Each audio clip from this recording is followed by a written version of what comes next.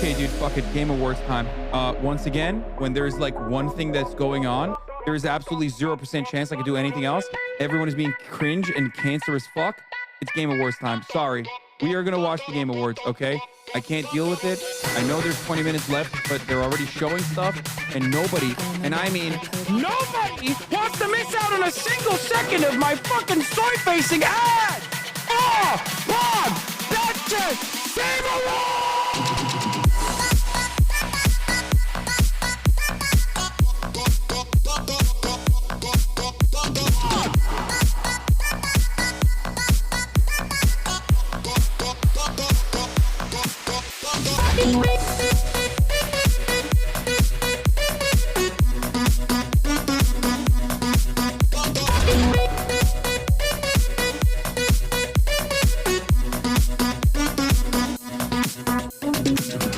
I can't even focus on this anymore because all you motherfuckers keep talking about the PlayStation event. You dude, fucking leave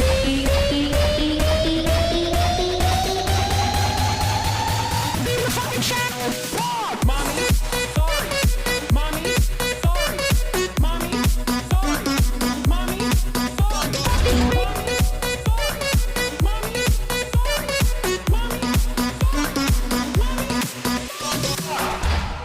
Dude, Megaphonics is literally just like What's hitting going on, everybody?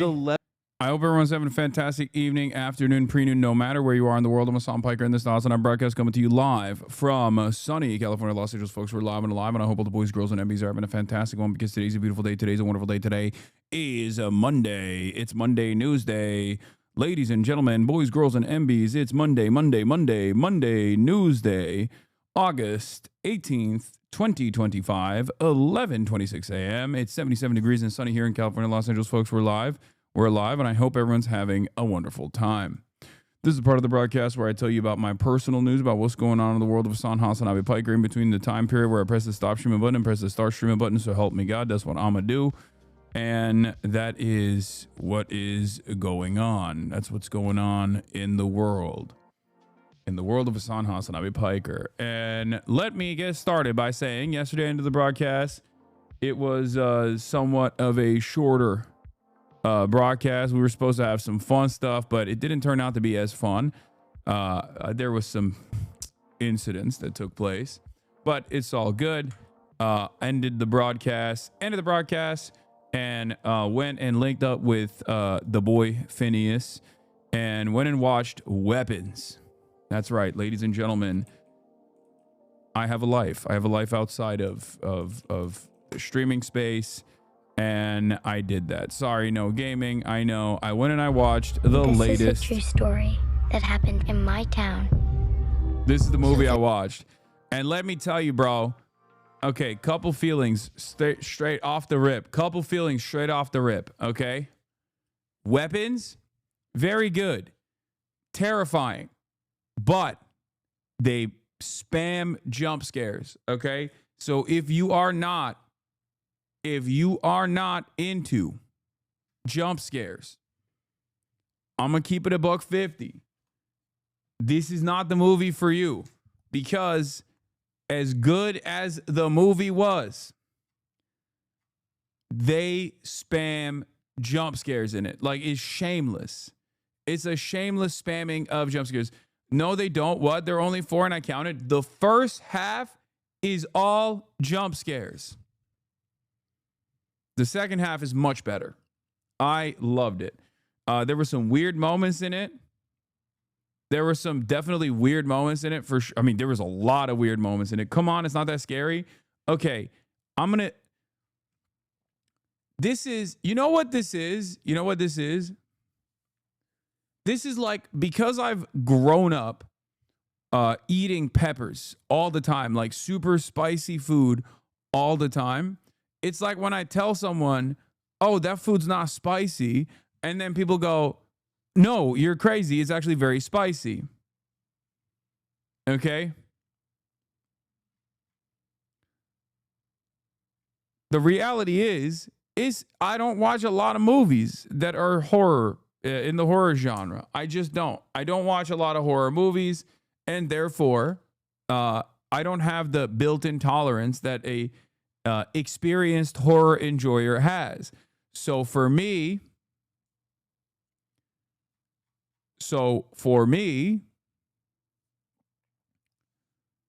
it's not even a question. This was a scary ass movie.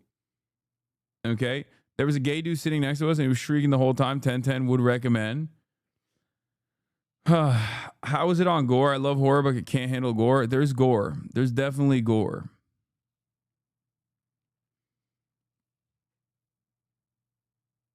I was watching the Patreon episode for this week's Fear N episode, and I can't believe you know what Cat's Eye is, Big Bro. Big Bro is tapped in. Big Bro is tapped in. Unk is tapped in. Okay, fair comparison. It didn't have that many jump scares anymore. Is, in my opinion, they were very effectively used sparingly. Yeah, okay, I will tell you this. All right, here. First, let's watch the trailer. Wednesday. But actually, hold on. I'm just going to say it right now. I will tell you this. There are methods of trying to put some safeguards when you're watching this, right? When you're watching a scary movie. And for me, one of the methods is like you can't close your eyes because then because I was there with like a big group, you know, some people that I've met already, some people that I haven't, right? And it's embarrassing if they catch me, 34-year-old hairy man, you know, closing his eyes or, you know, putting his hand up like this, right?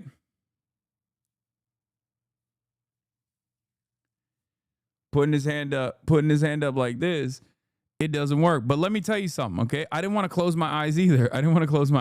I was embarrassed. I just like didn't want to look. I didn't want to look at the screen. But the problem was a lot of the jump scares are paced in a way where there is a tempered pause where it almost feels like the dude who made this movie basically timed it so that if you were like a scaredy cat and you closed your eyes and you went, oh, this scene has gone on for far too long. I don't think it's going to be a scary one. Okay. And then you look up and right at that moment it happens. That happened to me like 3 times, bro.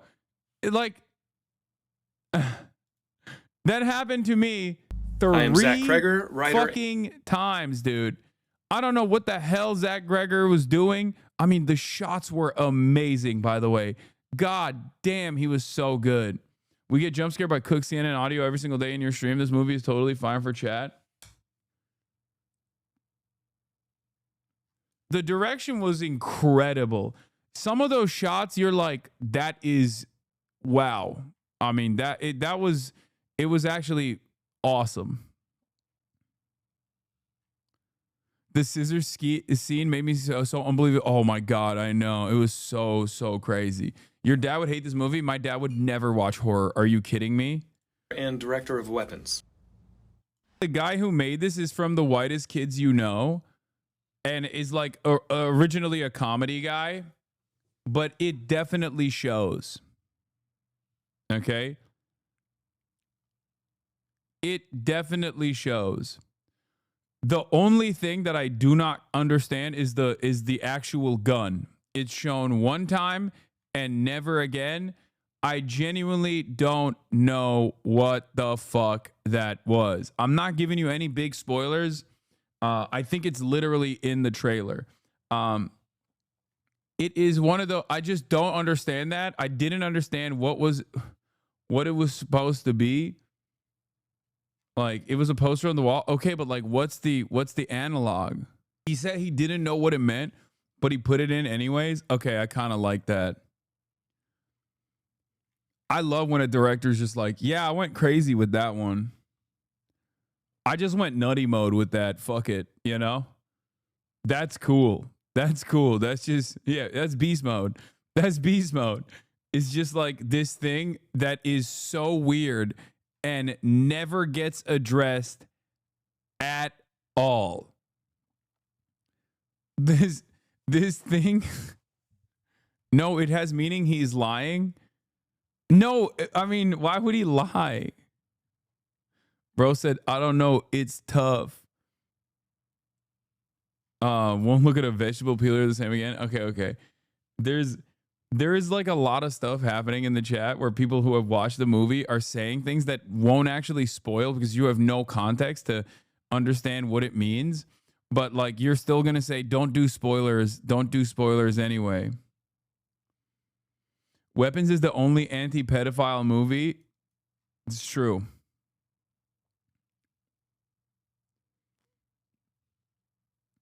It was a reference to a bill that passed in the HOR with 217 votes, but did not pass in the Senate.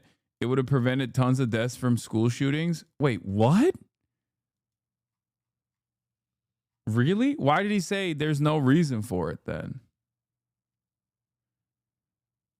What? You just made that up. Yeah, you fucking made that up, dude. You made that up. I wanted 7 hot dogs right after watching it. It's the perfect number of hot dogs. By the way, that was one of my favorite moments as well, because 7 hot dogs is the appropriate number of hot dogs to consume. The only issue I had with it was only mustard, no ketchup. And I thought that was kind of weird. Okay. Only mustard, no ketchup. Like, I know aesthetically it looks good, but you got to put some fucking ketchup on there, man. That's crazy. Only mustard on the dog is wild. 7 hot dogs is the whitest kids reference. Oh, okay. That makes sense. Okay.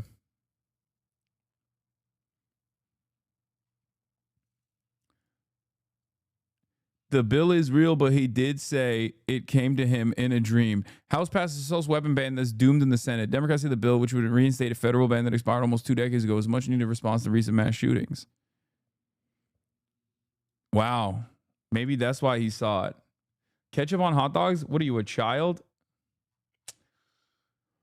I'm not even going to entertain this. Okay, I have good taste. That's ketchup is perfectly appropriate. So, Timmy, I got your blood work in, and I have a couple of questions.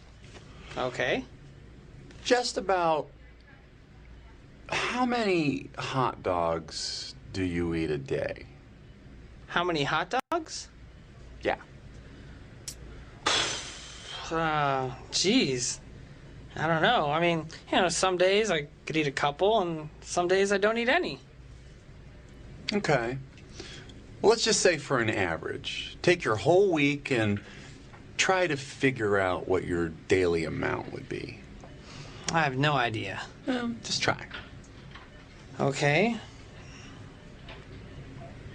On a whole week, average per day would be something like, I don't know, 7?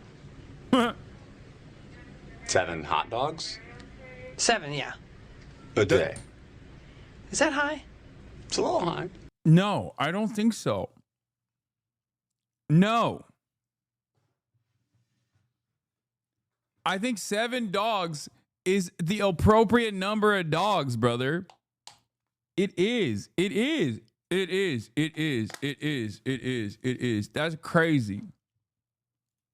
Is that bad? Yeah. By the way, the guy in the video is Trevor, the doctor from Whitest Kids You Know. He passed away a couple years ago on actually the day of the release of Weapons. Trevor Moore. So I think like even the time of the timing of the release of the movie was also a way to show him some to pay his respects.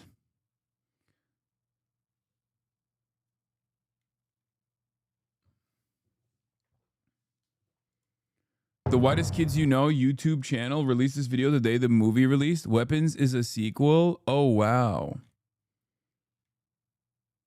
That's beautiful. But yeah, the 7 hot dogs is a reference to this sketch from Whitest Kids You Know that they wrote together. Well, not good. I mean, I'm just ballparking here, Sure, sure. Timmy, I want to try something if you don't mind. Walk me through one of your days. Walk you through my day? Yeah. Just take me through a day in the life of Timmy. Okay. Well, I wake up and I take a shower. and I, get ready for work. And I go downstairs and I have a bagel and something for breakfast. And something? A hot dog. Hot dog. Okay. I mean, I do usually eat a hot dog there. Okay. Then I take the train to work. Well, slow down. Slow down. Does anything happen on the way to work? Oh, I almost forgot. On the way to the subway, there's a hot dog stand, so I usually have one or two. Yeah. 2 hot dogs. Yeah. For those of you who don't know, you might know, if you don't know anything about Whitest Kids You Know, you definitely seen the Trevor Moore sketch about him saying, you can't say, I want to assassinate the president of the United States of America with a gun. You can't say that. Like, that's the famous, that's the one that you've probably seen that one. Like, that one is a fucking classic. You can't say that. It's one of the things you can't say. It's a classic one. The PSA, they have really good bits. There's a bunch of classics. Like, Whitest Kids You Know, I would say, is like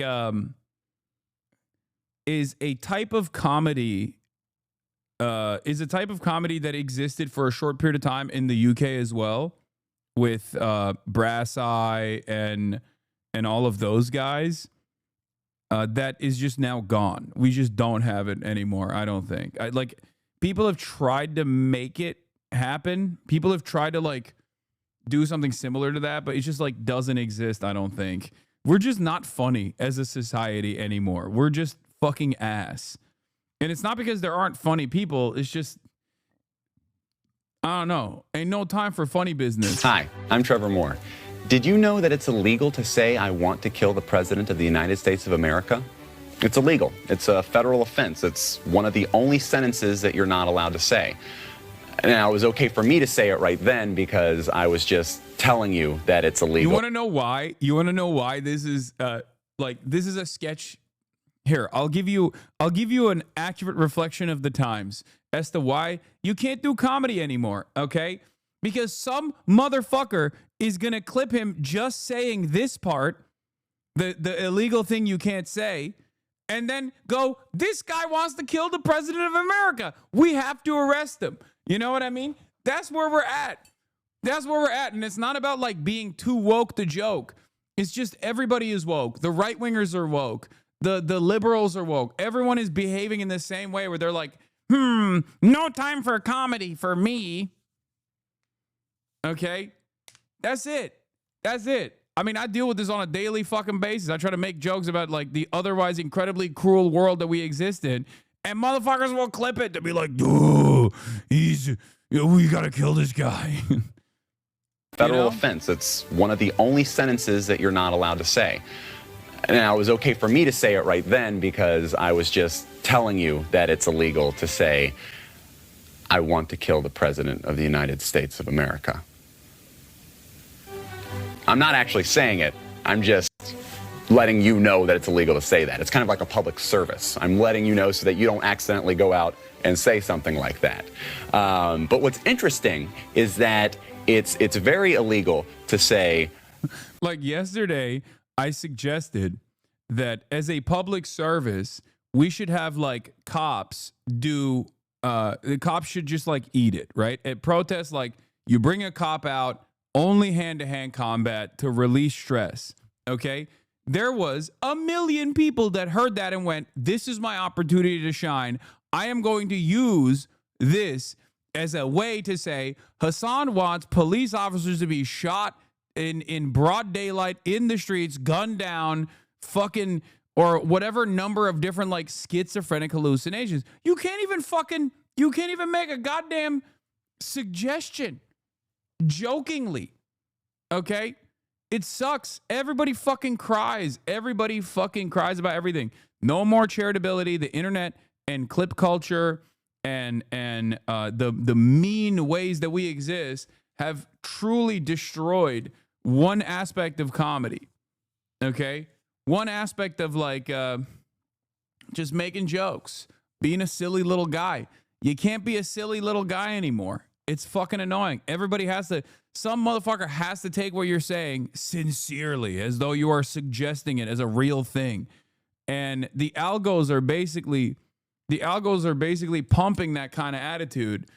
And this isn't about like why can't we say slurs? Like woke killed comedy, we can't say slurs. That's not what I'm talking about at all, because right wingers are the ones who do this shit all the goddamn time. You know? I would say like one of the last examples of this kind of stuff, at least like flying in a podcast format, was Cumtown, unironically.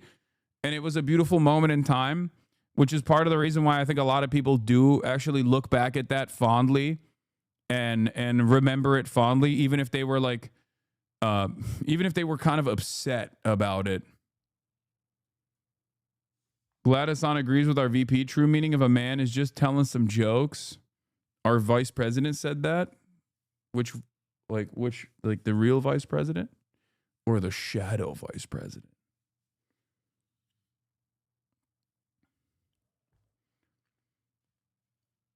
A man throwing a sandwich at a cop is comedy. Yeah, that's another one. Like, I was like, bro, really? You're going to fucking arrest people? And I talked to normies about this too. I was talking about the cop getting hit with a fucking ham sandwich thing. Okay. And I was like, bro, you're really going to arrest this man for throwing a ham sandwich at you? Like, what do you have some fucking shame, have some decency. And I talked to normies about it, and they unironically were like, nah, dude, fuck it. You can't throw something at a cop. You need to be killed. It's like Americans' brains are broken, dude.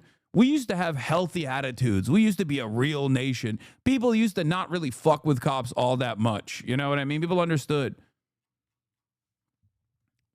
People understood that it was like, it's just, you got to let certain things slide, okay? We don't let nothing slide no more. Cannon Burglar, thank you for the 25 think someone out there should kill the President of the United States of America. That's illegal, extremely illegal, very, very illegal, but not illegal to say with a mortar launcher, because that's its own sentence. It's an incomplete sentence, but it may have nothing to do with the sentence before that. So that's perfectly fine, perfectly legal. I also found out that it's incredibly illegal. If somebody throws a sandwich at my mother, I would hope they would get arrested. Is your mother a cop wearing Kevlar vests, doing a fucking military invasion of DC, the nation's capital, and only getting a fucking light ham sandwich slapped to the chest? Like, what do you mean? What if my mother was in the trajectory of the sandwich? Like, why? Why are you making this? Why are you building an entirely separate hypothetical here? Like, why do you guys have so much fucking... I don't know if this is like debate pervertry or something. Like, I think it's objectively funny that a Department of Justice official walked up to a cop and threw a ham sandwich at one, okay? That's an objectively funny situation.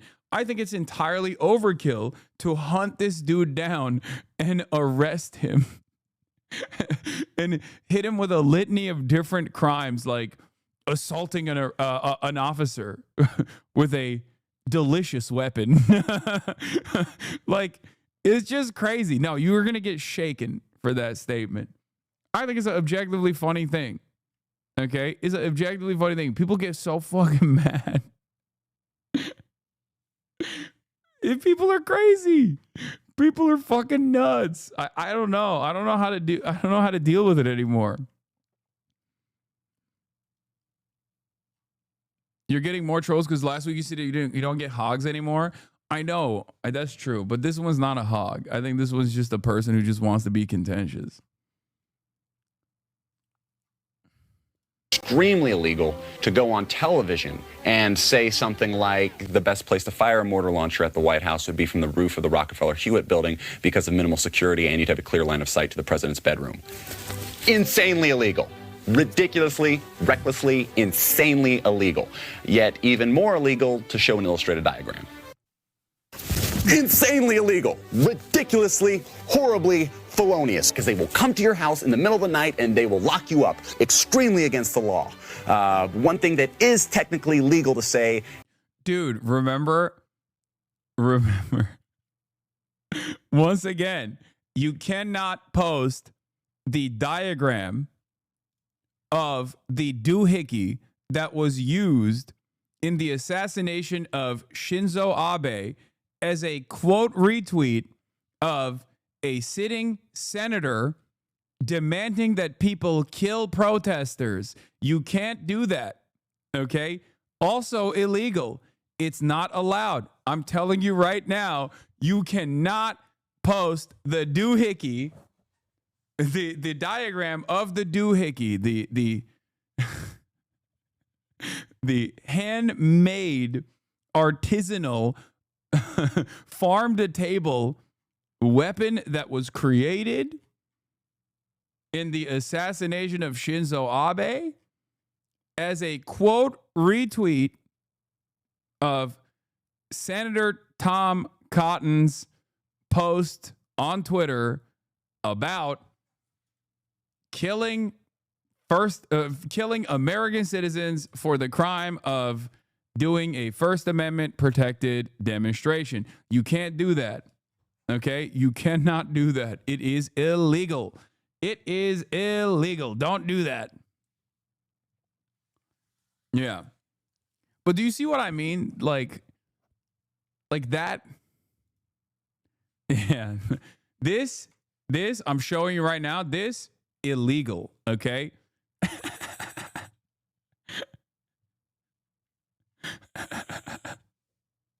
It's just like,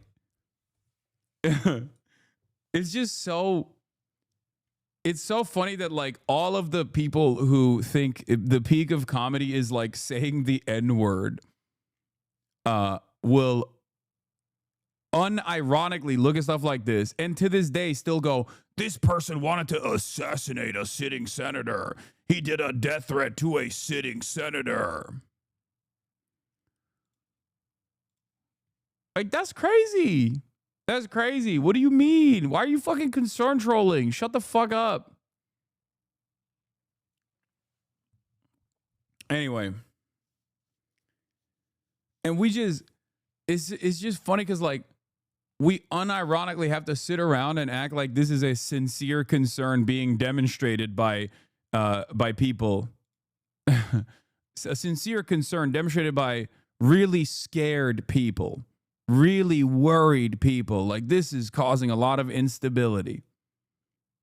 Their whole life on the internet is concern trolling. They never say what they truly think. I know. It's so fucking lame. Shut up. Anyway, how do we arrive at this? It was because I watched Weapons last night, and I thought about like the era of comedy and what the whitest kids you know represented for American comedy. Some of the best, and Weapons is great. I haven't seen Eddington yet. I'm gonna watch it eventually, but I haven't seen Weapons yet. Or I saw Weapons, sorry. I haven't seen Eddington yet. I'm not gonna give you guys any spoilers, but I had a fantastic time, especially if you like horror, especially if you are a fan of the genre of horror. It is a very, very good movie. It's a very good horror movie. I'm gonna just show you the trailer. And we're going to move on. I'm going to blast off because I haven't blasted off yet. I forgot that I haven't blasted off yet. And we are going to continue. We are going to continue with the broadcast. Hold on. Let's do it. Let's do it. Let's do it.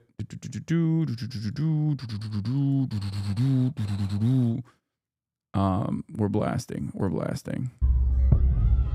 This is a true story that happened in my town. So this one Wednesday is like a normal day for the whole school. But today was different. Every other class had all their kids. But Mrs. Gandy's room was totally empty. And you know why? Back. I don't understand at all. Why just her classroom? Why only hers? Where are our children? We have a lot of emotional parents here. I think it's best if you keep some distance from this place.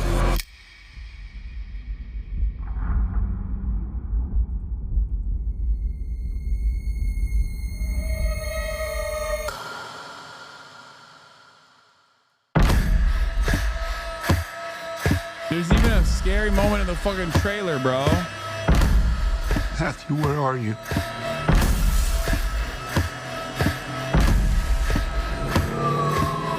Where did you go? Okay, I gotta say something about this dude. I don't know who this guy is, but he reminds me so much of Noah. I feel like this dude straight up, maybe I'm crazy, maybe I got face blindness, but he just straight up looks like Noah, dude. Am I crazy? Taron Egerton? Bro, especially with the mustache. Am I being racist? Like, doesn't this just look like if Noah shaved his beard and only had the mustache, this is what he would look like? Is this anti-white racism? Am I being... That's Alan Ehrenreich or something? Han Solo, bro? I don't know. I don't know who the dude is, but... That is Aiden Einreich, not Ansel. Okay, maybe I'm not the one who's fucking being an anti-white racist here, because y'all just said a bunch of different names. And it seems like they could all... I doubt it. Okay, but maybe. Bro, see?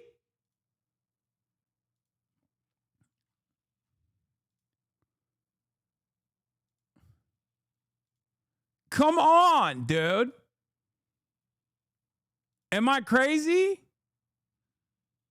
Yo, come on. Am I that off base with this?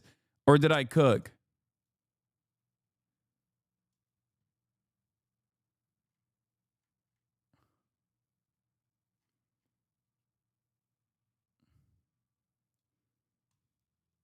Am I crazy? Maybe. Actual face blindness. I saw it before you even said it. Not crazy. Oh, I thought you meant Noah Sampson. I was like, it's just a mustache, dude. No, Noah Cohen. Oh, white people look the same?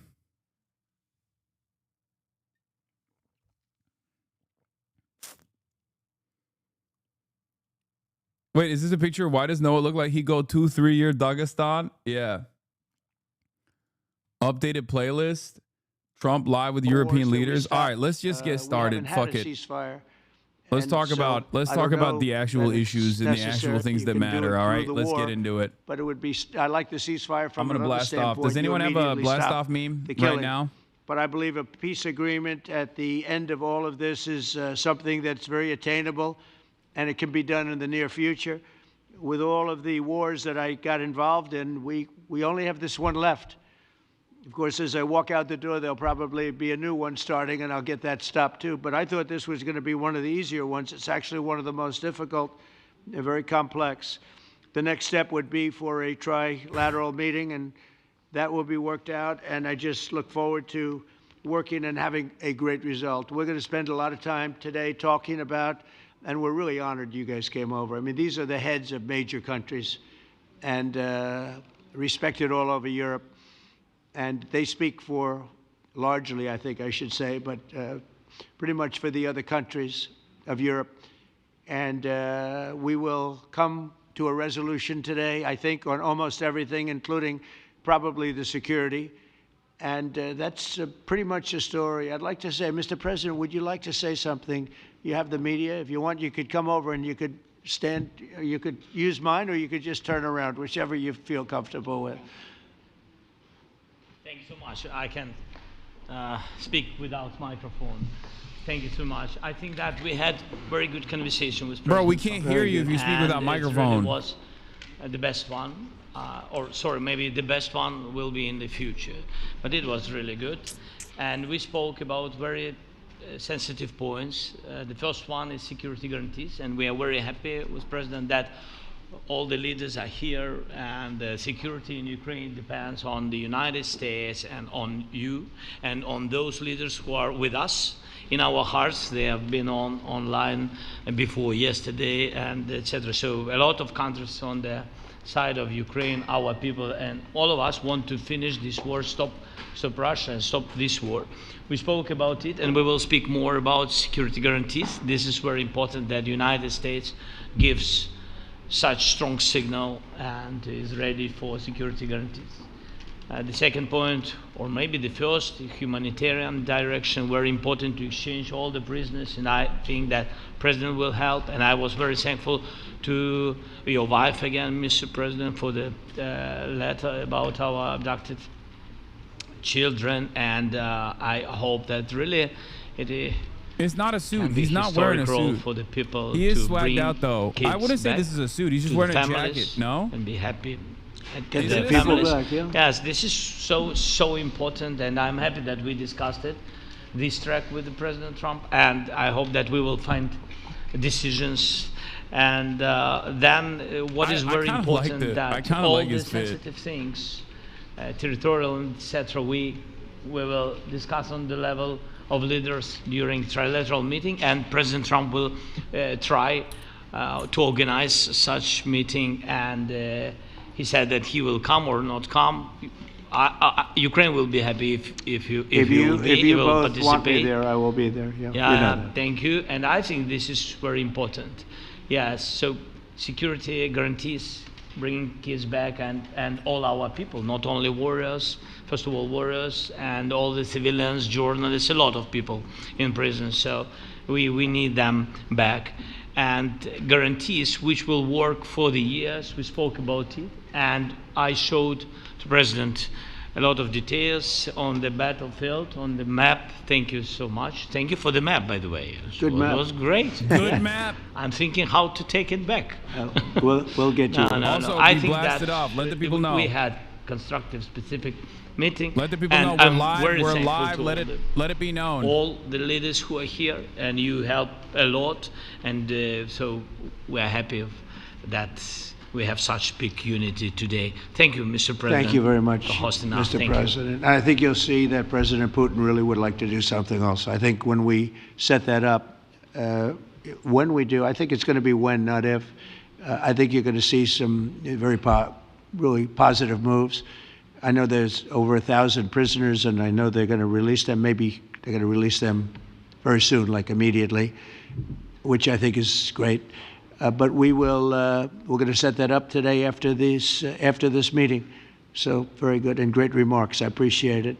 Mark, as head of NATO, maybe you could say a few words, please. Yes, I will be very brief. I really want to thank you, President of the United States, dear Donald, for the fact that you, as I said before, broke the deadlock basically with President Putin by starting that dialogue. And I think it was in February that you had the first phone call, and from there we are now where we are today. And that is, I think if we play this well, we could end this. And we have to end this. We have to stop the killing. We have to stop the destruction of Ukraine's infrastructure. It is a terrible war.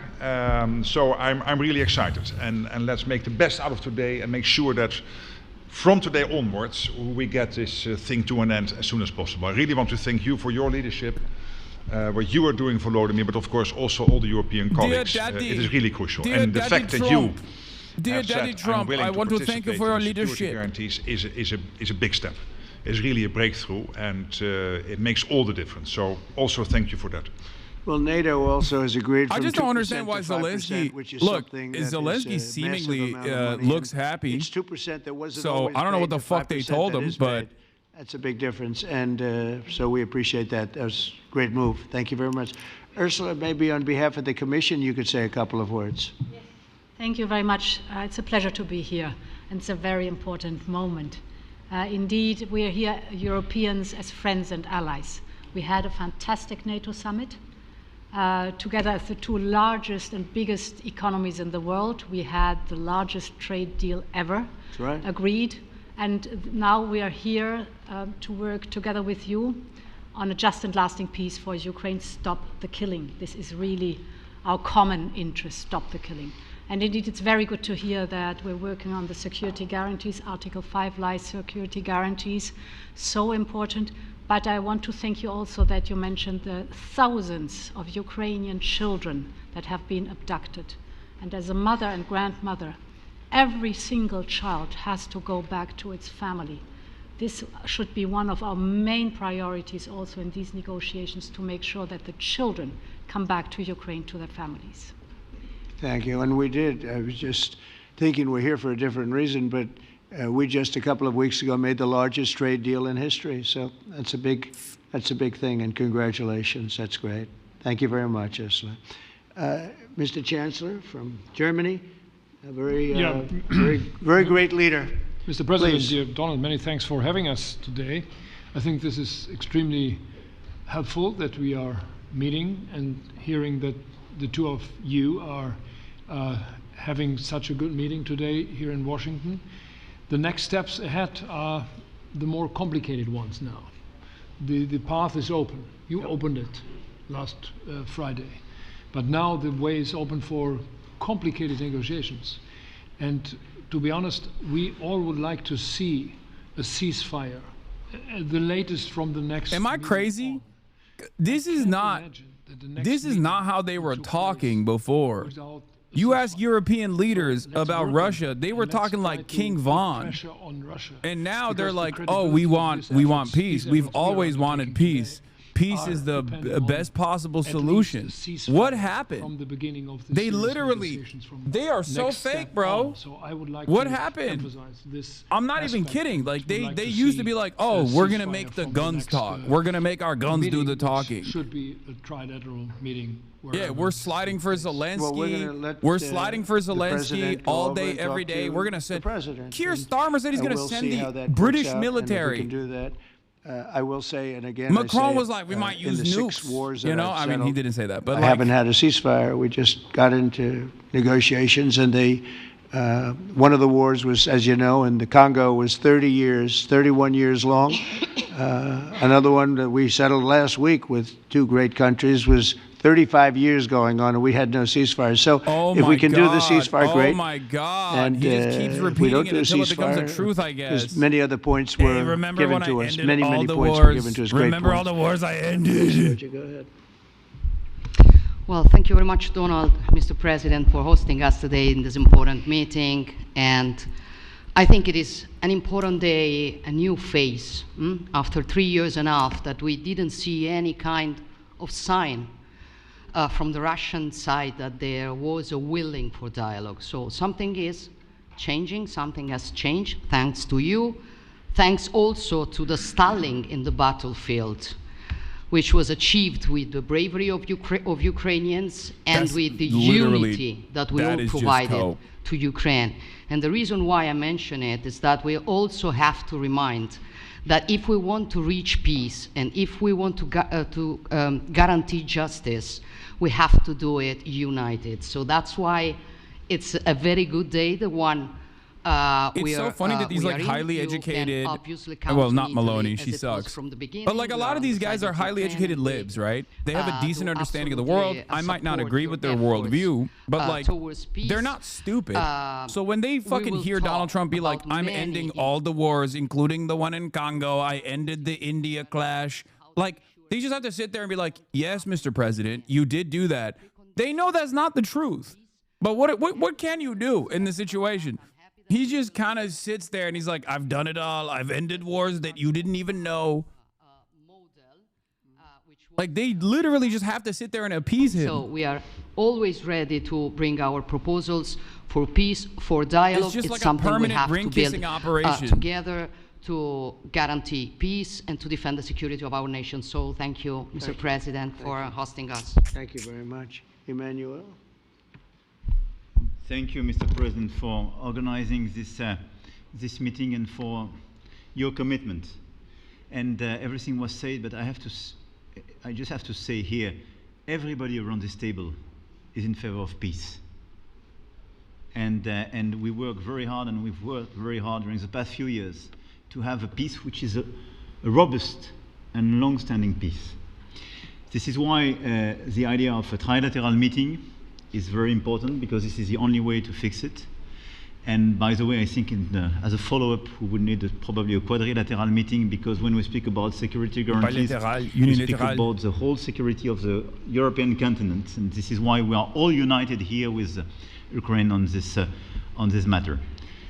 In order to organize such a trilateral meeting, your idea to ask for a truce or ceasefire, at least to stop the killings, as we discussed, is a necessity. And we all support this idea. And in order to have such a long-standing peace for Ukraine and for the whole continent, we do need these security guarantees. And the first one is clearly a credible Ukrainian army. What does that look like? What does that look like? And the second one is what does this look like? This is what I need to understand. And like they keep saying we're going to do security guarantees, but what does that mean? You know what I mean? Is it like NATO-style security guarantees without actual NATO intervention? Guarantees and our commitments. And you can be sure that Europeans are very lucid about the fact that they have their fair share in these security guarantees for Ukraine, but their own security is clearly at stake in this situation.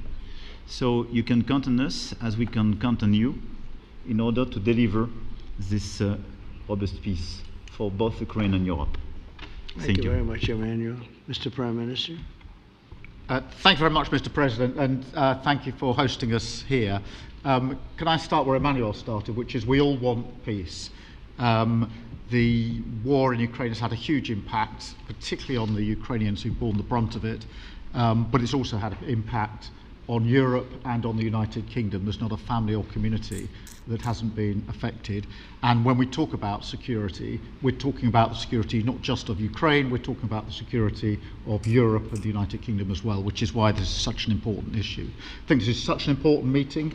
As a group, I think we've had a discussion on the phone a number of times, Mr. President, but be able now to be around the table to take it forward. And I really feel that we can, I think, with the right approach this afternoon, make real progress, particularly on the security guarantees, and your indication of security guarantees of some sort of Article 5 style guarantees fits with what we've been doing with the Coalition of the Willing, which we started some months ago, bringing countries together and showing that we were prepared to step up to the plate when it came to security.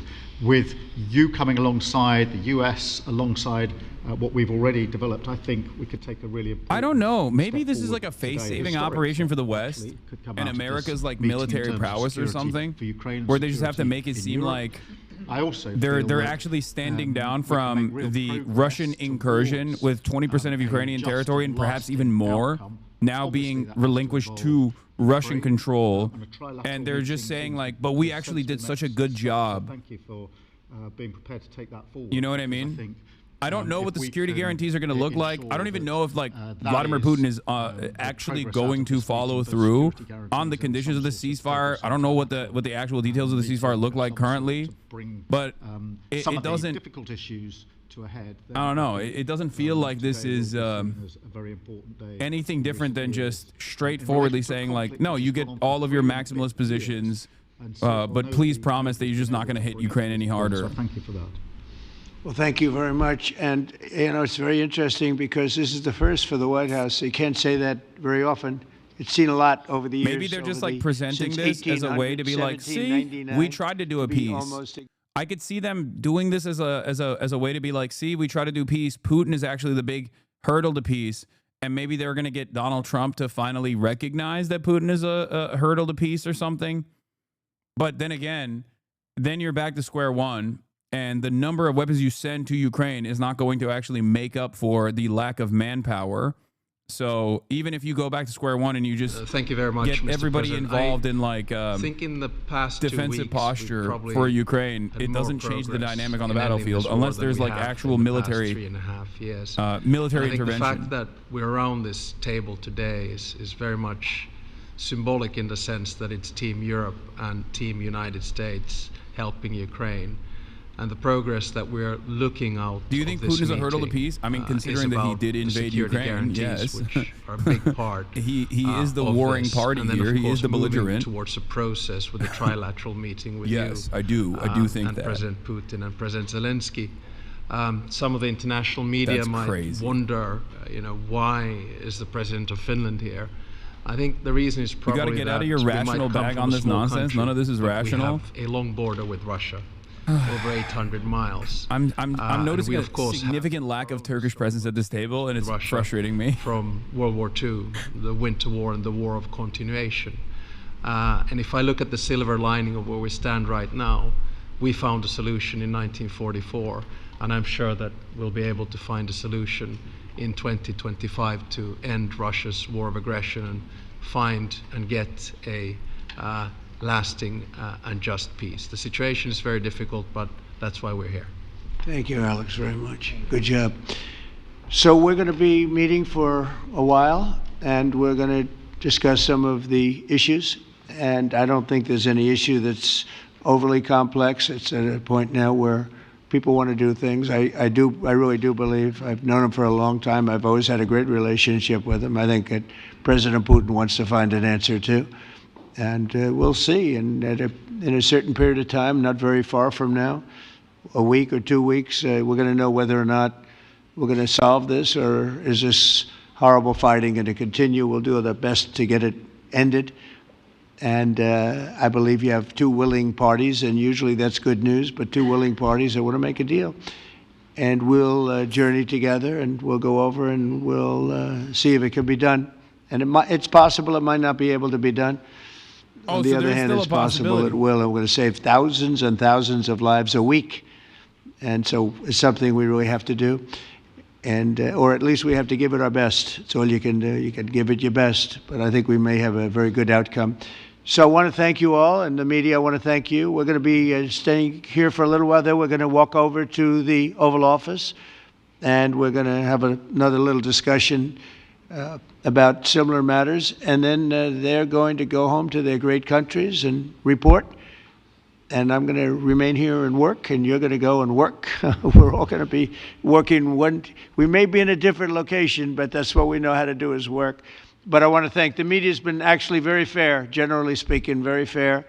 I think it's important that they're fair because this is a very important. This is a very important. I can't be the only one subject. confused by this, right?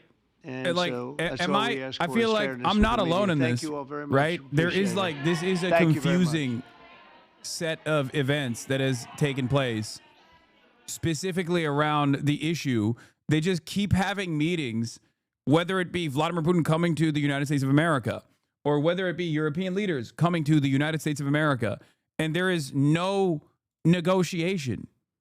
What is going on?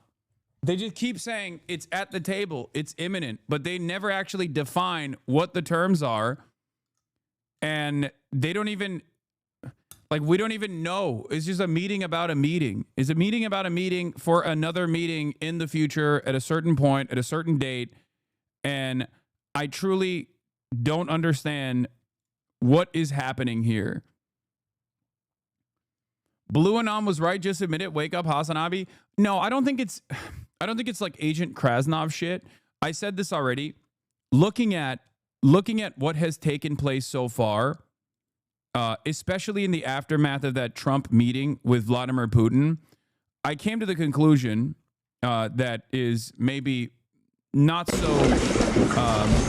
so great for a lot of American dominance enjoyers, American hegemony enjoyers.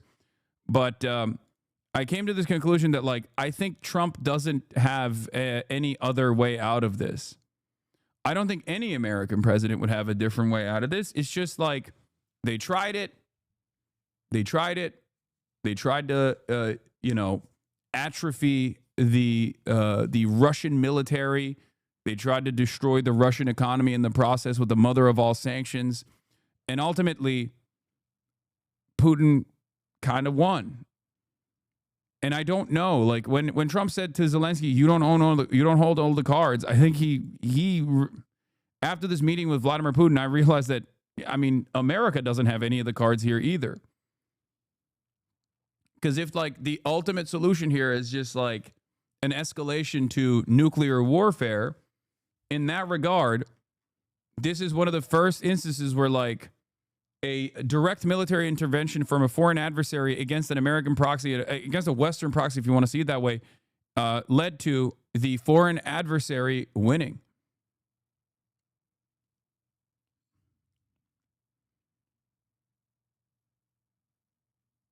It's just because there's nothing else. There's nothing else that the Western world could do. There's nothing else that the Western world could do in this regard.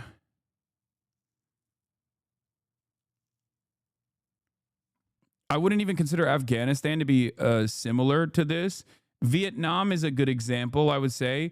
Korea turned into a stalemate. Vietnam is a complete defeat for American interests, for sure.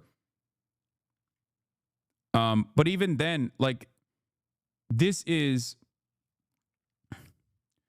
like with Vietnam, America was the Russia and didn't even have the same kind of ambition that Russia has with Ukraine, because it's not in their backyard. Vietnam is not America's neighbor, and America was militarily invading Vietnam. It's like if America invaded Mexico and then Russia and China were boosting the Mexican defenses to withstand like an American annexation. That would be the equivalent. Do you see what I mean? Like, Vietnam is America creating a puppet state and trying to maintain some kind of control over the entire country through South Vietnam with puppet leadership, whereas like the USSR is obviously funding and is invested in the defense of the North Vietnamese liberation. But like, while that is also somewhat of a proxy, it's not a direct equivalent. Whereas Russia's actions, I say, is irredentist.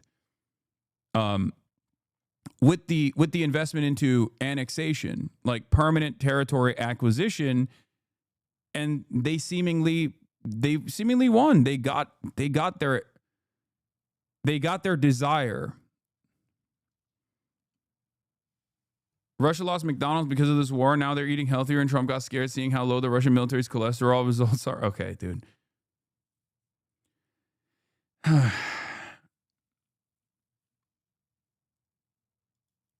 It just doesn't make a lot of sense, is what I mean.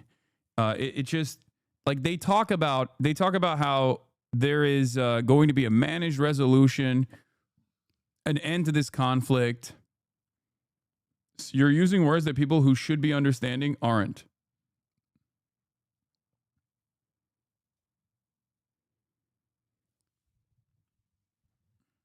Okay. Russia's interest in Ukraine, in the most charitable interpretation, is to maintain control over Ukraine, to not allow Ukraine, which is directly its neighbor, to be in the grips of Western influence. Okay? Regardless of what the Ukrainian population thinks, by the way. I'm not talking about like the Ukrainian sovereignty. I'm not talking about the wishes of the Ukrainian population at all. I'm simply saying, like, Russia's goals was territorial acquisition, halting any sort of like NATO intervention in a country that has proximity to strike the Kremlin, right?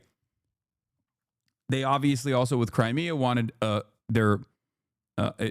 protect their point of entry into the Black Sea, all that stuff. But I bracket that off separately, because it does seem like even the European leaders and Ukraine has basically dropped Crimea from the equation. It seems like if they were to give Crimea permanent recognition, like permanent annexation recognition, legal recognition, as is, and say it's like Russian territory, and then in extraction for that, they got the Russians to pull back from like certain Eastern Ukrainian positions, that would be an insanely good proposition. It's just not even going to happen regardless, right? So, that's, but it seems like even the Western leadership is on board with that. But, overall, I feel like, I feel like they're not getting anything out of this, anything out of these talks at all. It's just like Putin getting everything he wanted. And I don't know if there's any alternative to that anyway. I don't know what the alternative is to this. Like, what's the alternative? Because it's not even at a stalemate. Russia was able to acquire even more territory in eastern Ukraine. This pic shows a bit of the map that Zelensky told Trump he really liked. It shows the percentage occupied by Russia. I mean, I can't really fucking see it.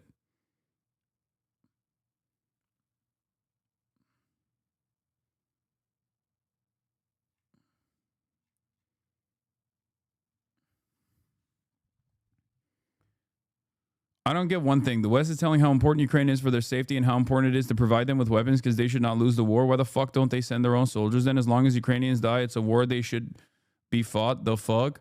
The reason why they won't send their own soldiers is because all of the countries that have the capability of sending military into Ukraine to defend Ukraine, well, one, that would be unimaginably unpopular. Okay? As long as it's just Ukrainians dying, and it's they're using Western weapons, then they can manage that. Okay, that's number one. So domestic unpopularity is a major factor here.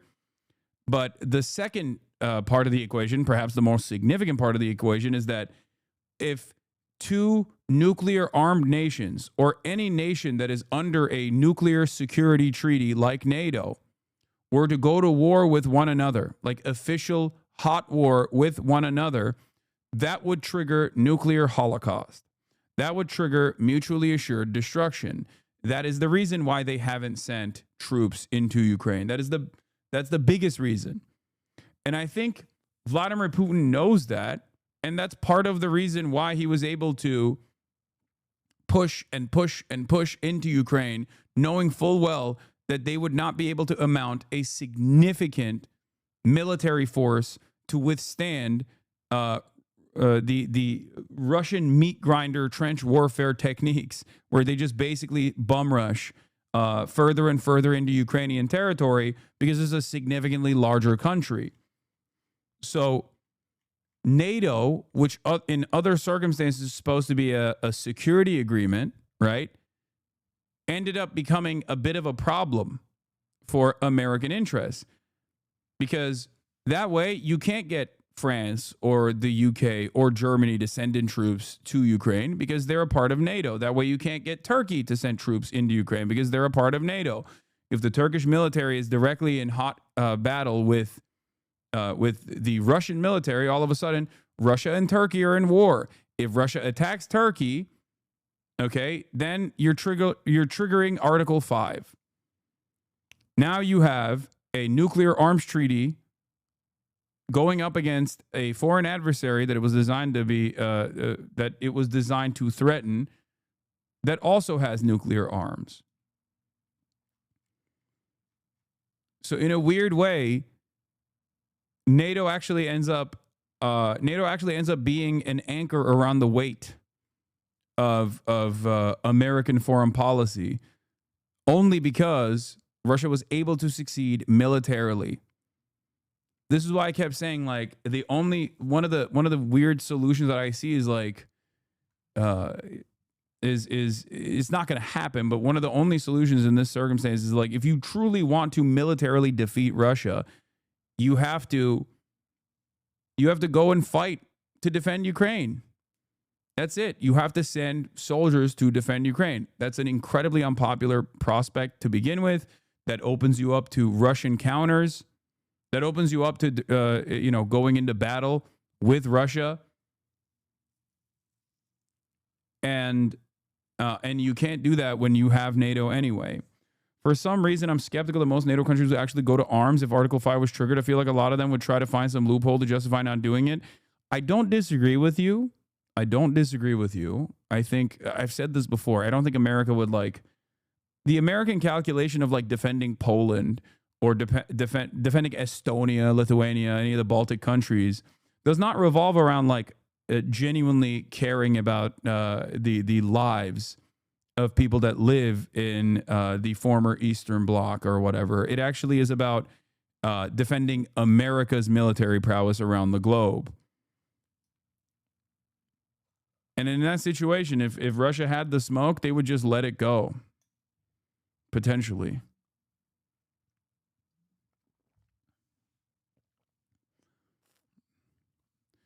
It is crazy that he said he likes this map. Trump says Zelensky can end the war now if he wants to. President Zelensky of Ukraine can end the war with Russia almost immediately if he wants to, or he can continue to fight. Remember how it started. No getting back Obama giving Crimea 12 years ago without a shot being fired, and no going into NATO by Ukraine. Some things never change. Trump announced that Ukraine will not get Crimea back and no NATO for Ukraine.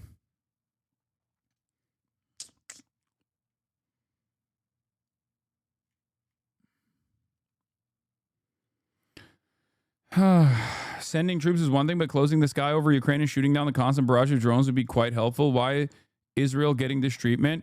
Because Israel is attacking militant groups that don't have anti-aircraft defenses and a civilian population that these militancy groups are born out of. Russia is attacking a nation state. Like there is no equivalence here. You know, Israel's killing toddlers. Okay, Russia does end up killing toddlers too, but like the no-fly zone, like the no-fly zone over Ukraine would only be established with NATO nations coming in and offering defenses to Ukraine with their air forces. That's how you establish it. It's not like a fucking banner that you put over the airspace. It's not like you close the airspace by just putting up a fucking physical dome or something. You literally have to establish it with deterrence. You have to establish it with air forces. And the moment that you do that, it's basically the aerial equivalent of sending military into Ukraine. This would imply that these countries are going into war. It's no different. It's no different than like sending troops.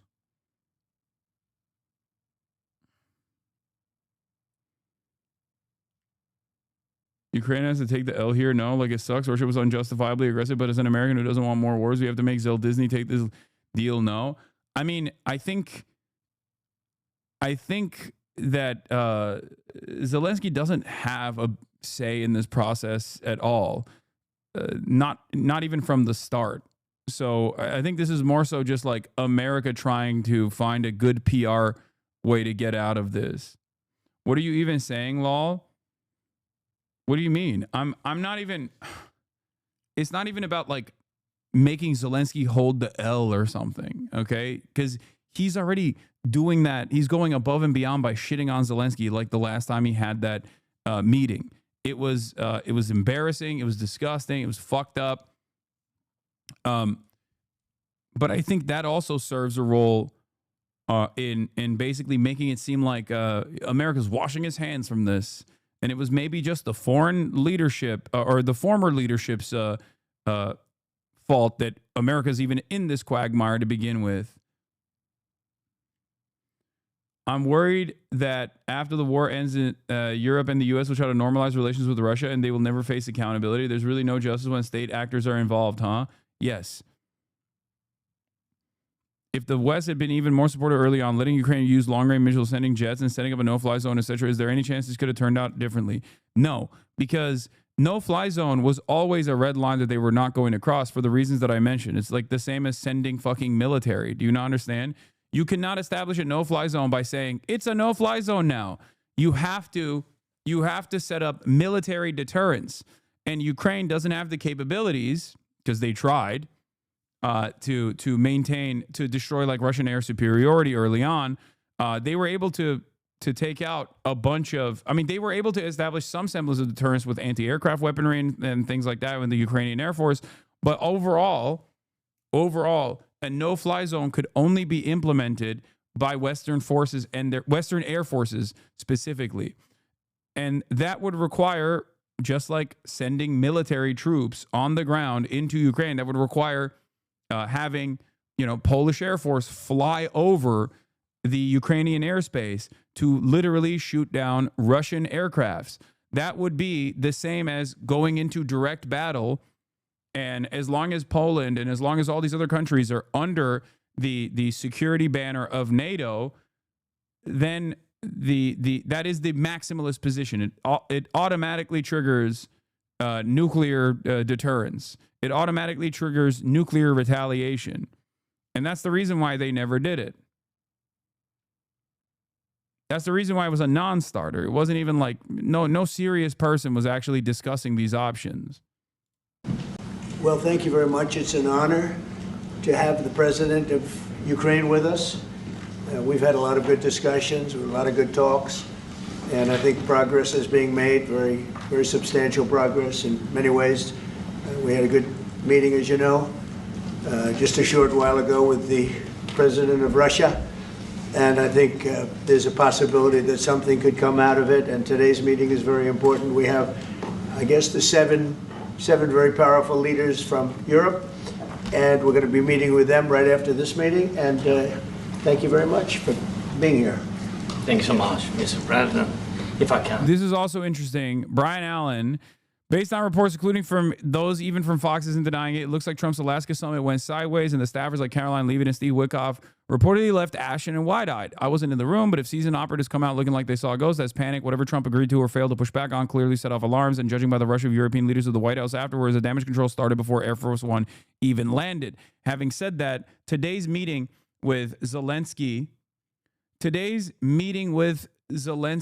and all the European leaders seemingly is much cheerier,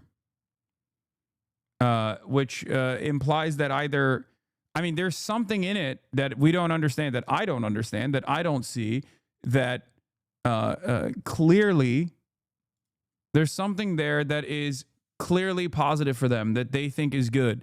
Because they wouldn't be faking it. If they actually didn't like the outcome here of this meeting, whatever Donald Trump told them, they probably would say it out loud, right? First of all, thank you for invitation, and thank you very much for your efforts, personal efforts to stop killings and stop this war. Thank you. And using this opportunity, many thanks to your wife, First Lady of the United States. She sent a letter to Putin about our children, abducted children, and my wife, she, First Lady of Ukraine, she gave the letter. It's not to you, to your wife. Oh, I want it. Yeah. So we are saying this sensitive topic, yes, please. And thanks to our partners, and that you supported this format, that after our meeting we can have leaders who are around us, UK, France, Germany, Italy, Finland, EU, NATO, I mean all partners around Ukraine supporting us. Thanks to them, and thank you very much for invitation. Thank you very much for being here. President Trump. Do you think it's fair? Yes, Peter, go ahead. Thank you, President Trump. So, President Zelensky, you say in a post on X today, Russia must end this war, which it itself started. President Trump, you say President Zelensky of Ukraine can end the war with Russia almost immediately if he wants to, which is it? Yeah, I think that's true. I think we're going to have a meeting. I think if everything works out well today, we'll have a trilat. And I think there will be a reasonable chance of ending the war when we do that. And is this the end of the road for American support for Ukraine? Is today's meeting deal or no deal? I can never say that. It's never the end of the road. People are being killed, and we want to stop that. So I would not say it's the end of the road. No, I think we have a good chance of doing it. It's been almost 4 years now that a lot of people were killed last week. A lot of people last week. I mean, millions of people killed, but a lot of people last week for whatever reason. A big number, a lot of soldiers, both on both sides. And I know the president, I know myself, and I believe Vladimir Putin wants to see it ended. And as you met with Putin on Friday, today you've got President Zelensky here. As you listen to Russia and Ukraine, which side has the better cards? Right? Well, I don't want to say that. I'm just here to be, look, this isn't my war. This is Joe Biden's war. He's the one that had a lot to do. I'm telling you, like, you look at this and you go, oh, this is Trump just like shitting on Joe Biden. No. This is Trump trying to wash his hands of this equation. The very fact that he did not respond to who holds all the cards as a question, terminology that he has used against Zelensky easily, implies that he doesn't want to admit that he does not have the cards. He does not want to admit that the Western world, all the Western powers, do not hold the cards here. That, as we've said over and over again, as many leftists said over and over again, the conditions, like the end to this conflict, will be defined by what takes place on the battlefield. And what is going down on the battlefield shows that with all of the weapons that were sent to Ukraine, from the Western world, with like all the sanctions that were implemented, Russia has still been able to firmly acquire territory and embed themselves deep into the Ukrainian border and take over 20% plus of Ukrainian territory in eastern Ukraine. It seems like it wasn't enough, and Donald Trump sees that, and he basically wants to hold the L. He wants America to hold the L without saying that he was the one holding the L. You know what I mean? It feels like this is a way for Trump, in the Trumpian way, in the most Trumpian way possible, to say, sure, we lost, but it actually wasn't us who lost. It was Ukraine who lost. It was Joe Biden who brought us into this. I don't think he wants to take a small L to avoid a much larger L, Russia going further into Ukraine. I don't think that's the equation. That's what his argument is.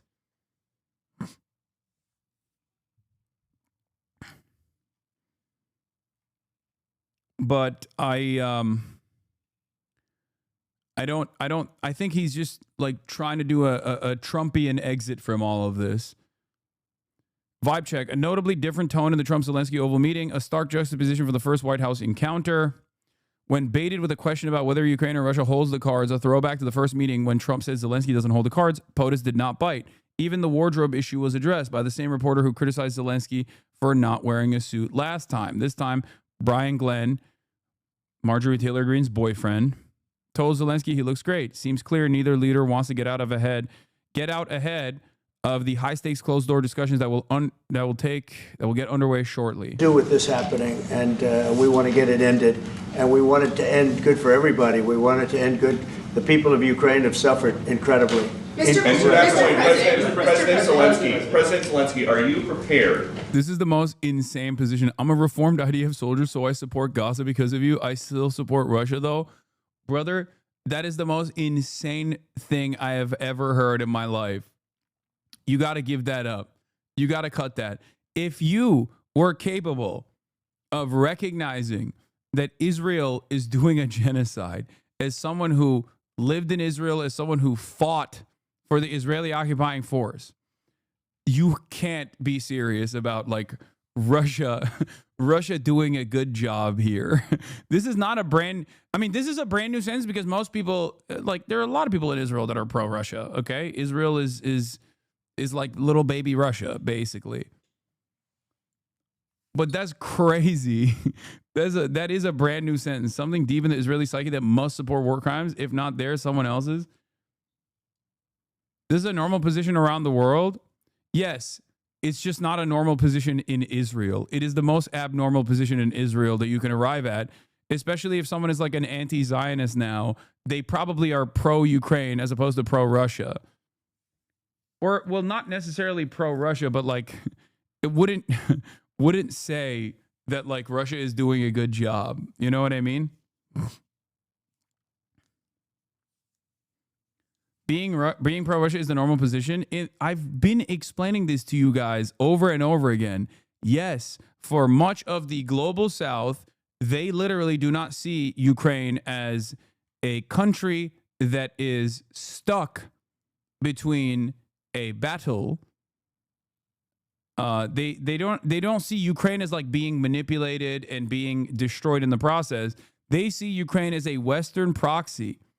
Okay? The pro-Russia, pro-Palestine position is the most popular position in the global South. I try to explain this to Westerners all the fucking time, and they just either don't understand it or they yell at me as though they're saying I'm in favor of this position. I'm not.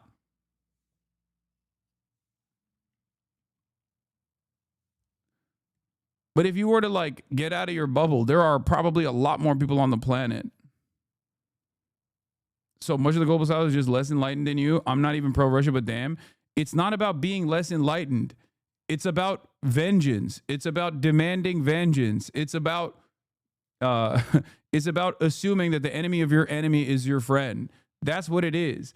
Because if you've been fucked over by Western forces, whether it be like colonialism in African countries or the United States of America's direct intervention in your country, then you're like anybody that fucking pushes back against this militarily, I'm on board with.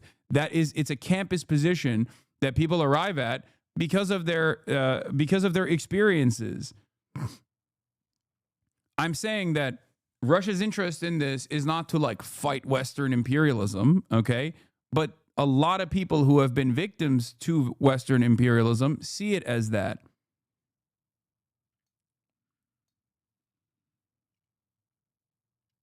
So if you want to understand like where people are coming from when you see that, like when you see the Bangladeshi unks with the pro-Russia, pro-Palestine stance, and you're like confused by it, this is the reason.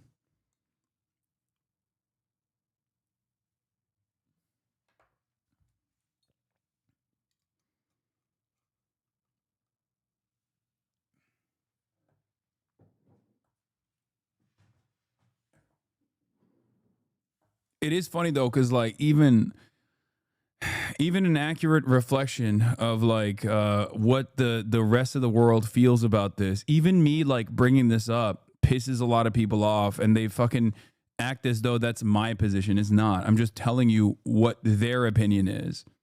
Okay, I'm not making a value judgment here. I'm just saying this is why they feel the way that they feel. I'm not even saying that it's correct. I'm saying that that assessment is incorrect. To keep sending Ukrainian troops to their deaths for another couple years, or are you going to agree to redraw the maps? Thank you for your question. So, first of all, we live under each day attacks. That today have been a lot of attacks and a lot of wounded people, and the child was dead, small one year and a half. I don't think this is a suit. I know this is irrelevant to the grand scheme of things, but I don't think this is a suit. I know it's utterly irrelevant. I think his swag, he looks swagged out. Big Dog, you watching K-Pop Demon Hunter in theaters this weekend? No, but I did watch it on Netflix. It was awesome. So we need to stop this war, to stop Russia, and we need support, American and European partners. And we will do our best for this. I think we show that we are strong people, and we supported the idea of the United States, personally of President Trump, to stop this war, to make a diplomatic way of finishing this war. And we are ready for trilateral, as President said. This is a good signal about trilateral. I think this is very good. Thank you. Mr. President,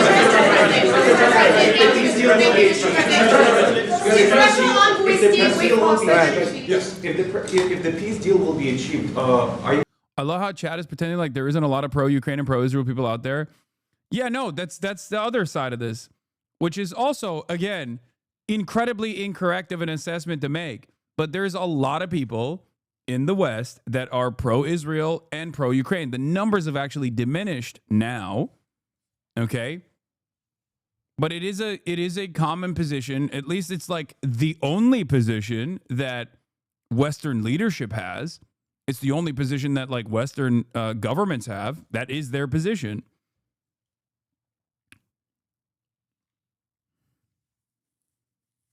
And people will try to justify that by saying like, well, Ukraine was attacked and also Israel was attacked October 7th.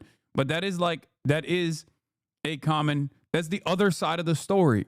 There's a lot of people who look at what Russia is doing in Ukraine and say, oh, this is a fight against Western empire. This is like, finally, you got one country that is like able to militarily withstand and like do revenge to the West, right? That's the way they see it.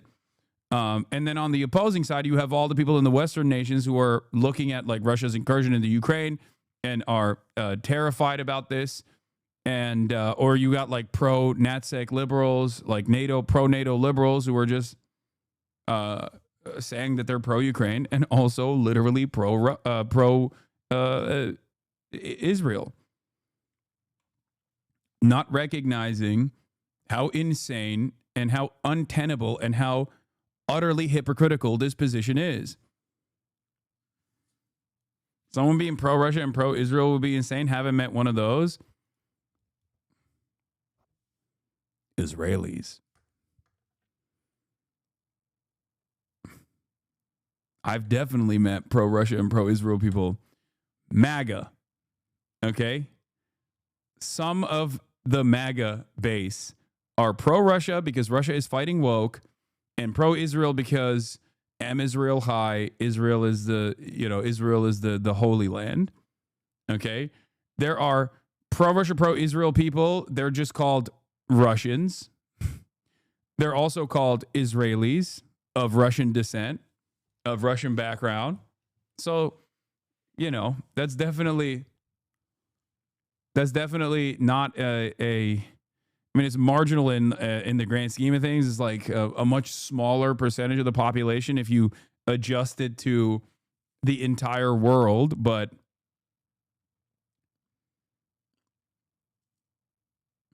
Going to be willing to send American peacekeepers to Ukraine? Well, we're going to work with Ukraine. We're going to work with everybody, and we're going to make sure that if there's peace, the peace is going to stay long. Did you say Tucker Carlson yet? No, Tucker Carlson is no longer pro-Israel. Let's be real. This is very long term. We're not talking about a 2-year peace and then we end up in this mess again. We're going to make sure that everything's good. We'll work with Russia. We're going to work with Ukraine, and we're going to make sure it works. And I think if we can get to peace, it's going to work. I have no doubt about it. Your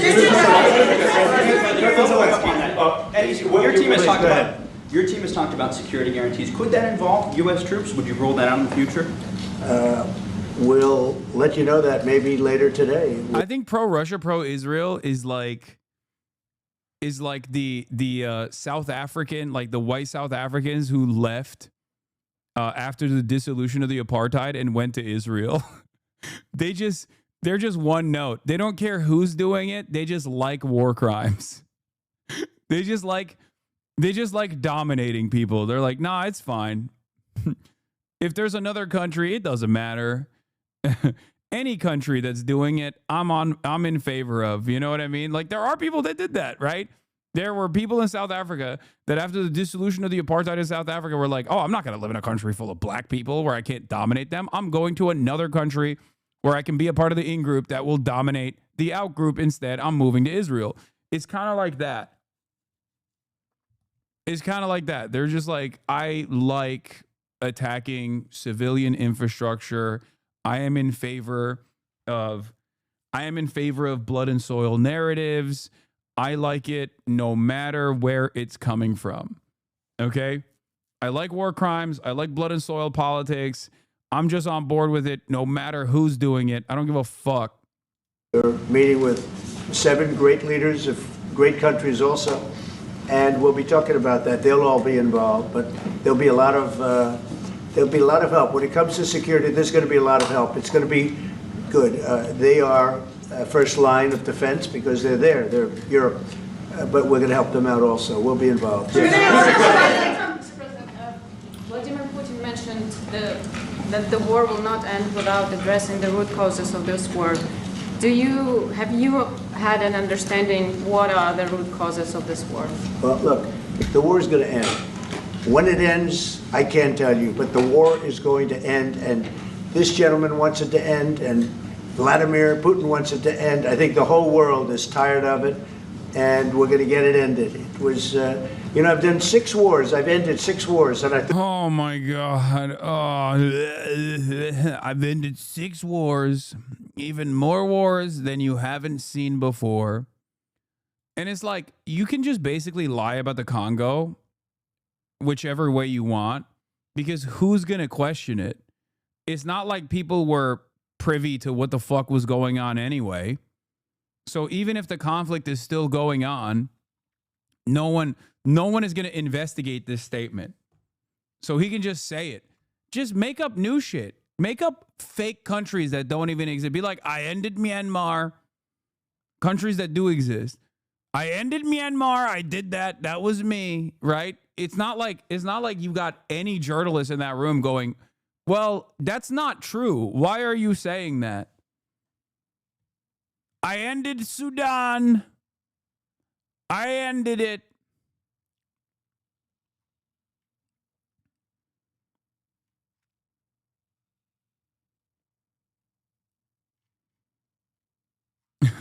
I ended the Martian war. There was a big war being waged with an asteroid. I ended that too.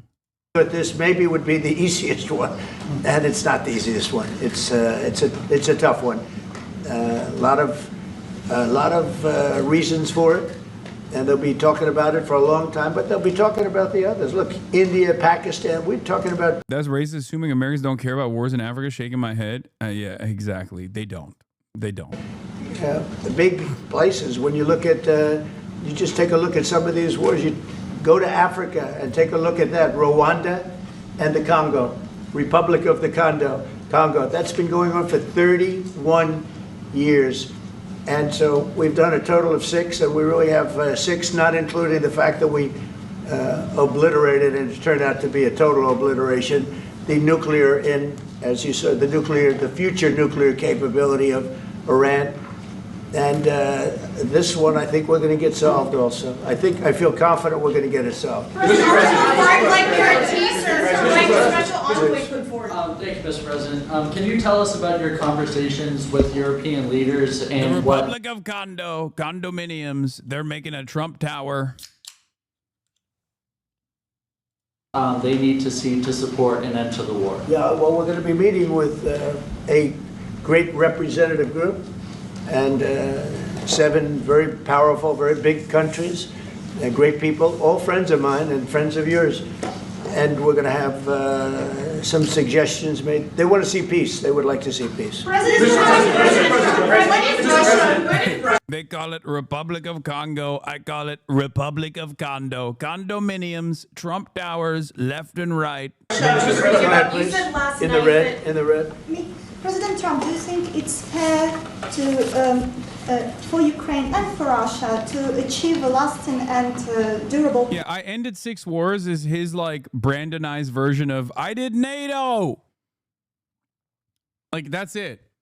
That's it. I'm doing AUKUS, Jack! I'm doing AUKUS! Except, like, even in the... Even though it's, like, basically the same shit that they're saying, which is an old man rambling, obviously Trump's rhetoric in this regard is more palatable to the average person, because like he's saying that he's ending wars. He's saying that he's ending wars, even though he's not. It doesn't really matter, but like people understand that as like a thing that the president is doing. Whereas people don't understand when someone says like, I did NATO, I did AUKUS. It's territories that Russia hasn't yet conquered. Do you think it's a fair peace for Ukraine? We're going to have a lasting peace. Just to answer the first part of your question, we're going to have a lasting peace. I hope it's going to be immediately. I hope it doesn't have to go on. And I think people of the whole world is going to be very happy when that's announced. Thank you, Mr. President. You posted on social media, Mr. President, a very touching letter from the First Lady. And the letter was hand-delivered to President Putin.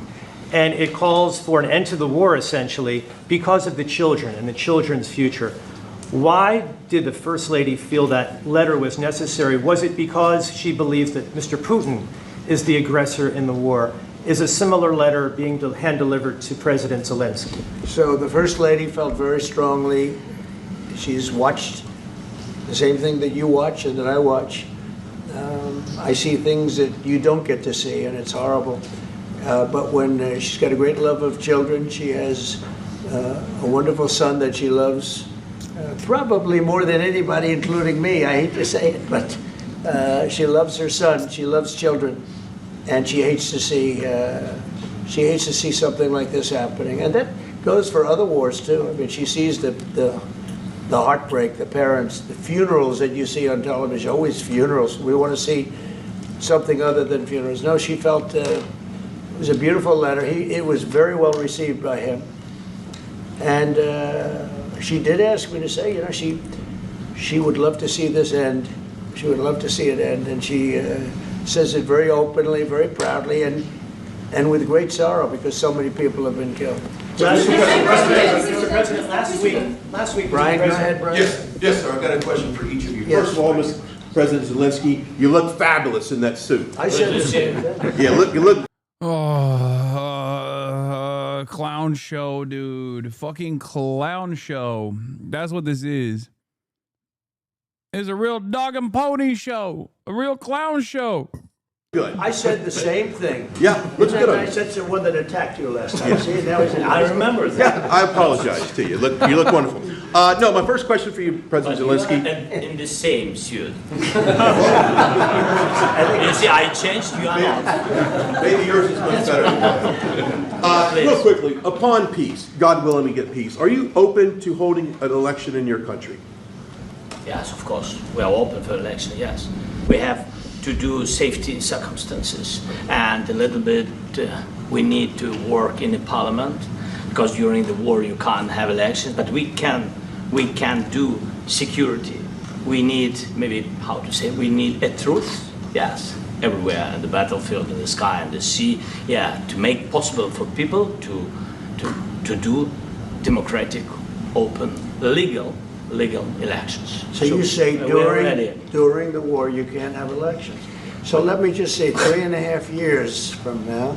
So you mean if we happen to be in a war with somebody, no more elections? Oh, that's good. I wonder what the fake. You like this idea? Yeah. No. Speaking of news, I got a question for you. This sounds insane for me even to ask this, but do you think the American media really doesn't even want a peace deal because they've seen they've been so critical of you every step of the way as you lead the charge for peace? It's an amazing phenomenon. I said that if in the settlement you got Moscow, St. Petersburg, and thousands of miles around them, they would say, I made a bad deal. That's not... Dog, what are you fucking saying? That is not the deal that is in place. All right, even if I did it, even if I gave... He said, Kievan Rus. Go back, you missed Trump, what Trump said. What? Do democratic, open, legal elections. So you say during the war you can't have elections. So let me just say 3.5 years from now. So you mean if we happen to be in a war with somebody, no more elections? Oh, that's good.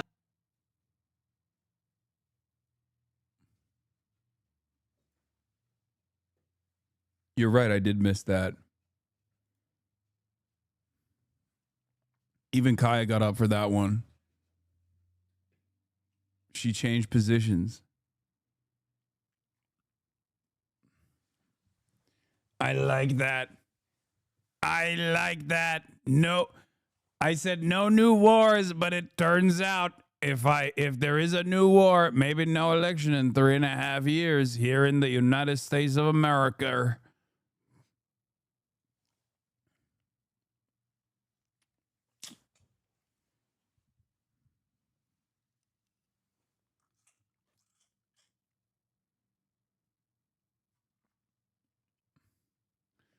Seems great.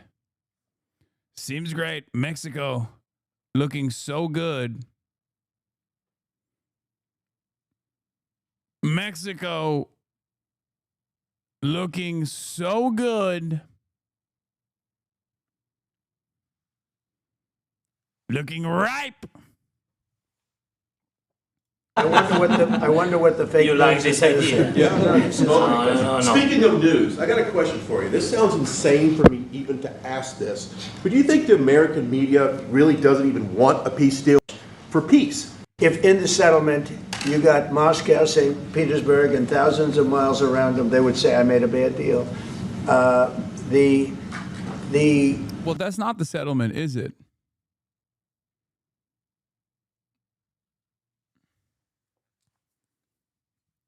That's not the deal, is it? It's the opposite, actually. It's basically the opposite of that deal. Level of hatred and animosity is incredible. Not with all. I mean, we have great people up here. We also have terrible people up there that I think are told what to say. But, you know, in solving all of these wars, they don't even write about it. You know, I saw major wars. I saw wars that have been going on for 31, 35, and 37, and a couple of quicker ones. One that was going to go into a full-blown deal very quickly. You know what the one I'm talking about. It was a big one. But they don't even write about that. No matter what I do, no matter what, and you know, this is not anything to do with you. It's probably to your advantage in a certain way. But no matter what I do, no matter what deal I make, from my standpoint, you'll come out good. Maybe President Putin will come out good. But they'll say, Trump was absolutely horrible. It's just that, and I've lived with that for a long time. I've lived with it since just before the first election. I used to get great publicity. Now I get the worst publicity anyone's ever gotten in office, but I won in a landslide, so the people understand. They're the only ones that count, ultimately. But I've also had great reporters. I've had journalists that are very good. But it's very sad when you do the right thing. As an example, they said, because of the fact that Vladimir Putin came to American soil, this was a tremendous defeat for Donald Trump. No, it was really wonderful that he did it. It was a hard thing for him to do, to be honest with you. It was the opposite of what they said, but they said it. Now, if he didn't come, they'd say that was also bad for Trump. You know, there's no way. And there's just a great dishonesty of the press, and I think that's why it's lost its credibility. You know, its credibility is at an all-time low. We have a thing going on right now in D.C. We went from the most unsafe place anywhere to a place that now friends are calling me up, Democrats are calling me up, and they're saying, sir, I want to thank you. My wife and I went out to dinner last night for the first time in 4 years, and Washington, D.C. is safe, and you did that in 4 days. I'll tell you, it's safe. I had another friend of mine, he has a son who's a great golfer, he's on tour, and he came in fourth yesterday in the big tournament where Scotty Scheffler made the great shot, and he said his son is going to dinner in Washington, D.C. tonight. I said, would you have allowed that to happen a year ago? He said, no way, no way. He said, what you've done is incredible. And I think the people realize it. But the press says, he's a dictator, he's trying to take over. No, all I want is security for our people. But people that haven't gone out to dinner in Washington, D.C. in 2 years are going out to dinner. And the restaurants the last 2 days were busier than they've been in a long time. Sir, I walked around yesterday with MTG. If you could walk around with DC with MTG and not be attacked, the city is safe. Yes. Thank you, Mr. President. Last week you warned of what you called severe consequences if a 30-day ceasefire or any type of ceasefire were not agreed to by Russia. Will there be severe consequences? Does that change because I don't think you need a ceasefire. You know, if you look at the 6 deals that I settled this year, they were all at war. I didn't do any ceasefires. And I know that it might be good to have, but I can also understand strategically why, well, you know, one country or the other wouldn't want it. You have a ceasefire and they rebuild and rebuild and rebuild, and, you know, maybe they don't want that. But if you look at the 6 deals that we made peace and what is the fucking press, dude? Holy shit. It's not. It's not. It's over. The notion that you are going to have a nominally adversarial press team in a press pool is completely gone. It's not happening. It's something that I've noticed, not just in the press. It's something that I'm going to be talking about with Ben Cohen of Ben&Jerry'S as well. It's not just the press. Our culture, like corporations and every other institution that previously, at least aesthetically, tried to defend the principles of liberalism are completely casting all of that aside and becoming servile little mouthpieces for the right-wing agenda of this administration. Some of it is out of fear, and some of it is because they want to make more money and they know Trump will press them. It is unfolding in every part of our lives. Okay? Every aspect of our lives is being dominated by right-wing crybabies, and I don't know if we'll be able to change this dynamic anytime soon, and I think it's going to get a lot worse before it gets better. The media was never adversarial to begin with, or it's just like, or they were only adversarial to Biden on a right-wing basis, but for the most part, they were servile to Biden too. You're a left-wing crybaby. It's really funny that you say this because I have literally, with the exception of a content creator directly issuing a death threat against me and telling his fans to kill me in the streets, I've never asked for deplatforming of another content creator, not even once. As a matter of fact, it's always right-wing content creators who are actively demanding that the FBI prosecute me, that the Customs and Border Patrol throw me in jail for any number of different made-up fucking reasons. Constantly demanding that I get deplatformed every single fucking week. So the notion that like I'm the crybaby here is idiotic. You've made this up. You're creating an alternative reality because the reality that we all exist in makes you feel kind of shitty and weak and lame and soy. That's it.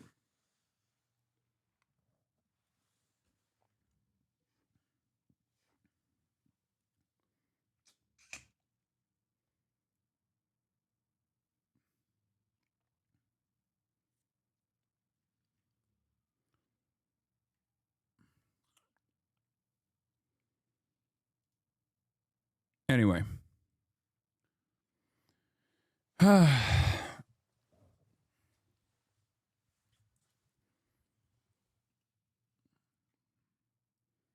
He keeps saying 666. What 6 deals is he talking about? Iran, Israel, allegedly Congo, Rwanda, Azerbaijan, Armenia. I think he means India, Pakistan as well, but I don't know how we arrive at 6. Why are you wearing your jacket inside? You're just trying to aura farm? Hell yeah, I am.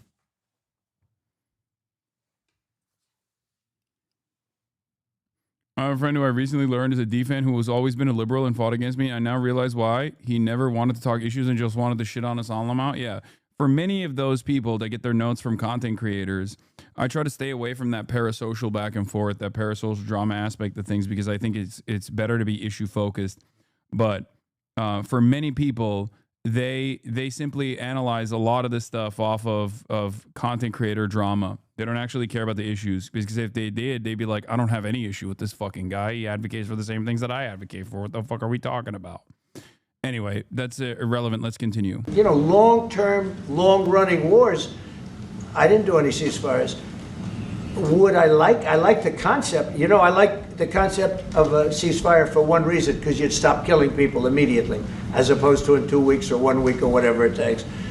But we can work a deal where we're working on a peace deal while they're fighting. They have to fight. I wish they could stop. I'd like them to stop. But strategically, that could be a disadvantage for one side or the other. But all of these deals I made without even the mention of the words ceasefire. President Zelensky, can you explain the decision to offer Ukraine Article 5-like security guarantees, but stop short of pushing for their full membership? Yeah, well, we haven't done anything on that yet.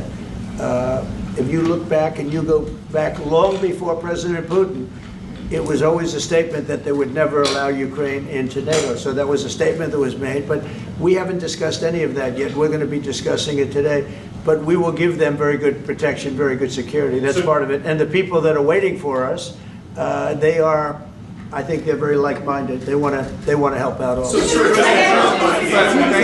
you, President. Thank you, President Trump. Are you disappointed there's no The United ceasefire, Mr. States. President? The United States has already given hundreds of billions of dollars to this. Happening, bro? What is like? They're just like yelling. It's just. Do they give the right wingers better microphones or something? Like, what the fuck's happening? They're like, they just tune it up. They're like, oh, it's douchey talking. We gotta fucking tune it. War effort in Ukraine. Biden. At best, it is a stalemate, and the killing continues. So, President Trump, how much more is the United States willing to give Ukraine? And President Zelensky, how much more do you want? Well, I'll start off just by saying we're not giving anything now. We're selling weapons. This is something before, I guess the number is well over $300 billion. That was under Joe Biden, a corrupt politician, not a smart man, never was. By the way, go back 40 years, he was not a smart man 40 years ago either. But now he's in particular bad. This is MAGA's take on Ukraine, and you said I was wrong? What? That MAGA hates Ukraine, bro? I told you. Yeah, I don't think that's wrong. What do you mean? No, I think there are a lot of Americans. I talk about this all the time. They got duped by like Telegram. There are a lot of Americans who unironically, there are a lot of Americans on the right that unironically think that Russia is actually engaging in a moral war against woke. They see Ukraine as like a... Oh, Fox does still pummel MAGA with anti-Russia sentiment. That's true. Yeah, both of those things are true. Both of those things are true. While Fox News and the establishment and establishment Republicans are still very much invested in the quote-unquote defending Ukraine unconditionally narratives, even though it's like just so that they can continue sending weapons to Ukraine. There's no like moral interest here. American politics doesn't exist on moral boundaries. The average American, even not just like MAGA people, I think the average American is just like, why the fuck are we giving so much money to other countries? Like that's their position. Americans are very selfish. MAGA supporters, however, also do have a specific type of reverence for Vladimir Putin. One, born out of Donald Trump's love for Vladimir Putin, and two, because they just got fucking tweaked into defending Russia because they went into the wrong Facebook groups and they went into the wrong Telegram channels and they turned into people who actually think Russia is fighting a just war against woke and against like Western degeneracy. This was done by a corrupt administration that shouldn't have been in, and frankly, if the right results of the election were given, if I were president, this war would have never taken place, and he would have been very happy. Like they make it seem as though like Democrats actually wanted to give money to Ukraine so they can make Ukraine gay. Okay? That's it. They think like Democrats wanted to homify Ukraine, and Vladimir Putin is invading Ukraine to stop the gay, stop the woke. Because he would have liked to have seen, I mean, they went through hell. He went through hell. This war would have never happened, and the people that were killed, a couple of million people, a lot of people with soldiers and everything else, and the people that have been displaced and forced into other areas and other countries because of what's happened, none of that would have happened. And I'm just saying that he was a horrible president, whether it was the borders or this, he was just a horrible, corrupt president. Mr. President, you want to I can. Thank you so much. So first of all, we have possibility now to buy weapon from the United States. We are thankful for this program and this opportunity. We are thankful for Europe. They pay for this. And through NATO program, for example, Pearl and etc., we have some programs where we can have some money to finance this. And this is a part, I think. It's not a part for the war and to defend us. It also will be a part for security guarantees, to strengthen our army, to rearm Ukrainian army. This is very, very important. And it depends how much money we need to rearm. For example, the question of air defense, we spoke about it with President Trump, and I'm happy that we have now bilateral decisions and we work on it with production, American production. Nobody in Europe has so many air defense like Patriots, for example. We need it very much, and this is also about defending. I think the good news, we make the best military equipment in the world by far. You mentioned the Patriots. How good are they? Systems. We have systems, they're literally 100% foolproof. And it's really like shooting two bullets, two bullets hitting each other in the air in a space like this. The chance, 100. Come on, it's so good. Patriot missile systems, THAAD. We got THAAD. We got missile systems you've never even heard of. Believe it. Aren't our missiles so good? Please buy more. Bye-bye.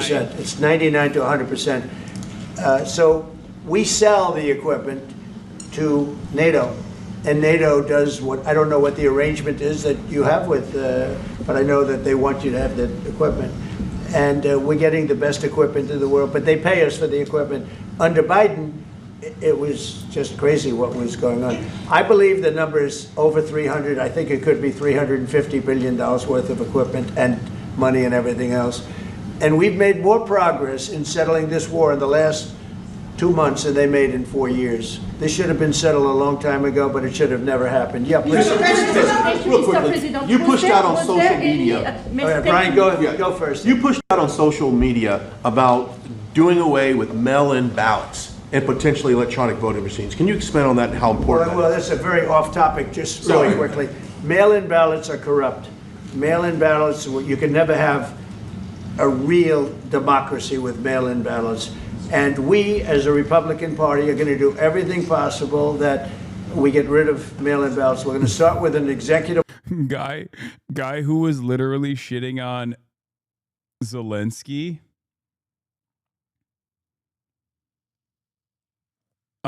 For not holding elections. He's a dictator. Now talking about undermining another pivotal part of like American democracy while sitting next to Zelensky only moments after he said, oh, if you get into a war, maybe you can, if you get into a war, maybe you can avoid having an election. How nice. I will think about it. Everything that right-wingers do is good. Everything that they say is bad, or whoever they claim is doing the exact same thing is bad and immoral and wrong. Once you realize the world revolves around this fundamental truth, it makes a lot of this commentary more palatable. This is just truly what they believe, okay? It's good when I do it. It's bad when anybody else I say is bad is doing it. And it's woke, it's gay, it's communist. Order that's being written right now by the best lawyers in the country to end mail-in ballots because they're corrupt. And you know that we're the only country in the world, I believe, I may be wrong, but just about the only country in the world that uses them because of what's happened. Massive fraud all over the place. The other thing we want change are the machines. For all of the money they spend, it's approximately 10 times more expensive than paper ballots. And paper ballots are very sophisticated with the watermark paper and everything else. We would get secure elections. We'd get much faster results. The machines, I mean, they say we're going to have the results in 2 weeks. With paper ballots, you have the results that night. Most people, but most people, many countries use paper ballots. It's the most secure form. So between paper ballots, very, very important, paper ballots, and I think maybe even more important, the mail-in voting. We're going to end mail-in voting. It's a fraud. If you have mail-in vote, even Jimmy Carter with this commission, they set it up. He said the one thing about mail-in voting, you will never have an honest election if you have mail-in. And it's time that the Republicans get tough and stop it because the Democrats want it. It's the only way they can get elected. Because with men and women's sports and with transgender for everybody and open borders and all of the horrible things that you like, Zelensky. You want to do transgender sports in Ukraine. That's why Putin invaded. Right? You want to do mail-in voting, don't you? Be honest. You want to do transgender mail-in voting, everybody transgender, everything's computer, everybody transgender. And now the new thing is they love crime. They're fighting me on the fact that I've made Washington, D.C. safe. We're not going to get mugged, beaten up, or killed like all the people you've been watching get so badly hurt. I'm glad, I hate to take your time with this, but I'm glad you asked me that question. Sorry. We're going to stop mail-in ballots because it's corrupt. You know, when you go to a voting booth and you do it the right way and you go to a state that runs it properly, you go in, they even ask me, they asked me for my license plate, for identity. I said, I don't know if I have it. They said, sir, you have to have it. I was very impressed, actually. But it's very hard to cheat with mail-in voting. As you know what happens in California, it's so corrupt, where some people get 5, 6, 7 ballots delivered to them. Now, we got to stop mail-in voting, and the Republicans have to lead the charge. The Democrats want it because they have horrible policy. If you have mail-in voting, you're not going to have many Democrats get elected. That's bigger than anything having to do with redistricting, believe me.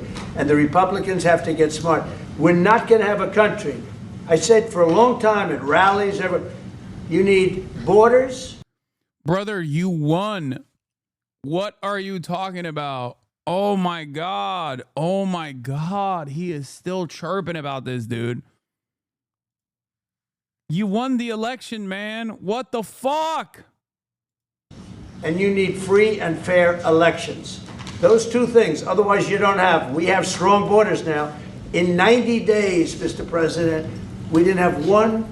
I know mail-in voting is incredibly important to Republican control of Florida because that's how old people vote here. I know he votes by mail. Trump votes by mail. Mail-in voting, universal mail-in ballots is a prominent fixture of Republican states. Red states have used them in perpetuity. Old people need mail-in ballots. He is not trying to stop mail-in ballots. He's trying to stop mail-in ballots and mail-in voting in blue states. That's it. That's it. Because mail-in ballots make it easier. It's a access thing. And the easier it is to go out and vote, especially when you're a horribly unpopular leader, the easier it is to vote against you and your administration. But once again, as I've literally told you, after criticizing voting by mail, Trump and First Lady request mail-in ballots. They vote by mail. Trump votes by mail. It is so fucking stupid. Dog Hasan, you smelly as fuck. Shaking my head. I smell fucking awesome. You should ask your mom. She loves the way I smell. It's just so fucking stupid.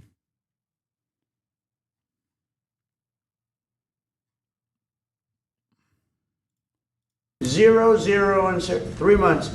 Not one person came in illegally into our country. In fact, even I find that hard to believe, but it's run by a little bit of a liberal group that put out the numbers, so I guess it's, but 0, and 0.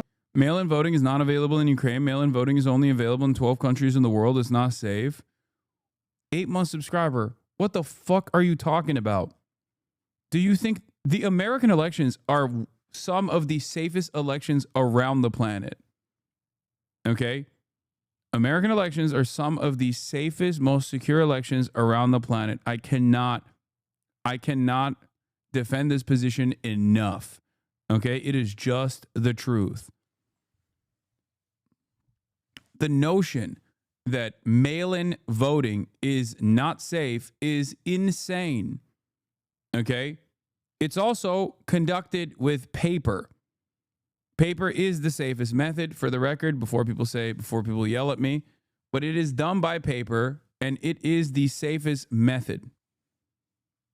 I don't know, it just feels unsafe. Okay, but that's your feeling. You can't just operate off of your feeling. Can we? Can we operate off of your feelings? Don't you think what matters more than your personal feelings and your personal fears is the million different times that this has been endlessly relitigated? Like, do you think that they don't do checks after the election? Bipartisan committees have been launched to investigate the security of our elections.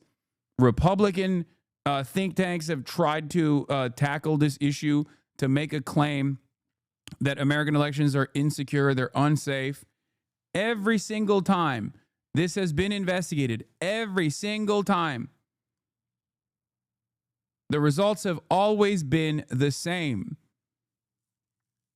The results have always been the same. American elections show very little irregularities, and the fake voting, or like the voter fraud narratives, the voter fraud narratives have always been fraught. It's been fraudulent. Look up the Election Truth Alliance, please. Hasan will not look at the fraud. Oh no, we got Blue Anon in here. No, they are not. This was a hacked election. Holy shit. Hasan will not look at all the fraud in the last election.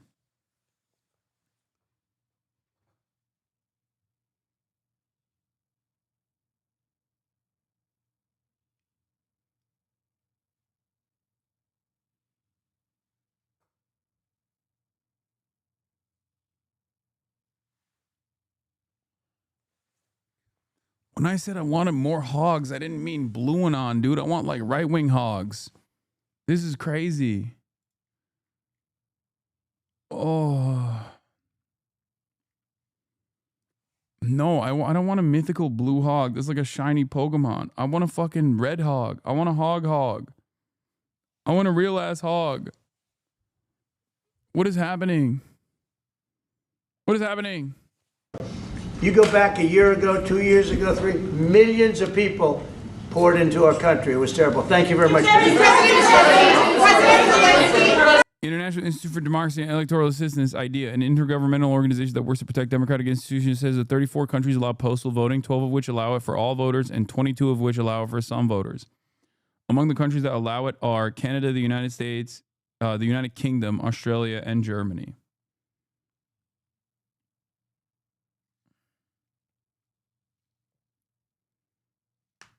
Dude, mail-in ballots are fucking awesome. Y'all are crazy. I voted by mail every single time, and I will continue to do so. It is ridiculous. It is a massive convenience. It is great. It is a great system. And if there were major irregularities, okay, then yes, I would advocate to change it. What security guarantees do you need from President Trump to be able to make a deal? Is it American troops, intelligence, equipment? What is it? Everything. And really, it includes two parts. First, strong Ukrainian army. That's what I began to discuss with your colleagues. And it's a lot about weapon and then people and training missions and intelligence. And second, we will discuss with our partners. It depends. Not unsafe does not equal safest in the world. It's one of the safest in the world, okay? And also, like I said, there are never major irregularities in American elections. There are a million different committees and a million different think tanks that want to make it seem like there are major irregularities, have actively and desperately tried to cultivate this narrative, and they have failed to do so because American elections are safe and secure. Holy fuck. Election fraud, bigger than voter fraud. Exactly. Election fraud is what actually happens in this country, and the way that they do it is by pumping up the narrative that there is voter fraud in this country. America does not have an issue with too many people voting. America has an issue with too little people voting for a multitude of different reasons. But as far as like the Republican strategy on this goes, they lie about election fraud. They just keep repeating that lie over and over again until it is the established narrative. And then they turn around and implement election fraud, election engineering, voter suppression. That is the real issue in this country. The real issue is hurdles placed in front of people that stop them from going out and voting. Okay? That's the real issue. The real issue is not too many people are voting, it's too little people voting. Holy fuck. I cannot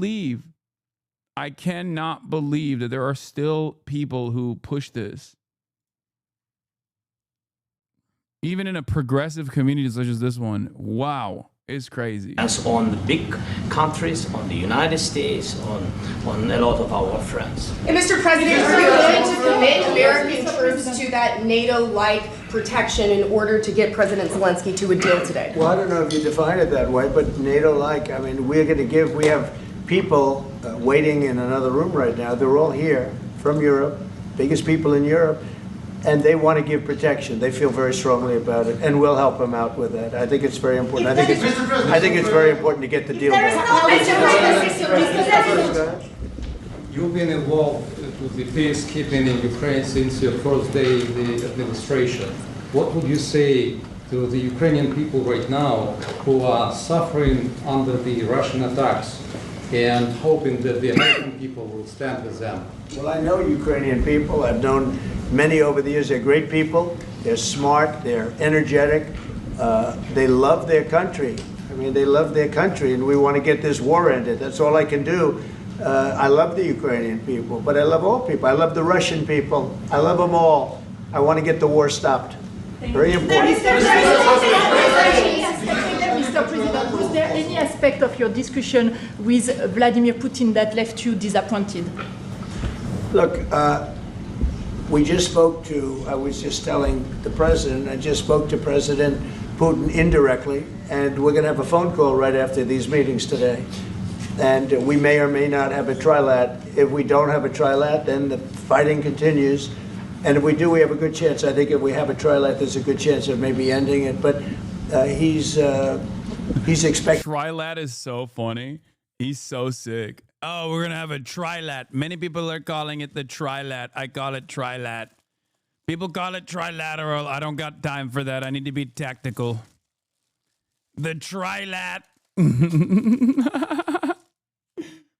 Oh, no. Who told him that? Who gave him the new method? I call it the trilateral, a trilat. Taking my call when we're finished with this meeting. Thank you very much, everybody. Thank you, guys. Thank you, guys. Let's go right on top with you. Let's go, guys. Thank you. Thank you, press. Let's go. Let's go. Move. Come on, guys. Let's go. Thank you, guys. Thank you, press. Thank you. Keep moving. Thanks, guys. Keep moving. Thanks, guys. Keep moving. Thank you, press. Keep moving.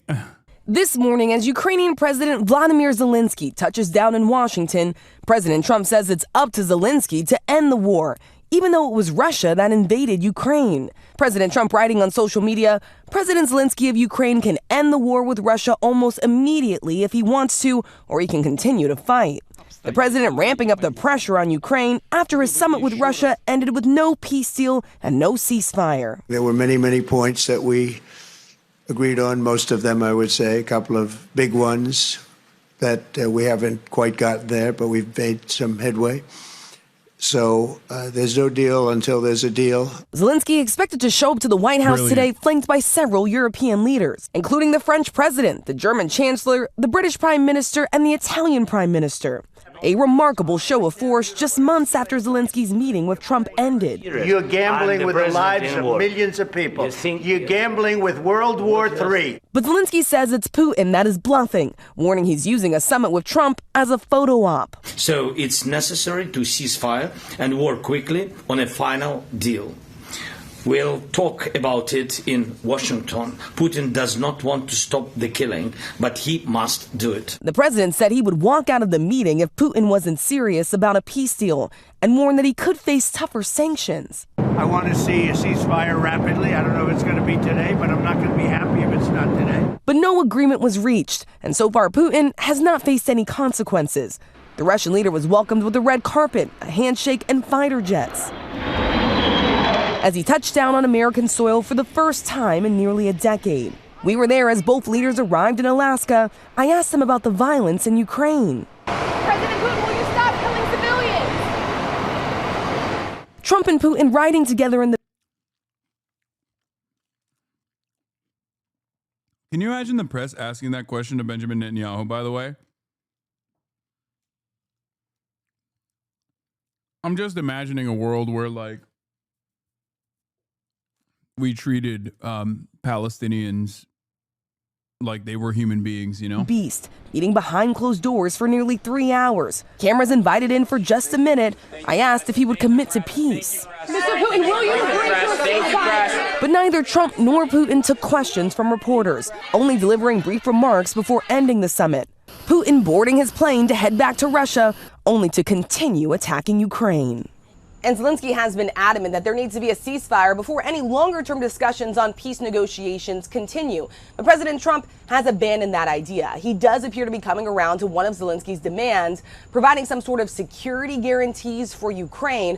On the way to Alaska, I asked the president about if he'd be discussing territory swaps with the Russian leader. He told me that that would be on the table, but ultimately it would be up to Zelensky to decide what, if anything, he'd be willing to hand over to Russia. We have former National Security Advisor for President Trump and former U.S. Ambassador to the UN, John Bolton, and CNN Chief National Affairs Correspondent, Jeff Zeleny.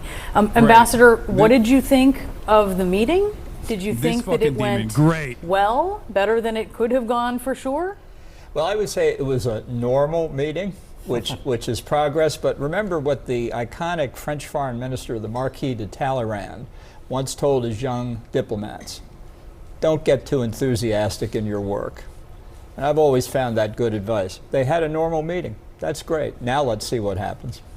You, in an op-ed you wrote for the Wall Street Journal, talked about the silver lining being that a ceasefire not being reached in Alaska actually helps Ukraine. Help us understand why. Well, I think a ceasefire along the existing front lines on the battlefield, then followed by what could well be very extensive negotiations lasting months, years, could turn that ceasefire line into the new Ukraine-Russia border. There's always a risk of that. It's happened in numerous other UN peacekeeping operations, in the case of Korea in the 1950s. So there's a big caveat to that, which to carry on the war, Ukraine still has to have necessary military support from Europe and the United States. It sounds, so far at least, like that could continue. I don't think the Russians are going to negotiate really seriously until they suffer reverses on the battlefield. Putin thinks he's on a roll now, and they are gaining small amounts of territory at an exorbitant human cost. I think if those the movement of the troops was in the other direction, he'd be a lot more eager to talk. Can you help us understand, Jeff, how... Okay, that last part is not wrong, but that's not the case, is it?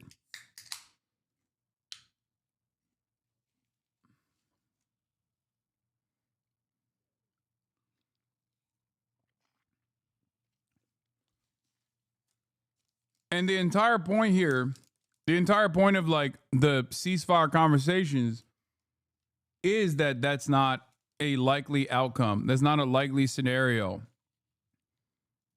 The White House, how President Trump sees Ukraine's land and what he believes Zelensky needs to cede to Russia. We saw the post where he said Crimea, basically said that Zelensky should give up any claim to Crimea, which was illegally annexed by Russia in 2014, and give up any desire or hope to join NATO. But of course, there's a lot more land besides Crimea in question here. How does he view that? Is it like a bargaining chip? What does he see? Well, he certainly does not view the land in the way that President Zelensky does, or the people of Ukraine does. I mean, for President Trump, it's just something on a map that he's not that familiar with. It doesn't take that much interest in. But I think going into this meeting specifically by saying a no Crimea and a no in NATO, that is what was his kind of opening bargaining point here. I'm not sure he is that interested in the fine print of what specific part of the Donbass is going to a Russia, or if a Ukraine can hold on to. But I think that he is willing to, it sounded Friday like he is willing to effectively agree with President Putin's view of that. But I think one thing that strikes me in this, I mean, President Trump said he wants a trilateral meeting to come from this. Putin has never agreed to that. So I think after this meeting, President Trump said he's going to talk to Vladimir Putin. He said he's expecting my call. So if President Trump is able to coordinate a trilateral meeting that would happen sometime in the coming days or weeks, that would be significant. That's something that has not happened yet, of course, but I think it's important to point out that Putin has not agreed to the meeting, and he has insisted on effectively wanting to buy more time. And so we'll see how quickly that meeting is scheduled. And in terms of crisis being averted, I think you make a very good point. It was a normal meeting. We have zero idea what's happening right now in the Oval Office or what is going to come up when the European leaders sort of join this. So I think it is very, very early on, probably at the first quarter of this very consequential day in the White House. Ambassador, when you look at what's been reported about what is on the table regarding a potential peace deal, you're talking about some sort of security guarantees in the form of a reassurance force that President Trump, as you pointed out earlier, Jeff, would not rule out U.S. forces being a part of, even though he's been skeptical of it, expressed skepticism of it before. And then also this idea that there would be some kind of Article 5-like agreement between allies of Ukraine to intervene if Russia were to advance its incursions down the road. Is that actually enough to keep Vladimir Putin away from his ambition of remaking the Russian imperial order? I think we're a long way from any of that. I can't wait till the MAGA base hears that Donald Trump has committed American combat forces, U.S. forces against Russian forces on the line in Ukraine if the Russians violate the ceasefire. One nuclear power directly against another nuclear power. I don't think that's what they signed up for with Donald Trump, and I don't think he's necessarily thought through that implication either.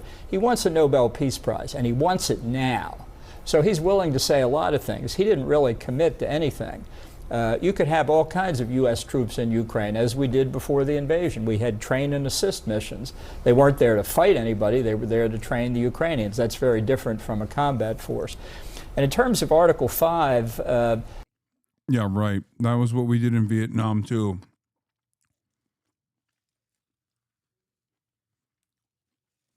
Our trainers getting attacked was one of the reasons why we had to go into Vietnam.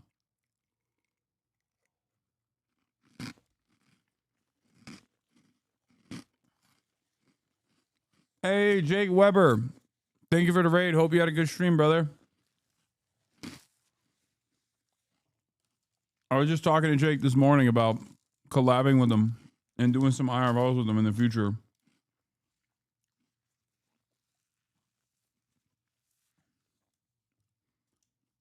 We are talking about John Bolton, a war criminal and an absolute psycho, and we're covering the conversations that took place today between Trump and the president of Ukraine and European leaders. Steve Witkoff said this yesterday in an interview with Jake Tapper. I've listened to that portion of the interview several times. I don't understand it at all because Witkoff started with Article 5 and then started talking about enshrining a Russian commitment not to take more territory in Ukraine, not to take any other territory in Europe in Russian law, which doesn't have anything to do with Article 5 or Article 5-like guarantees. Moreover, and I hate to raise this point, but the question of what Article 5 actually means in a non-NATO context, very much up in the air. And so you'll forgive me, I'll read 6 words from Article 5. That the parties, when one is attacked, it's one attack on one is an attack on all. What do? They are, quote, to take such action, each party, take such action as it deems necessary. As it deems necessary. And then it says, including the use of armed force, meaning you're not required to use armed force. You could, or you could send a note saying, that's terrible, do let us know how it turns out. A lot of wiggle room there, That's as right. you point out. While President Trump rolled out the red carpet for... So what? They're going to just fucking drop the most important aspect of NATO security guarantees so they can send troops? Which country? I don't even know which country would be down to relinquish Article 5 NATO security guarantees. Which NATO nation would be like, yeah, we're sending our troops to defend Ukraine? There's no shot that any country would do that.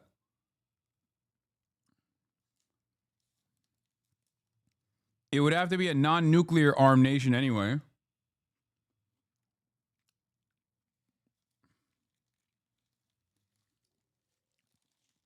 And also, on top of that, it would be the most unimaginably unpopular. Like, I can maybe Poland, but even then, I feel like that's a very, very different world we're living in.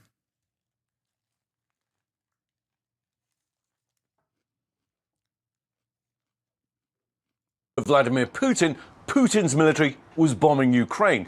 President Trump in that press conference saying, quote, "We're going to stop thousands of people a week from being killed." And President Putin wants to see that as much as I do. Well, this is what Putin's military did just this morning. 5 Russian attack drones striking this residential apartment complex in Kharkiv. Shocking images of destruction. At least 7 people killed, an entire family, including 2 children, among the dead. And this is why Ukrainians want a ceasefire, why they don't trust Putin's promises, and why President Zelensky is going to push for ironclad security guarantees today. Even with the support of European leaders, he's going to be under huge pressure to make concessions, especially on land. But I think his priority is twofold. Stop the attacks on civilians, like the one this morning, and ensure that Russia doesn't invade Ukraine for a third time. Michael? All right, Ian, thank you so much for that. Joining me now is Secretary of State and National Security Advisor Marco Rubio. Secretary Rubio, welcome back to Meet the Press. Thank you. Thank you for being here. So heading into the meeting with President Putin on Friday, President Trump said he wanted a ceasefire agreement. Now he is saying he wants a broader peace deal. We know that Ukraine, we know that European allies want a ceasefire first. Is a ceasefire now off the table, Mr. Secretary? No, it's not off the table. I think what the president said, in fact, you just read it on the air a few moments ago, it was agreed to by all that the best way to end this conflict is through a full peace deal. There's no doubt about that. I mean, who would be against the fact if tomorrow we came to you and said we have a full peace deal and it's done? I think that's the best way to end the war. Now, whether there needs to be a ceasefire on the way there, well, we've advocated for that. Unfortunately, the Russians, as of now, have not agreed to that. But the ideal here, what we're aiming for here is not a ceasefire. What we ultimately are aiming for is an end to this war. Well, I want to drill down on that exactly and what happened, because as you just heard before the meeting with President Putin, President Trump warned there would be, quote, very severe consequences for Russia if it didn't stop the war. Here's a little bit more of what he said on the plane ride over. Take a look. I want to see a ceasefire rapidly. I don't know if it's going to be today, but I'm not going to be happy if it's not today. So what exactly changed? Is it that Putin would not agree to a ceasefire? Well, first of all, the Russians are already facing very severe consequences. There's not a single sanction that's been lifted. And not one. I mean, they're facing all the same sanctions that have been in place today. All the American support continues for Ukraine. And ultimately, look, if we're not going to be able to reach an agreement here at any point, then there are going to be consequences. Not only the consequences of the war continuing, but the consequences of all those sanctions continuing and potentially new sanctions on top of it as well. But what we're trying to do right now is end the war. And in order to end a war, you've got to give every opportunity that exists. You have to be open to any opportunity that exists to bring it about. And here's the thing to remind everybody. And when the president says this is not our war, but let's be frank, this is not our war. The United States is not in a war. Ukraine is in a war, and we've been supporting Ukraine. We happen to be in the role of the only country in the world, with the only leader in the world, that can actually bring Putin to a table to even discuss these things. Now, the president has traveled, all the way to Alaska, all the way back, has dedicated months and months of work, him, our entire team on this matter, because we want to see an end to the war. But if tomorrow the war continues, life in America will not be fundamentally altered.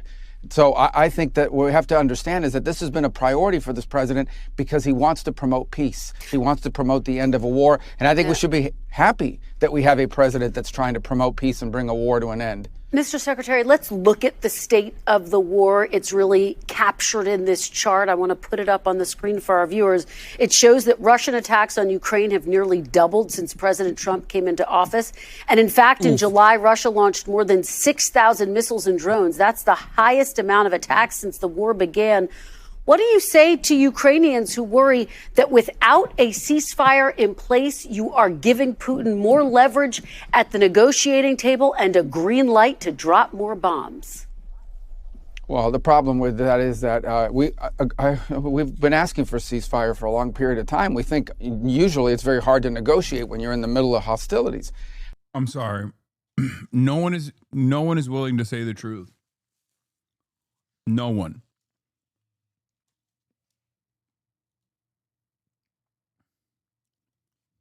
It's over. It's over. They lost. America does not hold the cards any longer.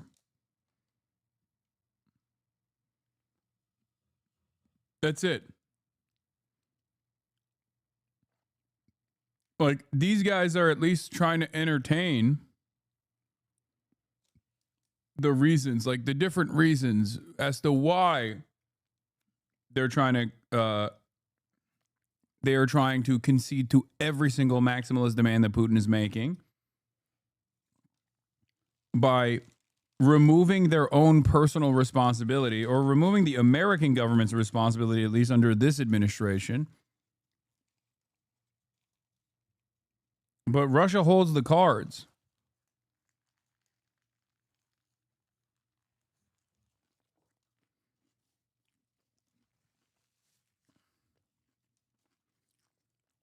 But that said, the only way to have a ceasefire is for both sides to agree to stop firing at one another.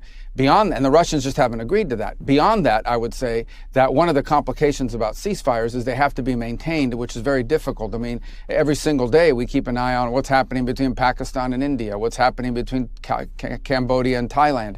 Ceasefires can fall apart very quickly, especially after a 3.5-year war like what we're facing now. But I don't think anyone disagrees that the ideal here, what we're aiming for, is not some permanent ceasefire. What we're aiming for here is a peace deal, so there's not a war now and there's not a war in the future. But why not impose more sanctions on them and force them to agree to a ceasefire instead of accepting that Putin won't agree to one?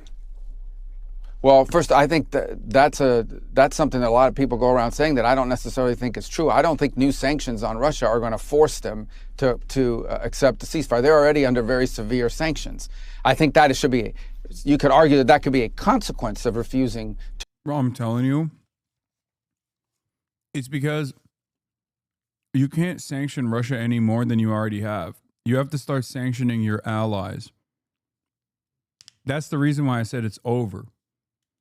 Mother of all sanctions, weapons transfers to Ukraine, all the fucking tech, and Russia still just kept sending human waves over and over and over again and bludgeoned their way into the fucking battle lines that they have arrived at now.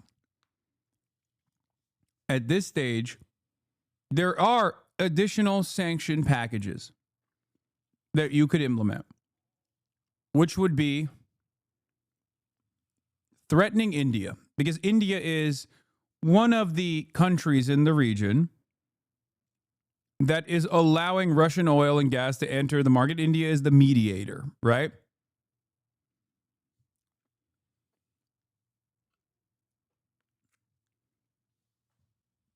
So that would basically shut off. That would basically shut off a big chunk of the Russian economy. The problem is, I don't think anyone would be on board with that, because we've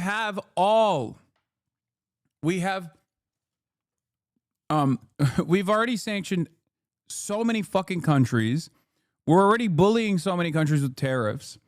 And on top of that, like, what are you going to do? Make Europe not buy Russian oil and gas by way of India? I don't know if they would be able to withstand the domestic pressure that comes out of that, the price shocks that they already withstood. I just think if you sanction everybody, or if you alienate everybody around the globe, then you're only sanctioning yourself.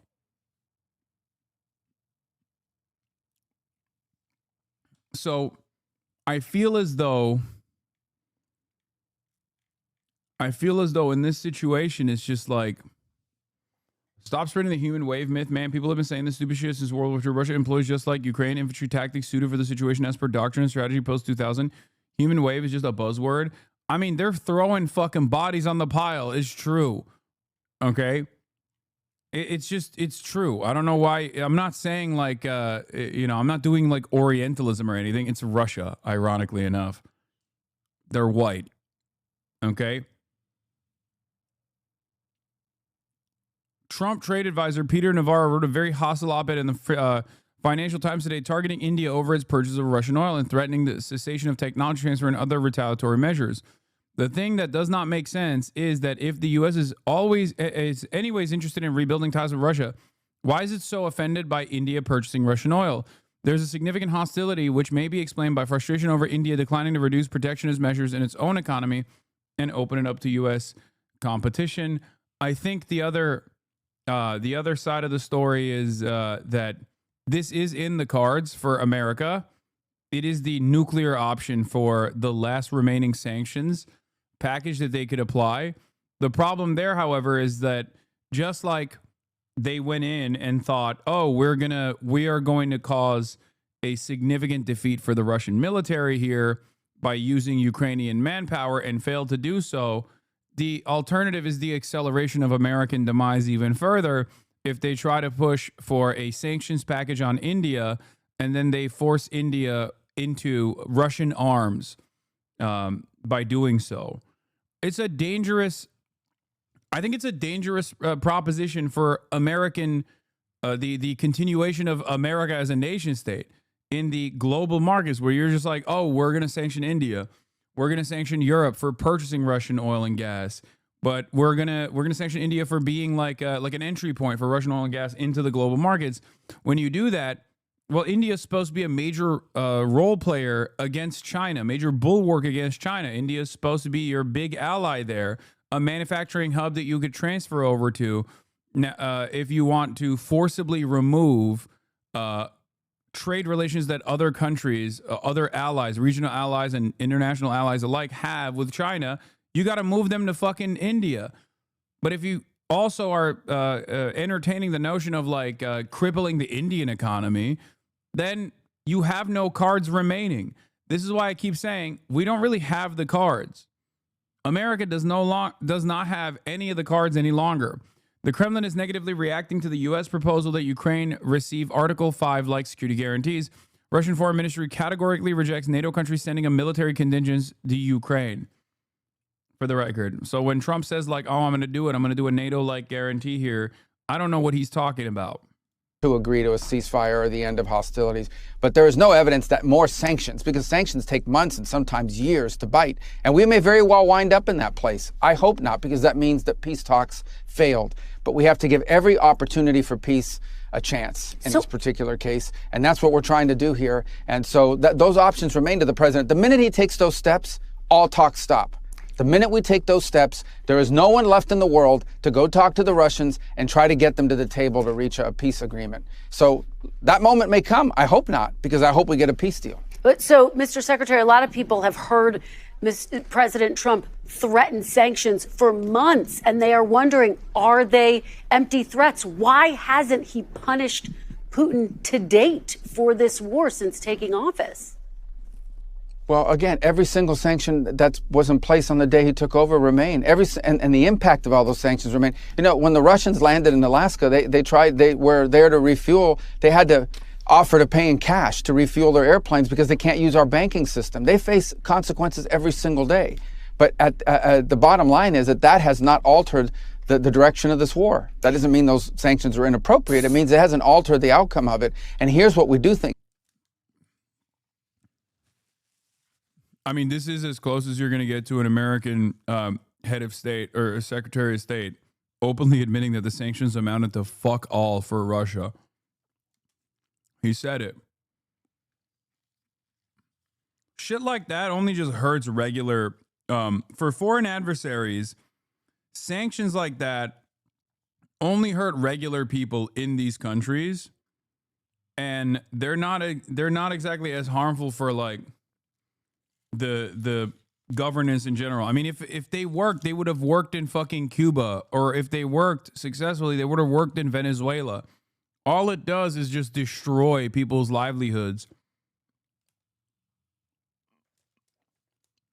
Sanctions only work on your allies, okay?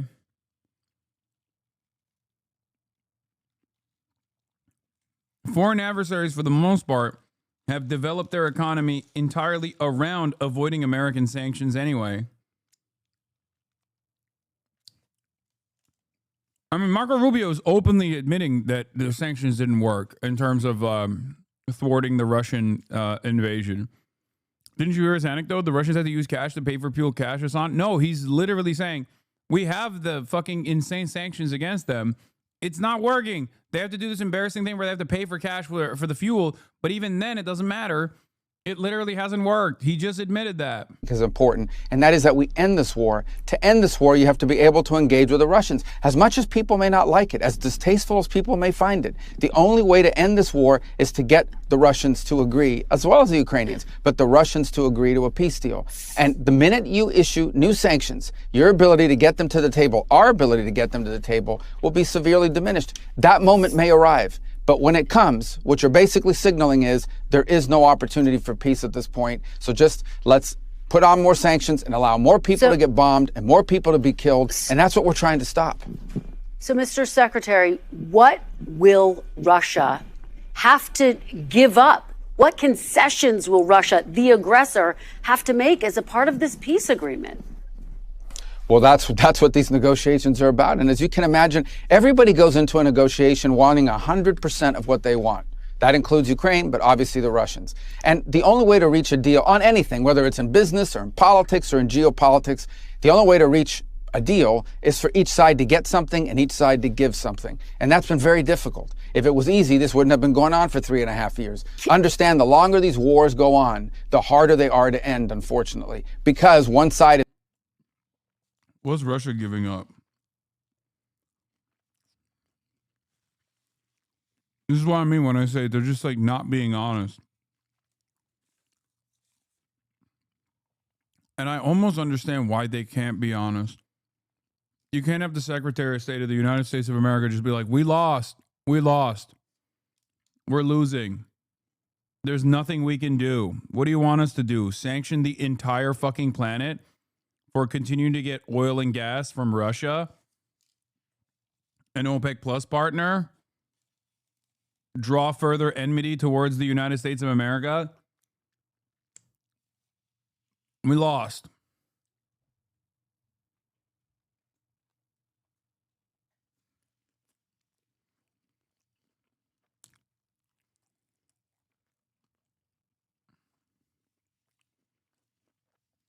We thought we could have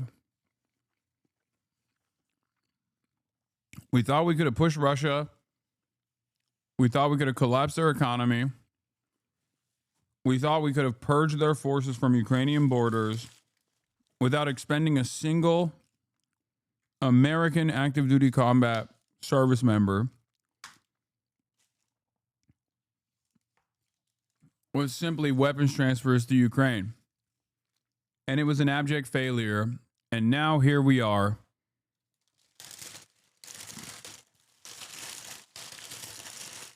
I think that's the reason. I think in a weird way, I feel like this is like their attitude here is basically, if we don't do it now, we're going to have to do it 3 months from now, 4 months from now, 5 months from now, a year from now.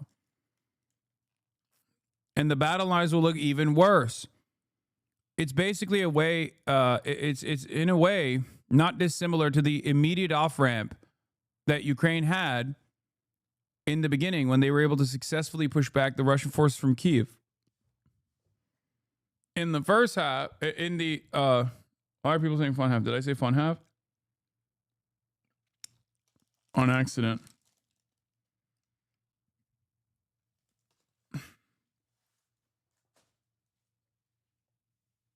There was a point in time where Ukraine had more leverage than it does currently. If they had taken that deal,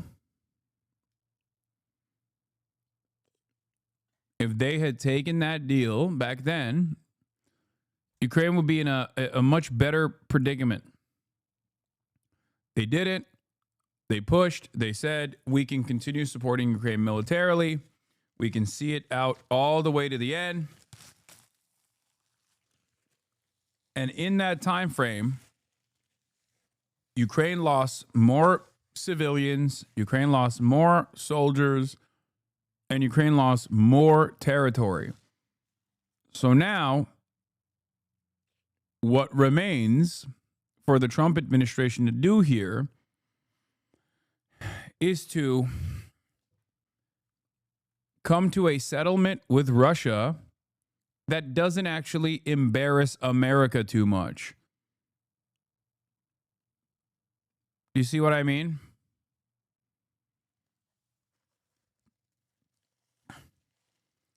Even down to the mineral deals that Trump is putting together for America, American extraction. How much minerals exist in Ukraine? It's not a whole lot. I think that's just Trump trying to present it as like, no, we get something good out of this deal too. We get the fuck over Ukraine as well, because it's not our war, it's Ukraine's war. That's it. They just want to pick apart the remaining, the remainder of the country for scraps, and to make it seem like they didn't take a fucking fat L. America, I mean, they didn't take a fat L in this because they tried it and they lost. So now they're like, no, we're getting something out of this.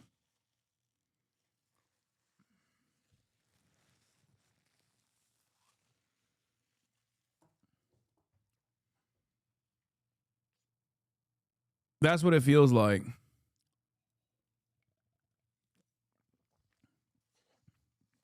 This is not,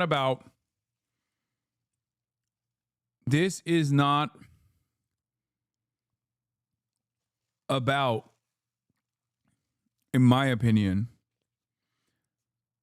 this is not about saving Ukrainian lives.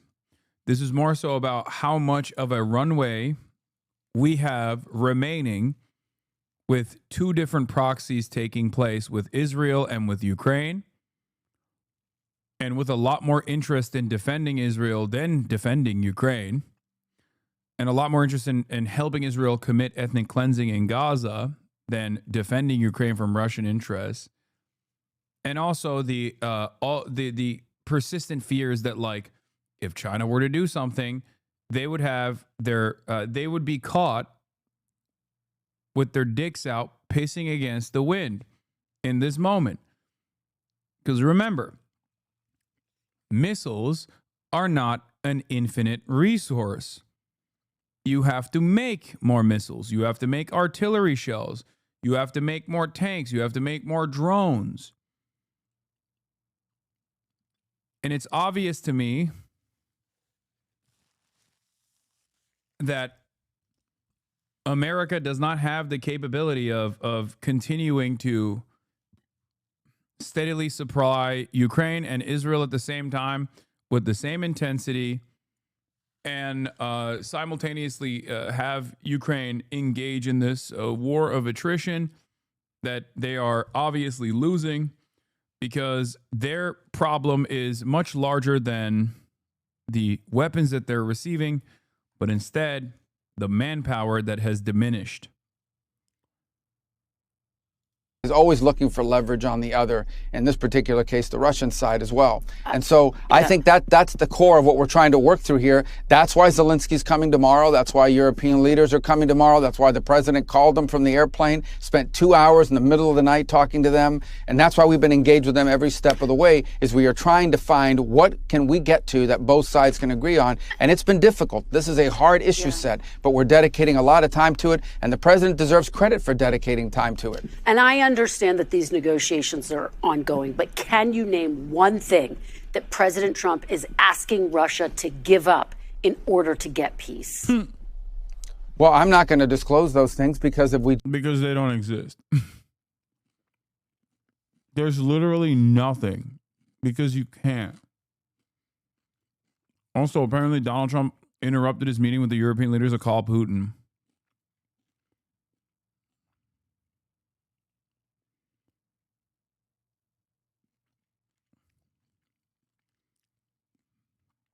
He's like, Vladdy Poo, I'm calling you right now personally from my cell phone. I miss you. I'm with a bunch of these gay woke Europeans.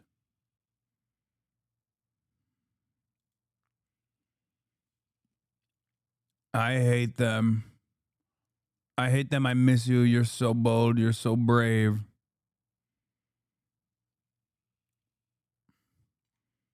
You're not like those wokes.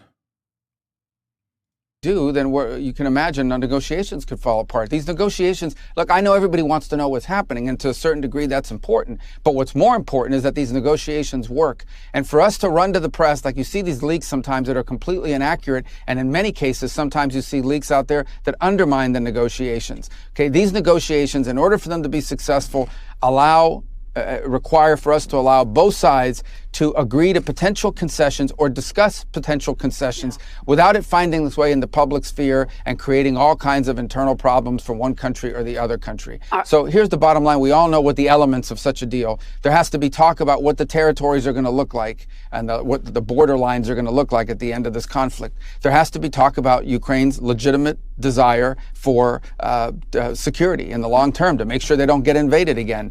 There has to be talk about how Ukraine is rebuilt and how do you rebuild a country that's been attacked as often. What is this? Hasan, you say they can't do anything further to sanction Russia or get an upper hand, but their low-key is law? Explain.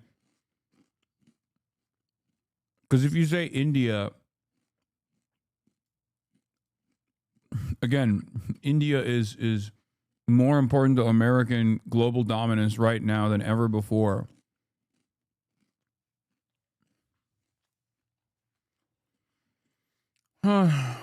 They haven't seized any assets from Russian banks? What do you mean?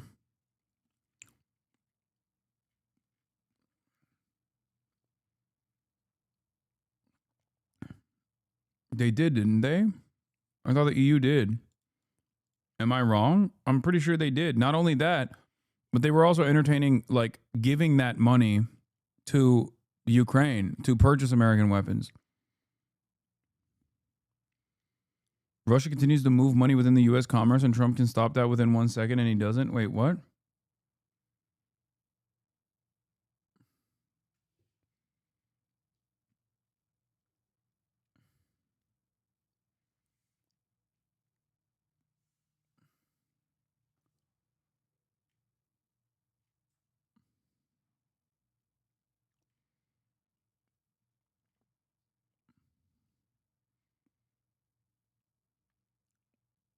I don't understand what you mean. Like Russian nationals that live in the United States?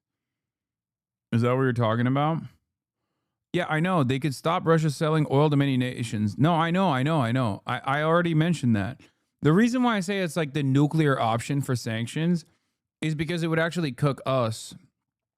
You're right. It would cook the Russian economy, right? They're done after that.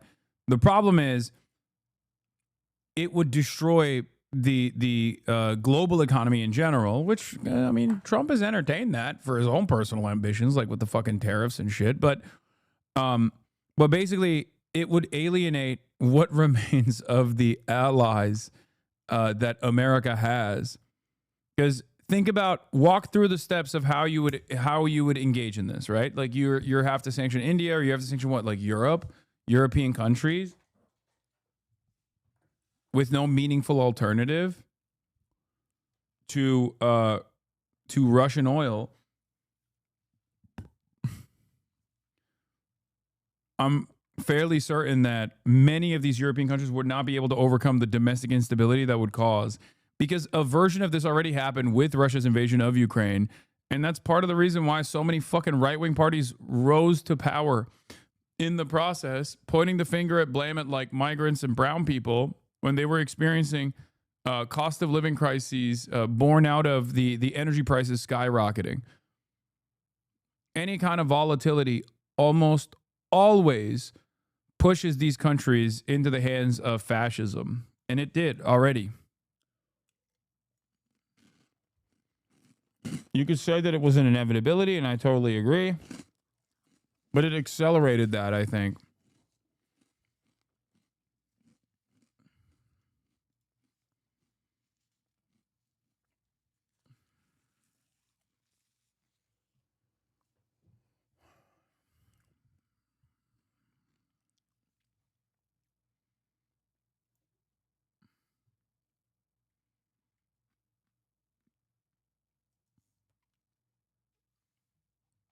I would say that America also is like used.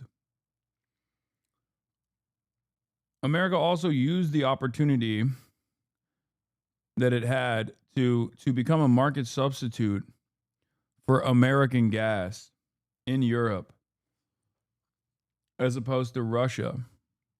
So they already took advantage of that too.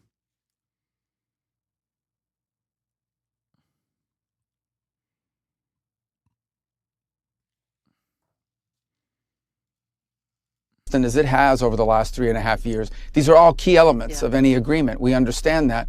And each side is, if there's going to be a deal, each side is going to have to give up on something. That's just a fact. Mr. Secretary, I want to show folks what Ukraine looks like right now. This is a map of Ukraine. That red section there, that's the area currently under control by Russia. It's about 20% of the entire country. There are reports that Putin...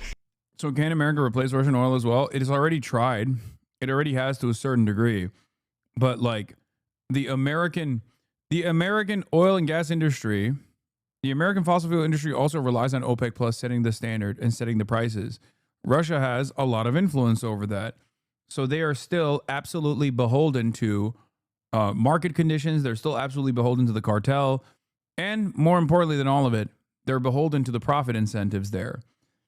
And a great example of this is that under the Biden administration, when Saudi Arabia refused to increase oil barrel production to normalize prices because they wanted to continue generating super profits, America couldn't even get the American oil and gas industry to stop selling oil and gas to Europe and sell it to America instead so that we can normalize the energy prices, which played a formative role in the cost of living crisis exploding here.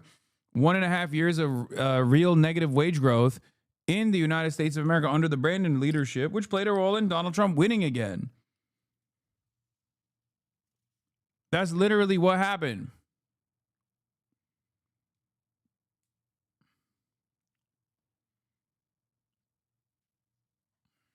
So if your argument is, why doesn't the American oil and gas industry like undercut the competition and artificially lower the price of oil and gas by like pumping out as much oil as possible?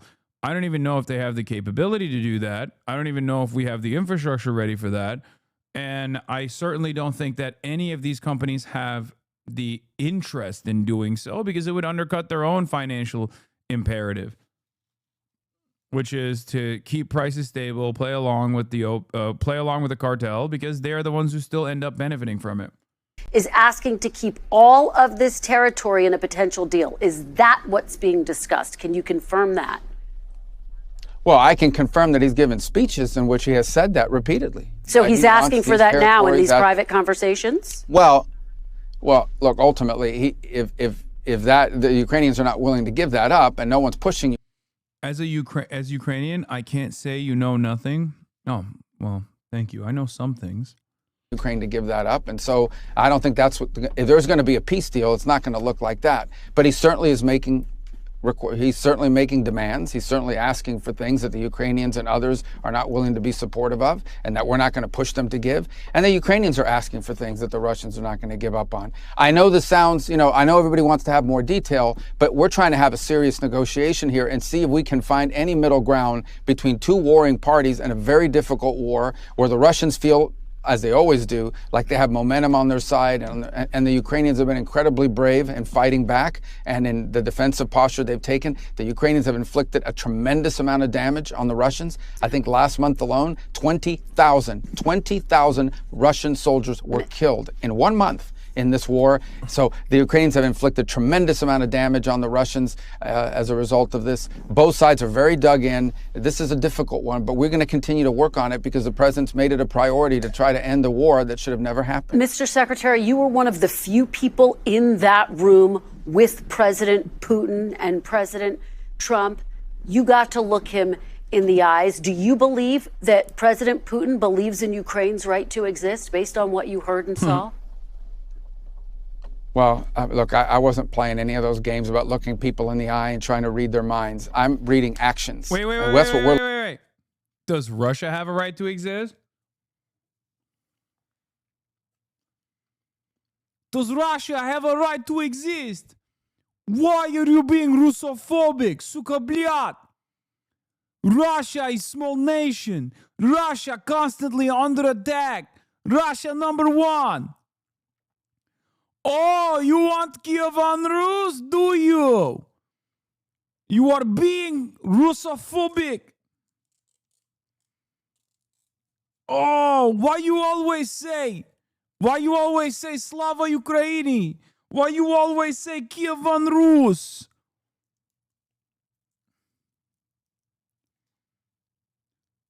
Russia small nation.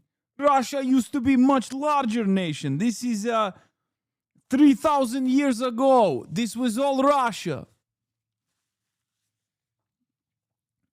Do you condemn Ukraine?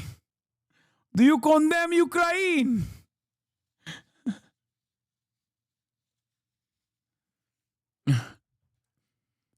That's what it would be like if the media treated Russia like they treat Israel.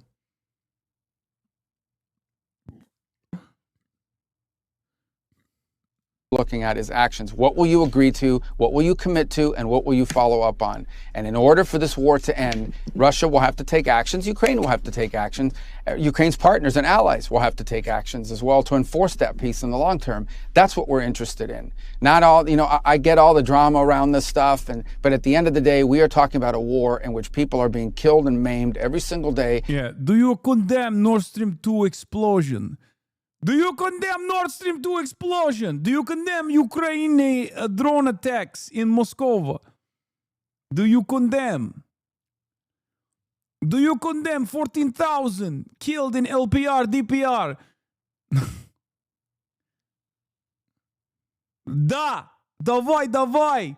Как дела, как тебя зовут? In which a country has been dismembered by 20%, as you've just pointed out, and it's really important to bring this war to an end. This war doesn't get better. It gets worse as time goes on. It gets worse. It actually threatens to spill over into other areas. So it needs to be stopped. That's why the president's made it a priority, and that's what we're focused on. Concrete actions by both sides, especially the Russian side, to bring this conflict to an end, and we're going to do everything we can to make it happen. Is it possible? I don't know, but we're going to try. We've spent a lot of time on this issue. We have a lot of other issues to focus on, but the president's made this a priority, and he deserves credit for that. Mr. Secretary, Yeah, it's actually Russophobic to call it Ukraine. It's Greater Russia. Yeah. 3,000 years ago, it was promised to me. It was. I mean, Vladimir Putin does say that. Not 3,000 years ago, but he's like, look at map. Look at map. The Ukraine, it means the border. The border of what? Russia. Ukraine and Russians, they are brothers. They are brothers. Why? Why are you so... what is it? What would it be? It's... You're so Orthodox Christian phobic. I don't even know. You are being anti-Slav. More questions, and we're almost out of time. NBC News is reporting this morning. Tovarish, нет politik here.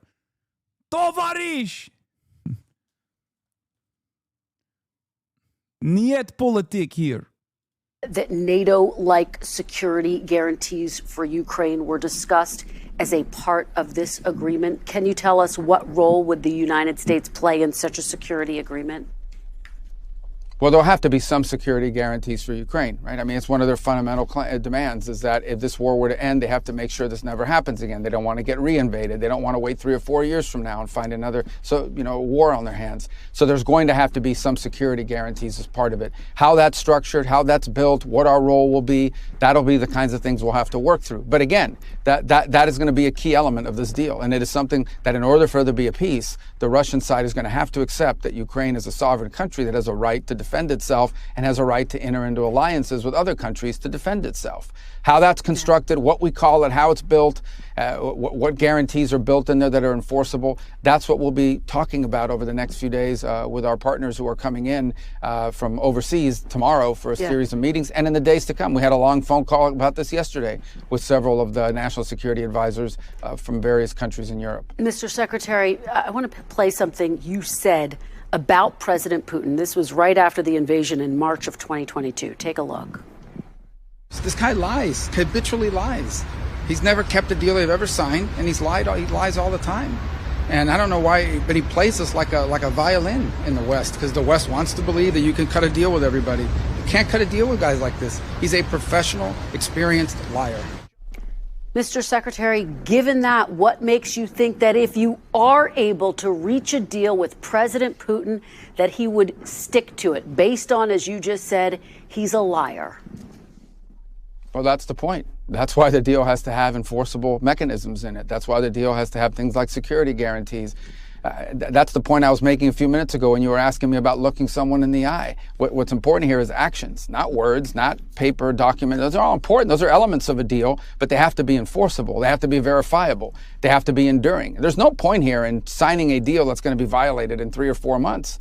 There's no point in doing that. It actually would make things worse. So that's why this is such a difficult thing. Not only do you need a deal that's verifiable, that's enforceable, and that's enduring. If you don't achieve that, then I think you could have a ceasefire for a few months, a few weeks, and then the war will start again and more people will die. That's not the outcome we're interested in. That's not the outcome anyone wants. So that's why this is so difficult. All right. Secretary of State Marco Rubio, thank you so much for joining us after an historic week. We really appreciate it. Thank you. We thank you for watching. And remember, stay updated on breaking news and top stories on the NBC News app or watch live on our YouTube channel.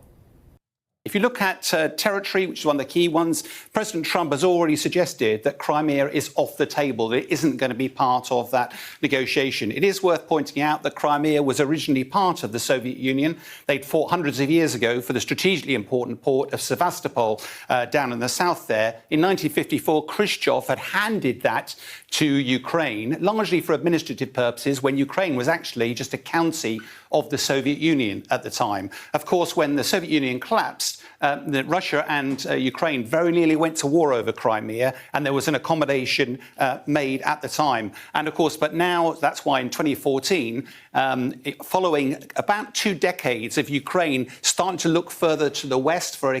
Wow. That's interesting. First time I'm hearing about this. Wait a minute. Wow, Russian propaganda.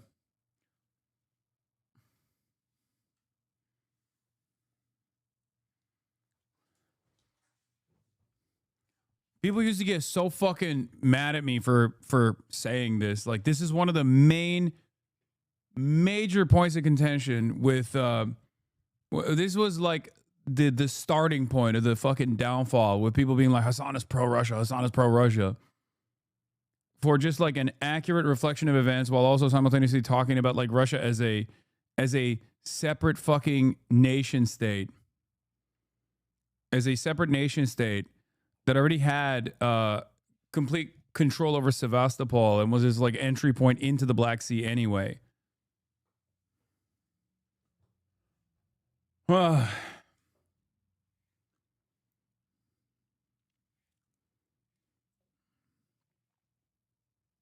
But, you know, 3-4 years later, you're hearing the same points coming out of Sky News and the BBC.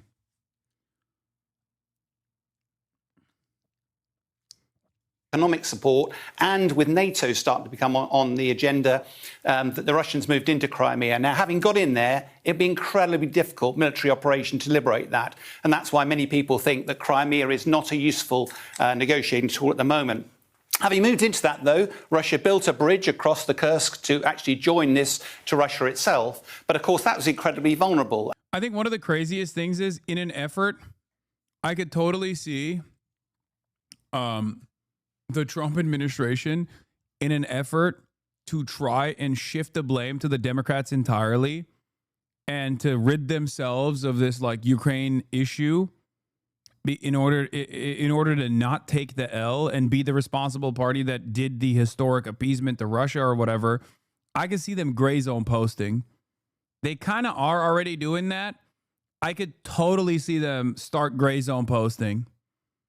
What I mean by that is just like talk about, you know, Euromaidan, talk about American intervention, and be like, that's what they did. They did that. Obama did it. Victoria Nuland, she said She said, Ukraine is ours. It was never supposed to be. It was the apple of Obama's eye. I could see them start Gray Zone posting like crazy.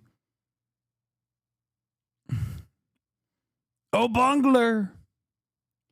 He's the one who did it. He's the one who did it. And then Biden said, Russia, Russia, Russia.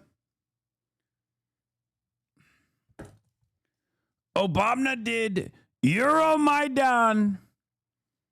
I had a perfect phone call with Ukraine. They impeached me. Victoria Nuland did not have a perfect phone call.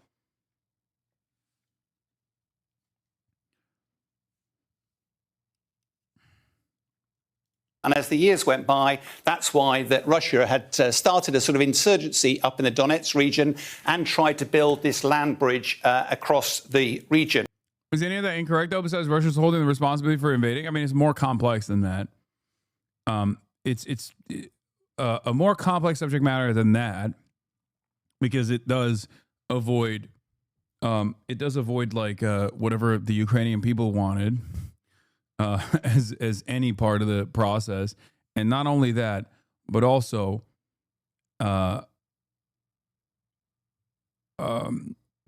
ultimately, they would not actually tie that back to a reliable anti-imperialist narrative anyway.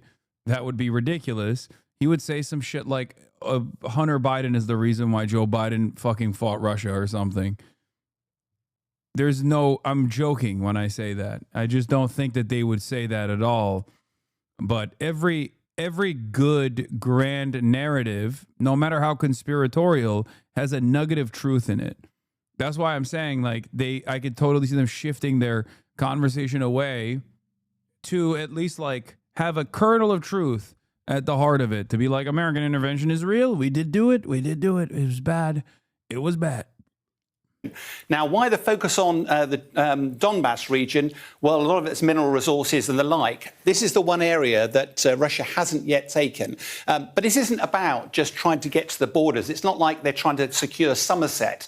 Why is this actually key? If we go zoom in a little bit further, there's a line of cities, line of towns, based on road junctions and rail junctions, strategically important, that are, if they are going to be very difficult for Russia to take. If you remember the battle for Bakhmut back 18 months ago, about 60,000 people died in that battle about 18 months. So it's really difficult for any of these to fall. Russia is, of course, paranoid that if they don't take these, then there is the danger that Ukraine in the future cuts the land bridge and therefore isolates the Crimea. From a Ukrainian perspective, if these were to fall, there's lots and lots of free area up here that Russia could actually rampage across. The real key here, though, is what is going on in President Putin's mind. Is his ambition still to take the whole of Ukraine, or is it simply to secure this land bridge? I mean, the very fact that Western press is now talking about this with real terms means that the end is imminent. Or at least, like, they are coming to terms with holding the L here. Because it is the exact opposite of how the coverage has been for the past 3 years. Anytime I spoke on these terms, anytime I spoke similar to this, everybody fucking came up to me and was like, you're pro-Russia. You're you love Vladimir Putin. Vladimir Putin is giving you back shots. You want to suck and fuck Putin. You love Trump. You love Putin. All this stuff. And now you got Western press covering it. I also kept reiterating that eventually this would come down to whatever Putin is able to do, whatever the Russian forces are able to do in the front lines, and also that the appetite for funding, okay, Hasan, you're the victim. No, I'm not. Of course not, because the real victims are, and always will be, the Ukrainians that are getting fucked over in the process. 100%. The reason why I'm bringing this up is because media narratives oftentimes have a capacity to delude people into thinking an alternative reality than the one that is unfolding if they are to pay close attention to what's actually happening. Okay? I'm not saying that I'm a victim in this at all. I think the real victim is the truth. Truth is the first victim in this process.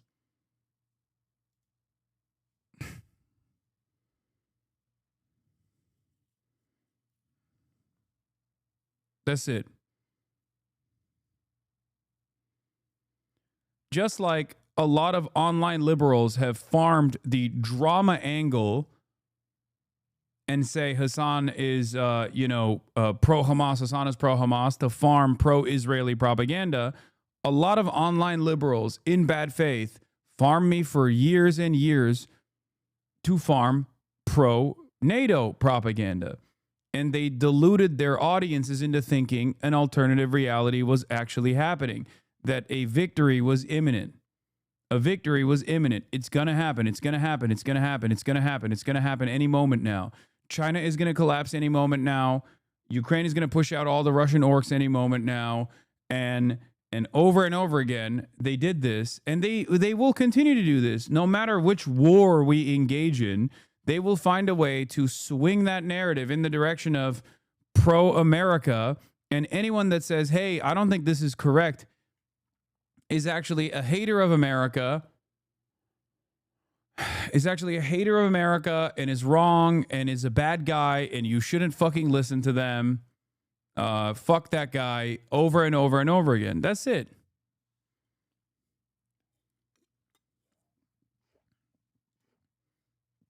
How has NAFO been handling this? I don't even think they deserve to be mentioned at all. Just the land bridge, then the conversation is about territory and it's about security guarantees. And therefore, there's just the faintest prospect of a negotiated settlement. If actually Putin's ambition is still the whole of Ukraine, then I'm afraid all of this is just window dressing. It's Putin playing for time. And frankly, we're no closer to any sort of solution than we were a few weeks ago. Jeff Zeleny, I want you and our viewers to listen to something that the President This was interesting. Yeah. Hot mic moment. Is Trump still riding that dick? I say yes. Trump didn't intend to be public, but his mic was hot. This was as he and the other European leaders were sitting down to the meeting, and he was talking about Vladimir Putin and what Trump believes Putin will do for him personally. I think he wants to make it. I think he wants to make it.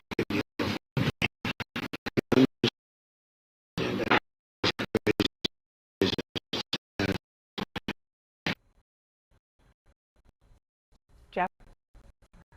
A couple. He wants me. He wants me bad. He said I'm in juicy. He said wants it. But to him. Fuck.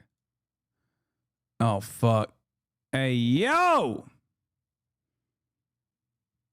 What the hell is going on, man? What the helly? Okay, we're back, I think. It's just stuttering. What the heliante? I'm going to bring it back. Okay, we're back. Did you guys miss everything? You missed it. You missed it all. Okay, first of all, delay check. Post it. Post the number. Post 4. 2, 3, 4, 5, 6, 7, 8, 9. Okay. It's choppy. And it's still kind of choppy. There's a little bit of a delay. It's going in and out. And I think it might be my internet this time. I'm looking at all the numbers in front of me. Okay. I'm looking at all the numbers in front of me. It kind of feels like it's on my end. It's on my internet. That is like a little messed up. It's choppy trap house. Okay. Well, in and out. On to your butts. Hold on to your butts. 1 second. I'm going to bring my, I'm going to bring the backup. Hold on.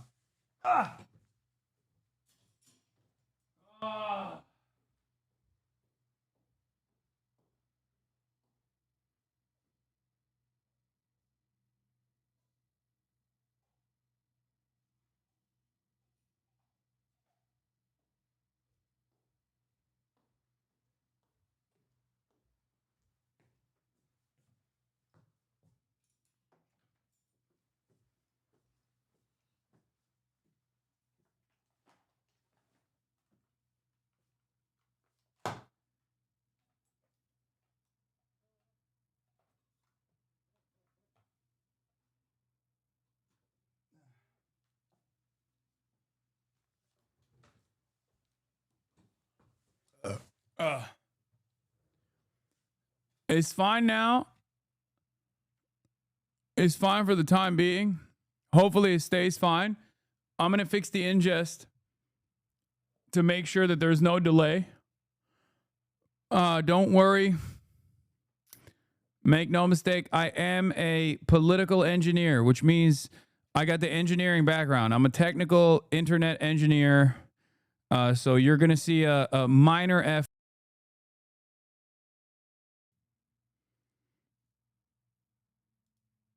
Okay.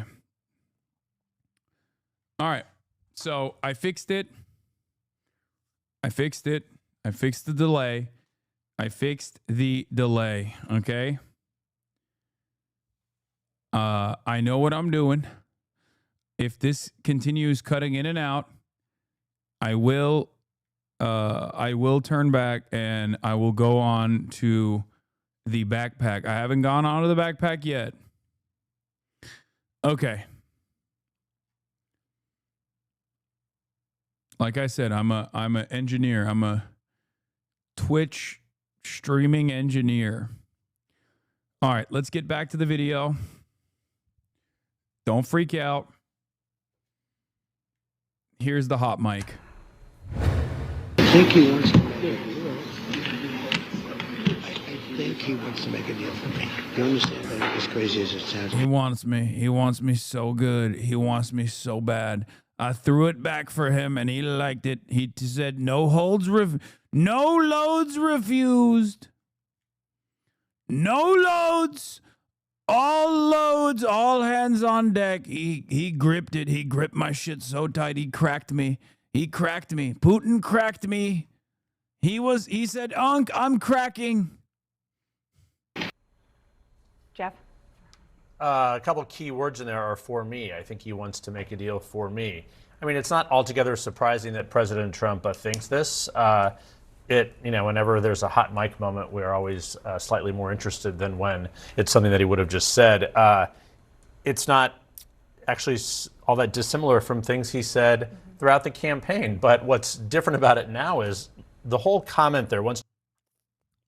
Dude, Trump saying Putin wants me and he'll do this for me has the exact same energy as the therapist lady. The lady that fell in love with her psychiatrist has the same exact energy as a dude, one of your homies being like, yeah, no, actually this stripper is different. Like she truly does want me. We did actually establish a real relationship.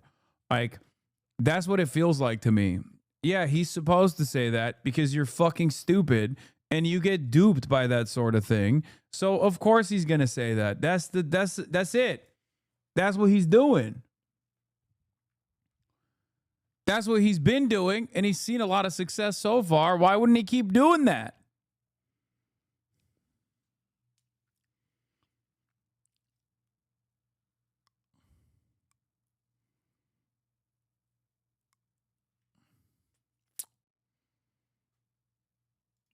I don't think this war is ending anytime soon. Financial Times, Ukraine will promise to buy $100 billion of American weapons financed by Europe as a part of the deal to obtain U.S. guarantees for its security after the peace settlement with Russia. According to a document seen by the Financial Times, under the proposal, Kyiv and Washington would also strike a $50 billion deal to produce drones with Ukrainian companies that have pioneered technologies in Russia. Okay.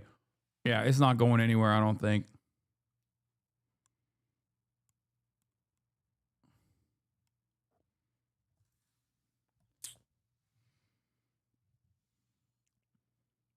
I'm gonna be honest, it feels to me like they're just gonna normalize relations with Russia and keep the fucking battle going. I don't know. Like this was hurting. This was hurting Russia too much.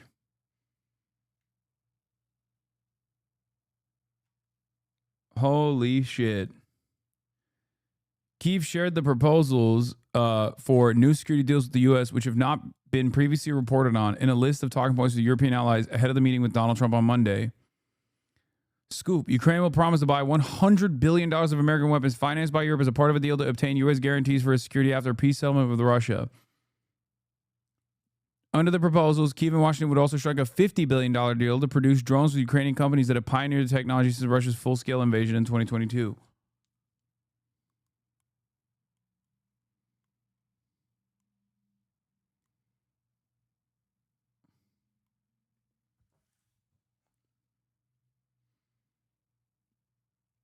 I feel like I'm watching Meat Canyon video featuring Jake Paul. Putin is literally Jake Paul Lamau. Trump is just happy to be touched, even though he's being robbed. Yeah, it doesn't seem like this is an anti-war initiative as they presented it, and maybe that's the reason why Zelensky was happy at the end of this. Yeah, I don't know.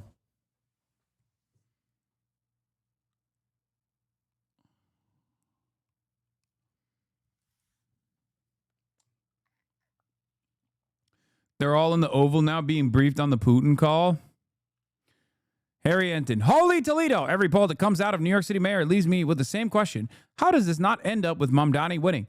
Like there's A, no sign of consolidation of an anti-Mamdani vote behind one opponent of his. And B, it appears Mamdani is the most popular candidate.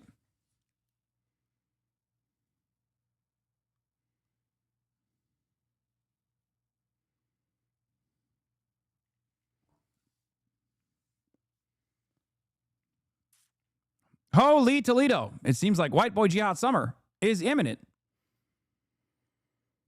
Yeah. To make a deal for me. That was at the root of President Trump's entire argument that I can end this on day one. That his relationship with President Putin was so strong from that first term. They were stablemates, as he once said on 60 Minutes, of which there was no evidence of. But this is just kind of the latest version of it. There's been zero evidence that President Putin is using his relationship with Donald Trump to do anything for Trump, to end it for Trump. So I think it was just a window into President Trump's mindset. There, and perhaps not that surprising, but yeah, I mean, it is a good point that most of what President Trump says, you don't need a hot. OSINT Twitter / Walter Bloomberg, everyone's most reliable fucking news resource that actually erased $4 trillion and then replaced $4 trillion of market value with one fucking tweet, a real mover and shaker, reports Ukraine's Air Force says Russian strategic bombers take off for a possible attack on Ukraine. This is right after the Trump phone call. Dude, I swear to God, Russia is doing Israel shit without being Israel. I guess everyone is Israel now. The world is Israel. This reminds me, I don't know if it's real or not, and it probably might be fake, but they did do a version of this after the fucking Trump talks in Alaska. And that reminds me of the way Benjamin Netanyahu has treated Joe Biden and also Donald Trump. We are so fucking washed, and it's not just because Trump is a joke. We're just fucking washed, man. We're washed. We're washed. Everything is Israel. Even our foreign adversaries are behaving like Israel. By the way, not sure if you saw this. Beitar is claiming that the ADL is pro-Zohran Mamdani. That's amazing. Oh, that's amazing. Also, speaking of Zohran Mamdani, I saw this. This was really funny. Love the product placement during a discussion of how capitalism ruins everything. Make sure the label is facing the camera before we talk about killing CEOs. Yeah, because that's what we were talking about, killing CEOs. And also, we're drinking water. We have officially arrived at the point where socialism means you can't drink water unless it's directly out of a glass.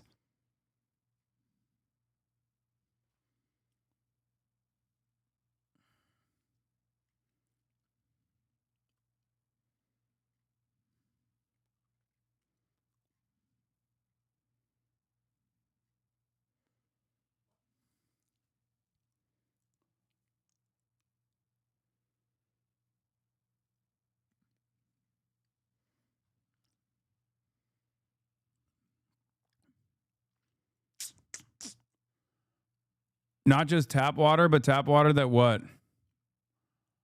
That you put into a cup. It cannot be a bottle. It can be a can.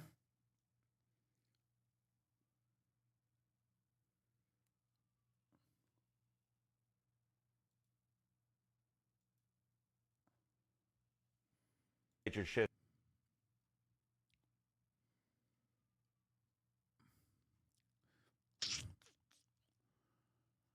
I just don't know, man. I don't know what to do. Like, how do you argue with these fucking people, dude? How do you argue with these fucking people? Love the product placement during a discussion of how capitalism ruins everything.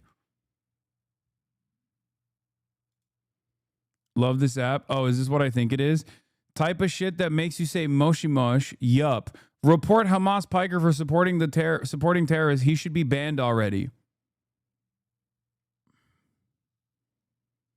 It's a bot, man. It's a bot. It's not even a real human being. I think that one is just like straight up a bot. Apparently, that's all that fucking account was responding to, people with like people who are not even fucking affiliated with me. That can never be enough water. Yeah. People are asking if this is sponsored content. No. I was just drinking it. My God. I know. There's no sponsors. Yeah.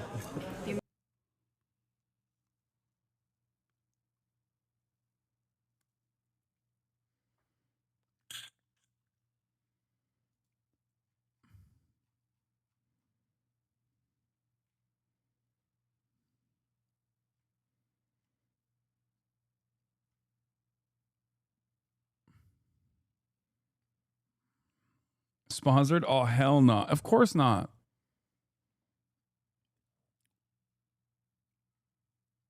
It's just like, it's so fucking stupid, man. It's so fucking dumb. Yeah, I saw this one too. This must hit so hard if you're a moron. Mamdani featuring a water brand valued at $1.4 billion while shitting on capitalism is peak irony.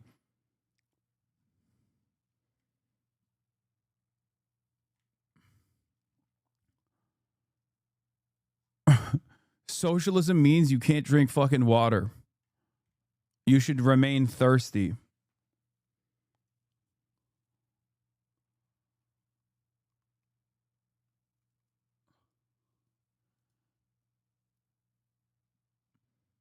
A little scared that Hasan is advocating for every single person alive to take TRT, HRT, and Ozempic. Yeah, this is a joke, but this is unironically the way people approach anything that I say as a joke.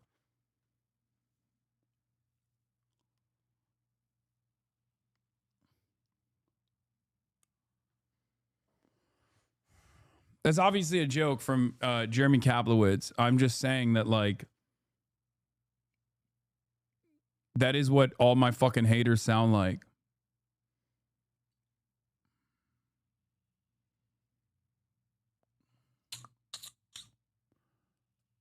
Anyway.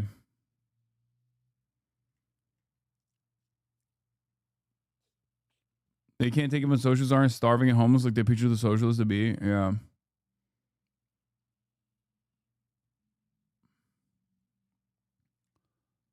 What? Don't want to be annoying about this, but did you see a French kick streamer got killed by his friends on stream? Is on Hostwit? No, I did not see that. That sounds insane. What the fuck is going on Kick, bro? I didn't even realize that, like, that Kick brain rot was like international.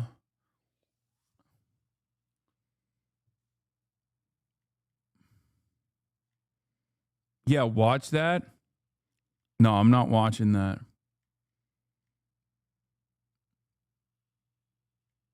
He was not their friend. They abused him for months. What the fuck?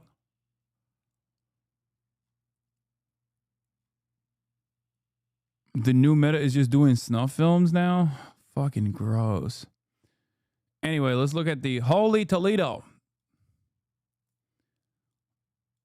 Harry Enton talks about support for Ukraine. It's the idea that Ukraine's going to achieve complete victory. That idea has collapsed within Ukrainian society. What are we talking about here? Ukrainians on the war versus Russia. You go back to 2022, the start of the war. Fight until Ukraine wins. Look at this. The vast majority, about 3/4, 73% agreed with that position. Negotiate to end the war as soon as possible. Only 22%. Look at where we are now. It's a complete flip. It's the inverse. Now 69% want to negotiate to end the war as soon as possible, compared to just 24% who want to fight until Ukraine wins. That's a 49-point drop in this position. position. Now, of course, negotiating to end the war as soon as possible, that's a bit more nuanced, right?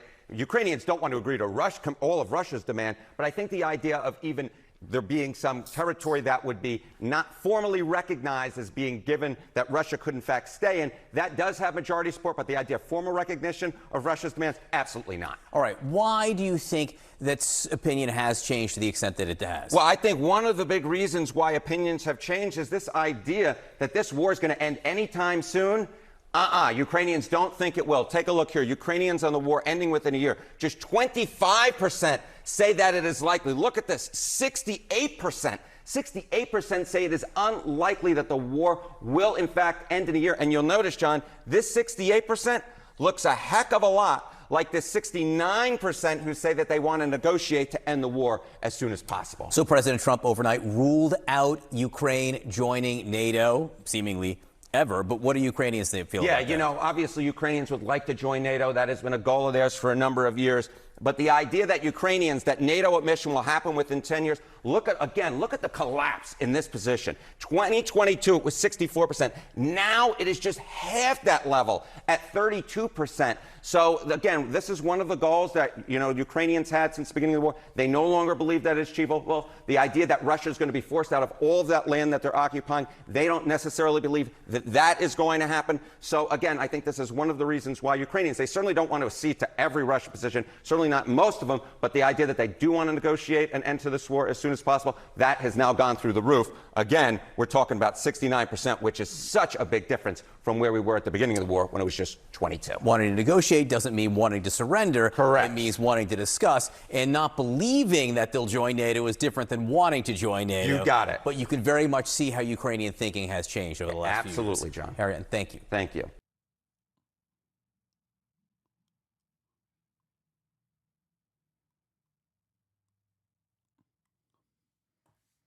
These polls are disingenuous.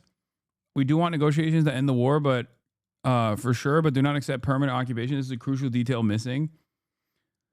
I mean, that's also reflected in the polls as well.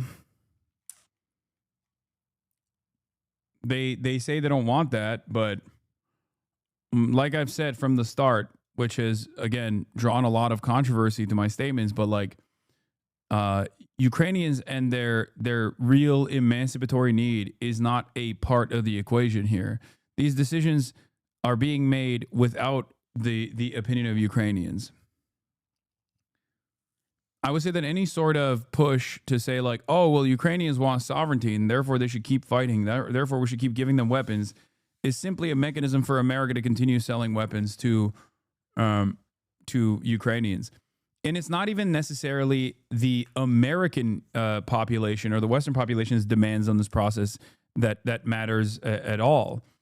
The greatest example of this is, of course, Gaza. You have overwhelming majorities of Western populations demanding an end to America and the Western world's allowance for Israel to continue committing genocide in Gaza, and yet they have not moved an inch away from that position. They're in a permanent bloodshed position. They're deadlocked with Israel and their ambition to do ethnic cleansing in Gaza, and there's not really seemingly anything we can do about it to stop this process. Hold on.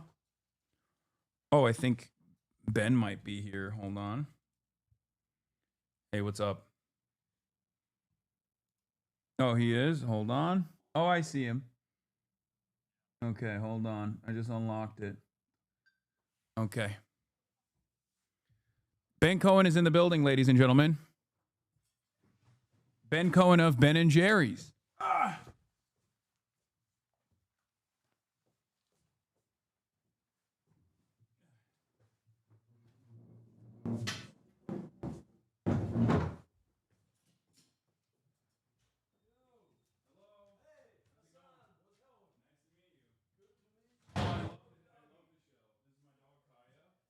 I'm already live. Oh, you were? Hell yeah. All right, well. And I really dig your chainsaw-equipped motorbike. Oh, yeah. That is very cool. Now, That's my brother's. yeah, and where does he go? Do you want me to put that somewhere, or you got it? Do I got it? All right, you got it. Like, you mean like plop myself down here? What Yeah. are we on? What are we live? What are Oh, we we're doing? live already. We got 34,000 people watching. Yo, hello everybody. Look, I just put on my up in arms hat. Hell yeah. Hi everybody. All right, Kai. Oh, and I got the dog. Do you want me to? I can tell her to No, go back I to like her. I like the dog. Okay, Ben Cohen, ladies and gentlemen, of the Ben of Ben and Jerry's. Jeez. Live and alive in the building. Very excited. People are saying ice cream, you scream. We all scream for ice cream. Yeah. That wasn't yeah. a joke. No, Ben is. I should have brought you ice cream. Shit. Damn. Forgot. Well, Oh. I thought you would. I'm Sorry, not gonna man. lie. You I know, thought you would. You know, I thought I would too. I mean, I didn't know. I was look. I got some kind of magic. I got magic pieces of paper. What is that? Oh my God! No. Turns into ice cream. No. Yeah. That We got turns free. This coupon's good for anyone. Ben and Jerry's pint bag of cookie dough chunks. Let's go. This is for your listeners. Okay. Do you want me to just show it and whoever gets it first? Yes. Is that how this goes? Yes. Like I just put it on the screen? Yes. Okay. Whoever gets the coupon first and takes it to a store wins. Okay. Are you ready? There it is. Hold on. Boom. I hope that works. And if not, I'll just post it. I'll just post it on the I'll post it on my Twitter. How about that? What? You post it on your Twitter and it works? I'll take a photo of it on my There's Twitter. Another one. Another one. You're giving me so much free ice well, cream. Well, because I forgot to bring you the No, pints, no, man. no, it's I gotta fine, it's bring fine, you it's the fine. pieces of paper here. Okay. I'm gonna have be- to come up with Zin favorite ice cream for you. Oh wow. Okay. Well, I mean, you're What? He's got Zin. No, He's got I have extra. Zin everywhere. He's got essential. Man, what? The guy runs on The zero Dr. Pepper. sugar, Dr. Pepper, and cream. Yeah. All right. All right. So, Ben, I have so much to talk to you about. You were detained briefly, right? I Where was. You were protesting at the RFK Yeah, Jr. it's hearing. true. Yeah. You're very progressive. You're an OG. You're one of the OGs. I'm definitely original old. gangster. No. That doesn't mean old. That means you're the original gangster. All right. I'm an original gangster. And I want to hear more about the story of how Ben and Jerry's came about. Where you're from, for the people that might not know. Let's get started at the beginning. Sure. I was born in 1951 in Brooklyn. I stayed there for a year and a half. My parents moved to Long Island. I stayed there till I was 18. I met my friend Jerry running around the track in gym class. We were the two slowest, fattest kids in the class. We learned to like each other. We stuck together. I dropped out of a whole bunch of colleges. Jerry went to 4 years straight, tried to get into med school and couldn't get in. I tried to become a potter. Nobody would buy my pottery. We felt like we were both failures. And we decided to start our own business. Our idea was that we wanted to live in a rural college town, and we thought we would take a food trend that was just starting off in the big cities. And Like you were there when ice cream was popping off for the first time ever. That's crazy. Well, when homemade ice cream was Yeah. popping off, I think it was Dolly Madison, the president's wife, who really started ice cream in the U.S. But that was before my time. Have you ever seen in the USSR they have like they place a lot of importance on ice cream, where I think it was like there's this thing, I forget what it is. Hold on, I'm gonna pull this up real quick. And we do things a little bit non-traditional here for the record. It's just like it's a normal organic conversation. There's a lot going on. Yeah, I mean, so if I have a pain in my neck and I just bought some off-brand Icy Hot, I can rub it on. While Yeah, I have like pads and stuff too if you want one. You got pads? Yeah, I could What get you kind like a heating pad. You can slap it on if you want. Yeah, man, I want to be like Hasan.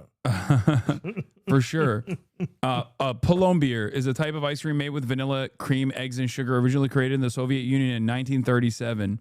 And I think it was like a big, what do you call it? It was like a big deal where they wanted to make sure that all kids were able to get it. So ice cream has been an important. Ice cream has had a history in politics as well, it seems. where, you know, even in the USSR, they were like, we gotta make sure that the kids and everybody else gets to have their treats, specifically ice cream. Absolutely true. You know, I was actually in the Soviet Union, you know, at the end of the Soviet Union, Gorbachev was setting up, he allowed you to have joint ventures. Yeah. And we set up a Ben&Jerry's joint venture. No way. Yeah. That's sick. That's like in Karelia, the Russian state of Karelia. Wow. Wow, that's amazing. Petrosavodsk. It's right on the border with Finland. Let's see. Okay, that's never mind. That's whoa, jeez, what the heck that's was just that? Reddit, Ukrainian conflict. But what is this? Okay, never mind. All right. That most of it is just like most of it is just about Ukraine. So you're wearing a common side effect shirt. Before we continue with the history lesson about how you arrived at this ice cream behemoth, and became known for that. You're wearing a common side effect shirt. Have you watched it? It's one of my favorite shows. I love it. Yes, I watched the whole thing. I it's totally love amazing. it. They're in the middle of producing a new series, a new. Is the second season or just like an entirely new season? Okay, the second season. Thank God, because some of those shows, dude, they can just get canceled, even if it's good. Especially if it's good, they usually cancel them. But it's amazing that you're repping them. You said you were hanging out with them earlier. Yeah. I Hell just yeah. came from there. That's why I didn't bring any ice cream, because I came They straight ate all from the ice there. cream. That's correct. They've Okay. got the ice cream. You know those guys? Go to I their don't freezer. know. I don't know those guys. I'm gonna go. Well, check they're them out. really good guys. You Yeah. should see them. Do you want an icy they hot really patch? like you. Well, I just put this stuff on. I think it'll work. All right, perfect. So you start Ben&Jerry's. How did it, like in the beginning? I assume that there was a lot of limitations, a lot of hurdles that you had to clear in the process, right? Did it explode in popularity from the start? Well, it's interesting. I mean, we started as this little homemade ice cream parlor. Never expected to be anything more than that. In an old converted gas station that was falling apart in Burlington, Vermont, and you know, in terms of getting business permits back then and health permits and, you know, the fire permit, all that stuff, it was a lot easier than it is now. Oh, okay. So there's kind of less, in that way, there was less obstacles. Yeah. The pesky nanny state hadn't intervened. Right. Bernie Sanders, the devastating, the dangerous mayor of Burlington hadn't come in yet. He was just running for mayor for the first time as we were starting up. I guess we started a little before him. And I remember being at the incredible, huge celebration in the basement of Memorial Auditorium, scooping ice cream for the victory party.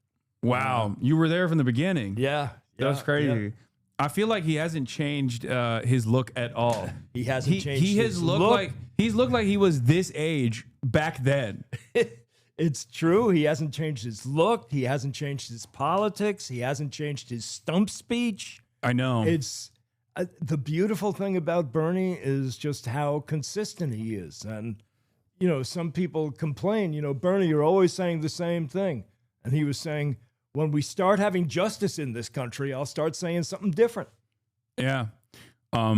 So you go through the process, not as many hurdles back then as there are now. I mean, the big hurdle was we didn't have enough money. Yeah. I mean, we had $4,000 a piece, and we were planning on getting a loan from the SBA, but we couldn't get a long enough lease on this old gas station that was falling apart, so we couldn't get the loan from the SBA, and you know the bank kicked in another $4,000, so it was $12,000. Mm-hmm. Started Ben&Jerry's. It's kind of amazing. I guess you can't really start a business on $12,000 now. Yeah, no, that definitely can't. So let me ask you, getting right into it, Trump is president again. Oy. Yes, I don't know if you knew that. Trump is president. Guys, Oh. that's what's going on. Sorry. on, Hate make to be me the bear. happy. Don't- Hate to be the don't- bearer don't of rub bad it in. news. Hate to be the bearer of bad news. And one thing that I have routinely talked about with Ben&Jerry's is the component of marketing and political advocacy. Specifically because I always use Ben&Jerry's as a great example of a company that, in spite of corporate takeovers, in spite of control by much larger conglomerates, Ben&Jerry's has always maintained political advocacy as a part of its mission. And I think is largely in part because of your direction, right? Like this is a genuine thing that you care about, as opposed to Target, for example, or many other mega corporations in this country that will only aesthetically get on board with performative activism in an effort to do marketing. And the second part of this is that I now fear that we're moving in the direction where a lot of companies have completely cast aside the previous performative liberalism, the performative wokeness, if you will, to now move in the direction of right-wing politics, broadcasting right-wing politics as though it is a virtuous position to have. Have you noticed this as well in your experience? Well, as a matter of fact, I have, Hasan. That was a wordy question. I just lobbed it up for you. And I have thought about that, and I think all that's going on is that most businesses, most corporations don't really have a social mission. They are not values-led businesses. They are businesses whose purpose is to maximize profits today, in the here and now. And so, think about it. I mean, if you're a business and your only purpose is to maximize profits today, you go along to get along. If the current president says X, you say, yeah, baby. If he says Y, you say, yeah, baby. And if he says Z, yeah, I'm on board with that. Yeah. Because they don't have a heart, they don't have a soul, they don't have a spirit. And that, I think, is the interesting thing about Ben&Jerry's. It's a business, it's a thing, but it has a heart and a soul and a spirit. And, it's the idea of being values-led, not profit-led. Values-led is a term that was coined by Anita Roddick, who started the Body Shop. So, the Ben&Jerry's mission, and, we went through a lot of difficulties in order to get to this point. There was a lot of internal dissension. There was external criticism. But the Ben&Jerry's mission is a three-part mission. So we have a social mission, we have a product quality mission, and we have a financial mission. And the interesting thing about them is that they are written horizontally to make the point that no one of them comes before the other. They're all interconnected. And staying true to those missions is what keeps Ben&Jerry's Ben&Jerry's. Yeah. You mentioned that there was some struggles that took place in the process. Do you want to elaborate a little bit on that? Sure. In the early days, the struggles were mostly internal.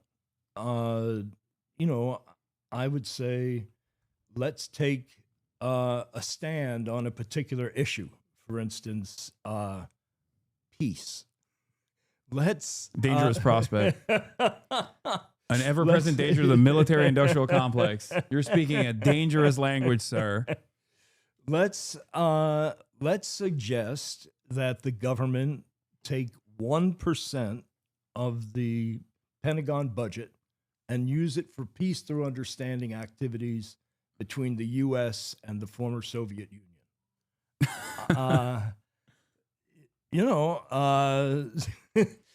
Because the people, they don't have anything against each other, and yet we were in this Cold War. I feel like that kind of dangerous language would have gotten you denaturalized back in the day.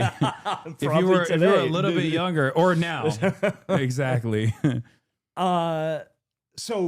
we were coming out with a chocolate-covered ice cream pop on a stick, and normally you write about, oh, you're going to taste the most amazing chocolate-covered ice cream pop on a stick you ever had. It's so smooth, so rich, so creamy, so chocolatey. And instead, we said, let's call this a peace pop, and let's use the copy on the package to talk about making peace instead of war and shifting this money out of the Pentagon. And it was incredibly controversial within the company that people were saying, our executives were saying, the people on the board of directors were saying, business that's not business's role. Business should not be trying to advocate for particular national government policies.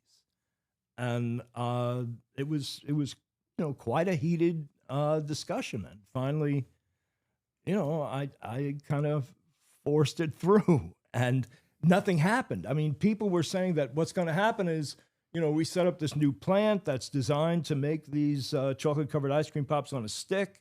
If we come out with this packaging, right-wing groups are going to picket the supermarkets. The supermarket's going to take it off the shelf, and none of that stuff ever came to pass.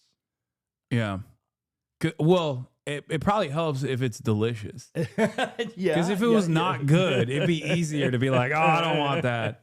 I don't want that at all. Yeah. No, this is something that I've seen in my own industry as well. Streaming, the internet, like content creators, like a lot of them, I think, are at the mercy of the broader audience and like whatever they're saying, and they never want to lead by example because they're afraid of like corporations pulling out. They're afraid of companies saying, "Oh, we're going to blacklist you." They're afraid of companies saying like, "Oh, you speak on this political issue.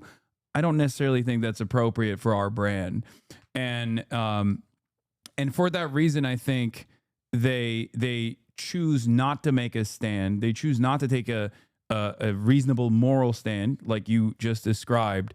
And I feel like that creates an environment where without that bravery, without that courage, that creates an environment where the only ones who are speaking loudly are oftentimes right-wingers that don't have these sorts of fears, that don't care about these sorts of things, especially when the administration is like heavily leaning on that kind of domination as well, even on the corporate side.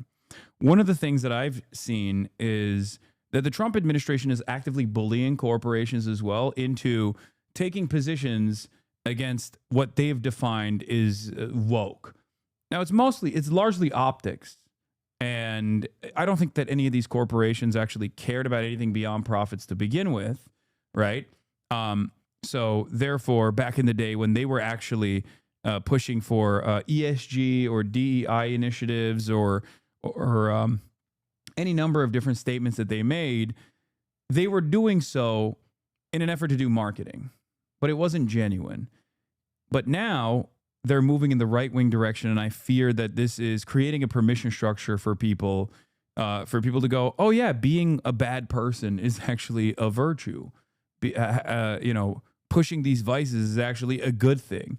And I think it makes the entire environment less safe for everybody, not just marginalized groups in particular, but it just makes the environment that we're living in more toxic overall. Yeah, I think that's really true. I mean, the word that's been going through my mind lately is cutthroat. I think about Trump's original book. What was it? The Art of the Deal. Yeah. And in that book, he's saying, there's so many people who say that a good deal is when both parties come away from it thinking we did pretty good. We feel okay about this. And he said, no, that's bullshit. A good deal is when you get everything you want and the other guy feels fucked over. Is that allowed? Are we allowed to say Yo, that? you can curse as much as you want. Yeah. And he's running the country the same way. Yeah. No, he doesn't care about cooperation. He doesn't care about respecting the other guy. He wants, when he talks about America first, he's talking about everybody else last.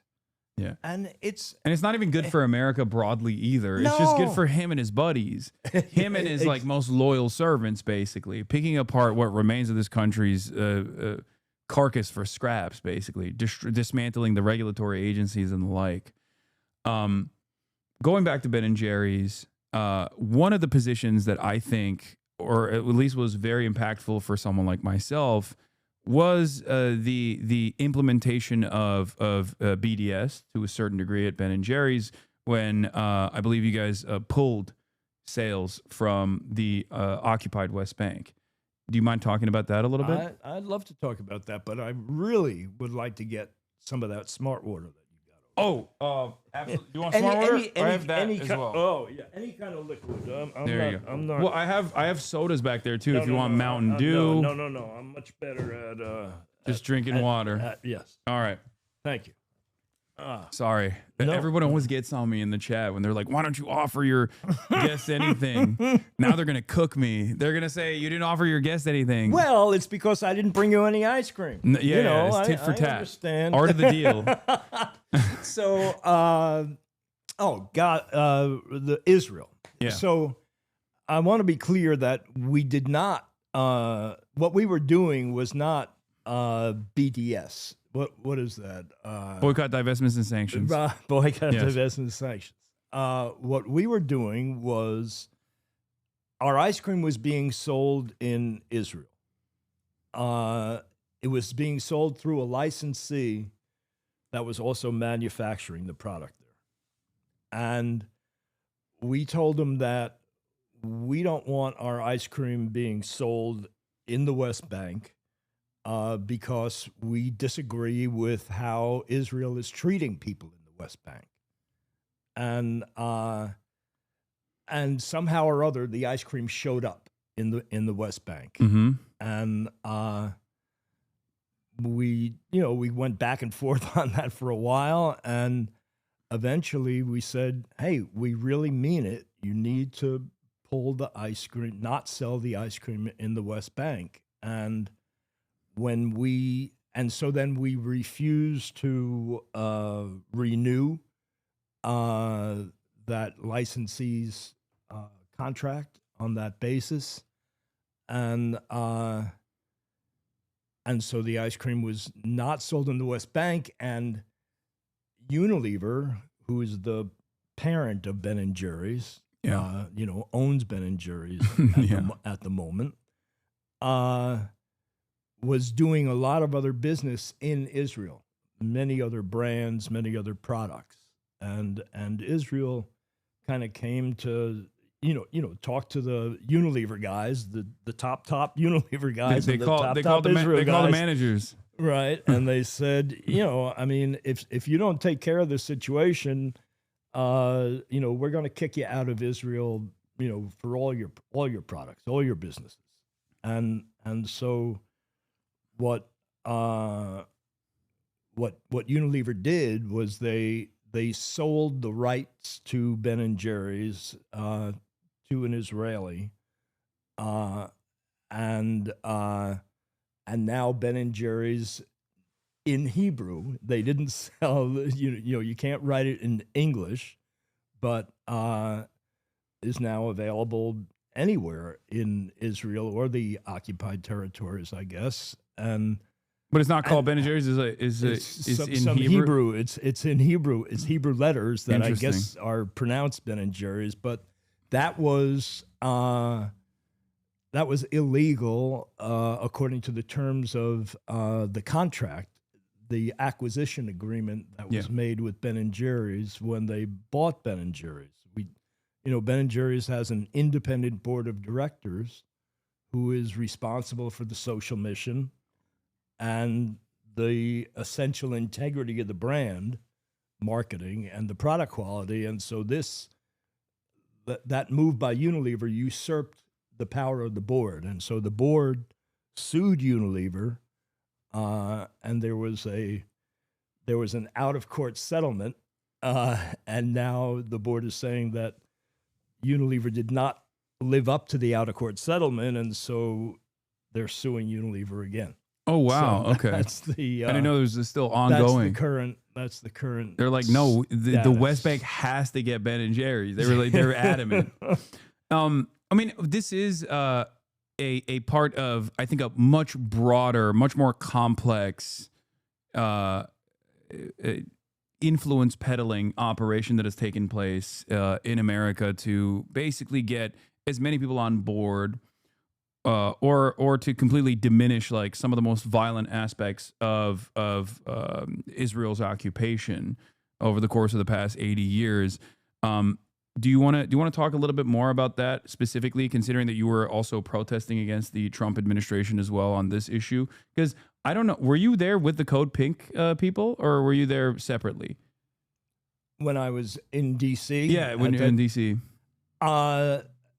We were there separately, but Code Pink was being very supportive. Yeah, and they were very. You know Medea Benjamin? I know her very well. She's the goat. I love her. She's great, and so she was very helpful in terms of getting me into that committee hearing. Oh, she's the best at that. Yes, I don't know how she does it. I don't know how she does it either, because for decades now. They ought to know who she is by now. No, she just finds a way to sneak into everything. Well, I guess it helps to be kind of small. Yeah, yeah. So, but Code Pink was also very helpful in terms of creating the video. You know, when I was being walked in zip ties down the hall, it was Code Pink that was prompting me with the right questions and doing the videotaping.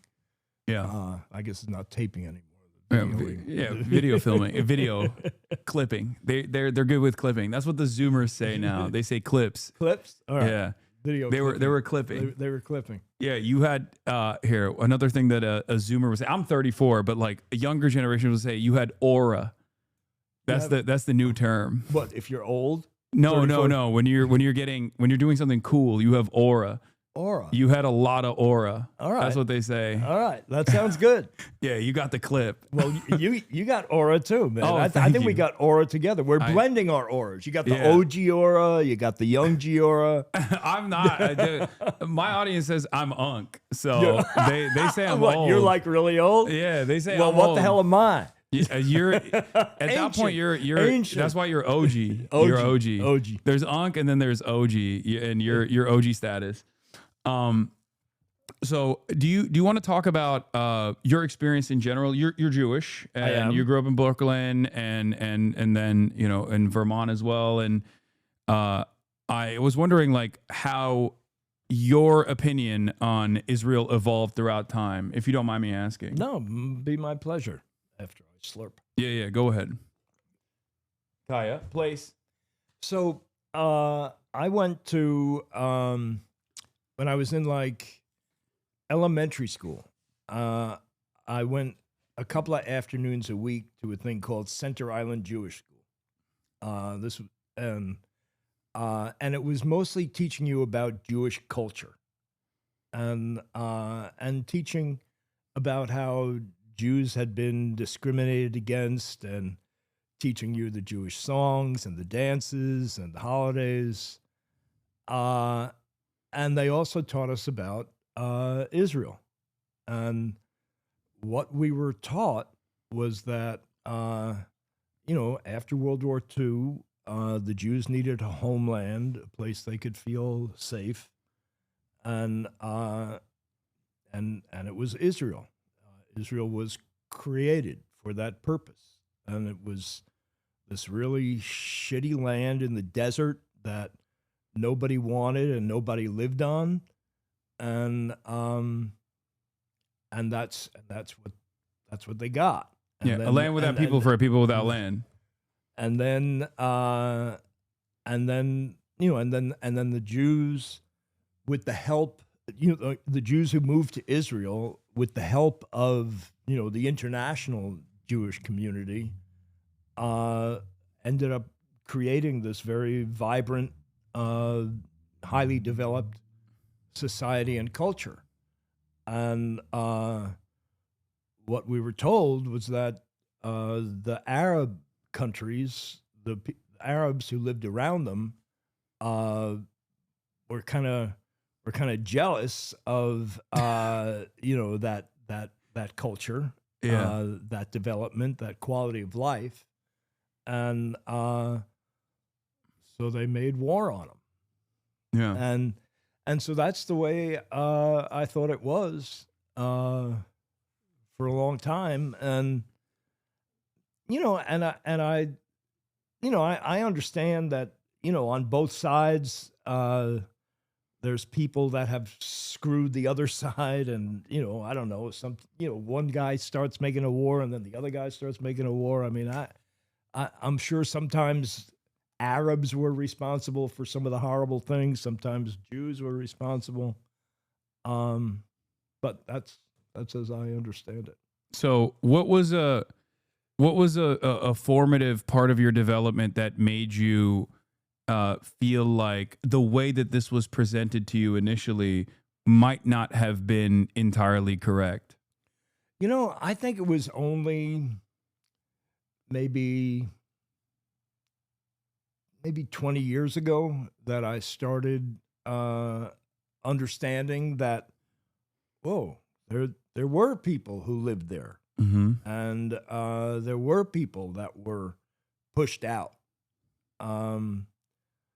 And you know, and then it didn't sound so good. Yeah.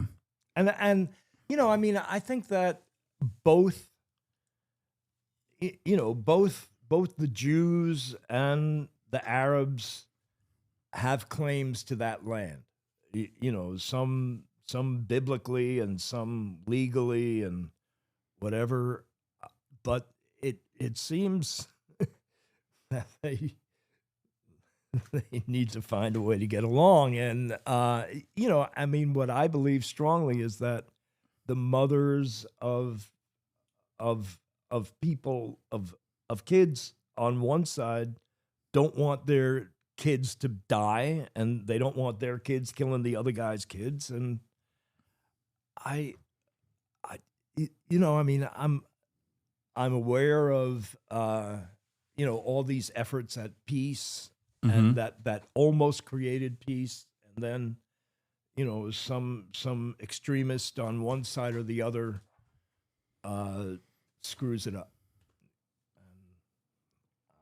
And I don't know what to do, but the one thing that I know is that you can't mistreat people. That forcing people in Gaza and the West Bank to live in what the UN has called essentially an open air prison is not going to work. That you know, people don't take that lying down.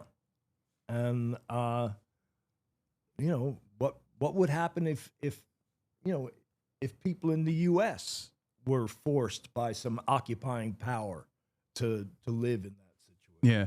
I use the analog of aliens because there is no equivalence with the asymmetry of power, because America is the most powerful nation on the planet and has been so, especially in the aftermath of the dissolution of the USSR. America won the Cold War. It's uncontested, right? 800 military bases all around the world, constantly in a state of permanent warfare, imperialism, military occupations everywhere, or military bases everywhere that is masqueraded as a security contract that they have with all of these other countries. And therefore, it's virtually impossible for us here living in the heart of empire, living in the United States of America, to ever comprehend what that would look like unless it was like an infinitely more technologically superior force that could control us in this way. Americans are so powerful, I think, that we invent enemies to be afraid of, whether it be Russia or whether it be China. We invent people to be afraid of that could do to us what we've done to the rest of the world.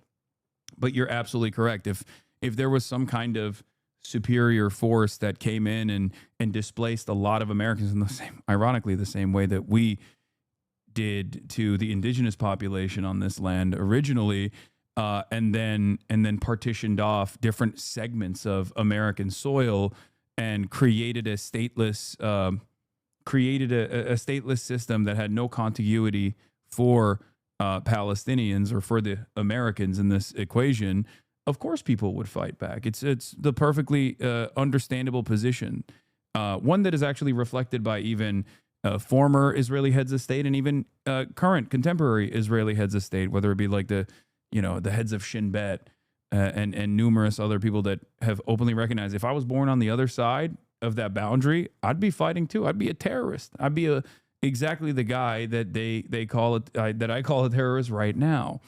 So I think our understanding of it here in America is very very outdated, and that's, I think, partially because of the experience that you reflected on just now with like your schooling, and it's not just about the way American Jews are educated on Israel. It's just broadly the way that Americans are educated on it, especially like Christian Zionists, for example, in evangelical churches, get a very different theological justification for why Israel must belong to Jewish people and Jewish people only in an effort to trigger the rapture.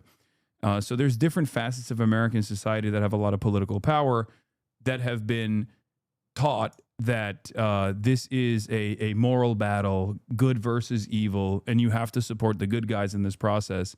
And yet, I would say in the past 22 months, the societal attitudes, even in the Western world, has broadly shifted in the exact opposite direction. Do you feel like that will lead to a more meaningful conclusion? As someone who has been aware of this for 20 years plus now, especially, do you feel like societal attitudes have shifted?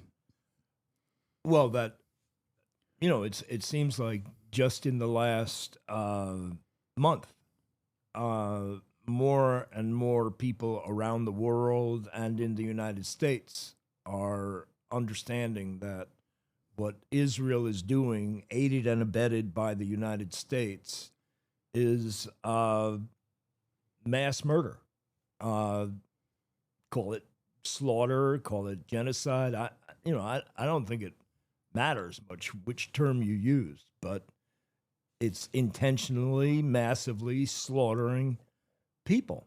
And no, it's the moral issue of our time. Yeah. And the people of the world say this is horrible. This needs to stop. We will not allow this, and yet the leaders of our countries go against the population and continue to kill, mothers, fathers, sisters, brothers, sons and daughters, families just like ours in some other country in our name. That's what gets me about it, is that they're doing it with my money and in my name. Yeah, absolutely. I do feel like the changing societal attitude, at least, is like going to cause a generational divide that hopefully will lead to better outcomes for the Palestinian population down the line. Of course, they are running out of time. They don't have time at this moment. One thing that I've noticed, and I'm wondering how you feel about this, is that this has become such a moral stain that is so undeniable, that's so undeniably wrong, that it's almost making people in the Western world question whether we have a real democratic process at all. Do you see that as a warning for American politicians in general? That, like, if they don't pack this up? Absolutely. Yeah. We do not have a democratic process. We do not have a democracy. We do not have government of the people, by the people, for the people. We have government of the money, by the money, for the money. And so, I mean, a big part of it is we need to get big money out of politics. But, the most hopeful thing that I'm aware of is Mamdani, winning the primary in New York. And, he ran on, on a platform that says, let's take care of the actual everyday needs of people. Let's make it so that they can afford to have a decent place to live, that they can afford to buy food, that they can have a decent, livable wage. And these other guys, the Democrats and the Republicans, have said they don't give a shit. Have mouthed the words, "Oh yeah, we care, we love the children," but you look at the federal discretionary budget, which I just happen to have with me here. Let me see. You just walk around with that? Yeah, I walk around with the federal discretionary budget. Somebody has to, somebody has to pay attention here.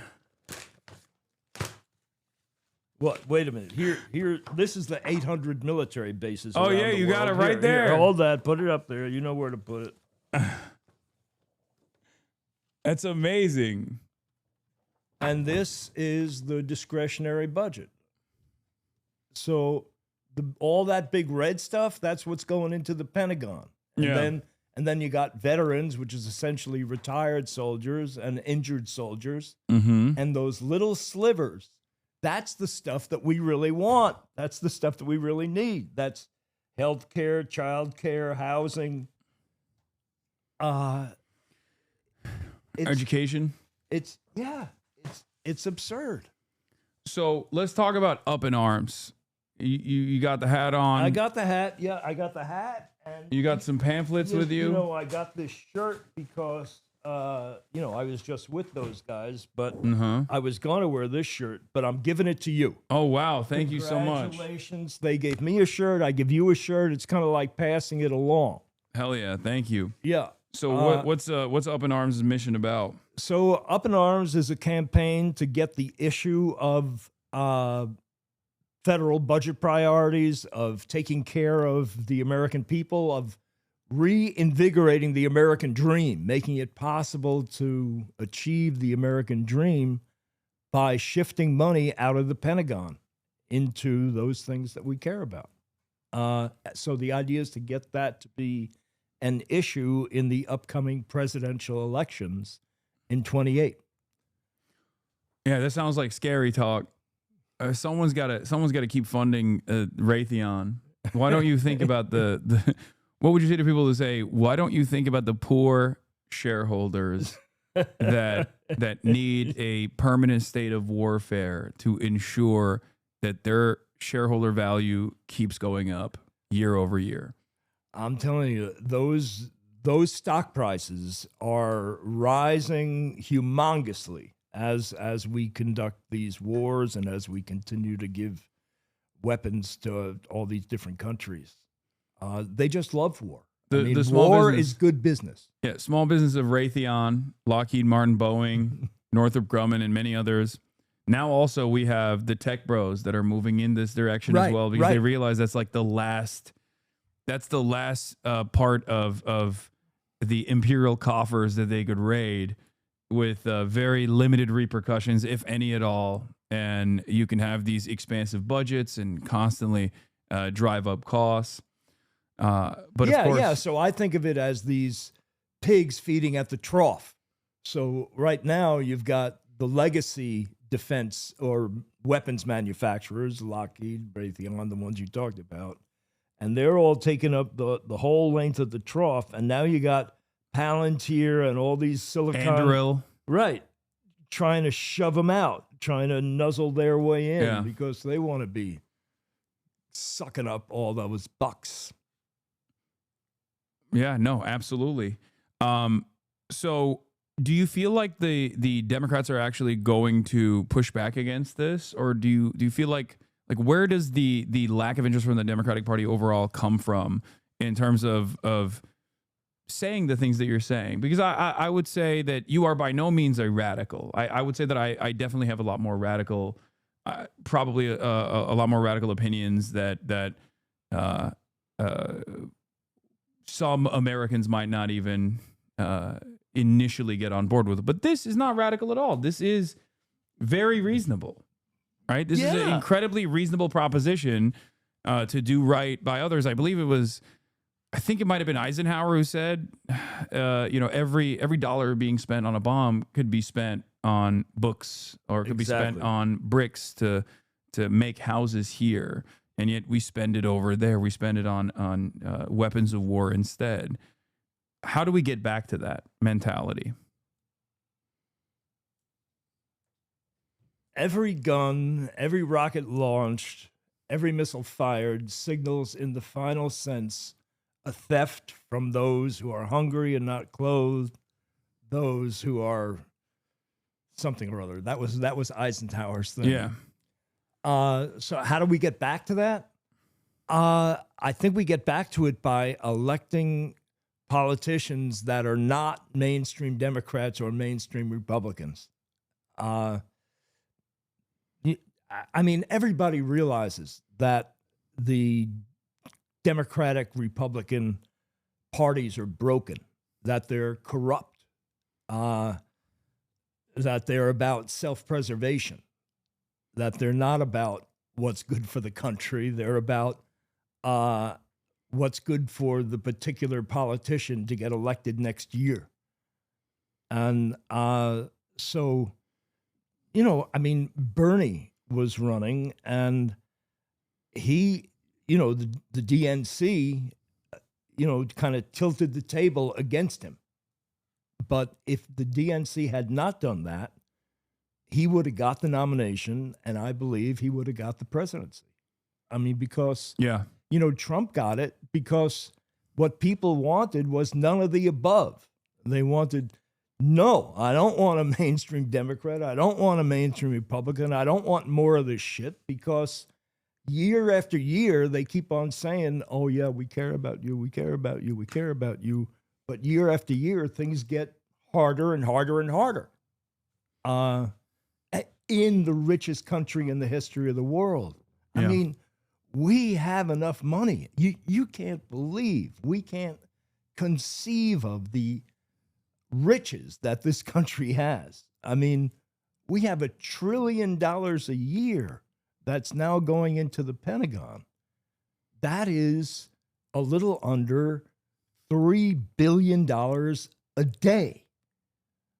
I mean, just on nuclear weapons, we're spending over $100,000 a minute. What could you do with that money? I mean, for less than 5% of the Pentagon budget, you could eliminate homelessness. You could eliminate starvation and food insecurity, not only in our country, but around the world. I mean, there are 3 million kids a year that are literally dying of starvation. Yeah. For $50 billion, that's 5% of the Pentagon budget. We could provide food security for every one of them and provide food security for everybody in the United States who doesn't have enough to eat. Yeah. And we make the decision to instead, let's build more nuclear weapons. I mean, what would Jesus do? I mean, what does that do to the soul, the spirit of our country? Supply side Jesus. Yeah, like Al Franken's joke. It's just Jesus would not cure the lepers unless they were in their network of coverage. That's how he operates. You don't understand. American Jesus is very different. I mean, it's a cliche at this point, but yeah, if Jesus came back to the United States of America, they'd probably kill him. They'd be like, you're a Mexican communist. Get out of here. What are you talking about? That woke stuff. We have, I think that's just like aesthetics anyway. I don't think any of these guys actually truly are believers, or at least they believe in a very distorted version of what they perceive Christianity to be, prosperity gospel, and in an evangelical format. It's a permanent state of war. not helping the poor at all. It is a permanent state of war. I mean, how can you possibly say that we're at peace if we're spending $1 trillion a year on weapons, on the military? I mean, we're not. We're not at peace. We're preparing for the next war. Yeah. It's absurd. I mean, is this really the best our leaders can do? To solve problems by killing our brothers and sisters in other countries? Yeah. But again, I think it goes back to the profit. It goes back to the profit incentive, which is that It totally goes back to the this is profit the one incentive. industry.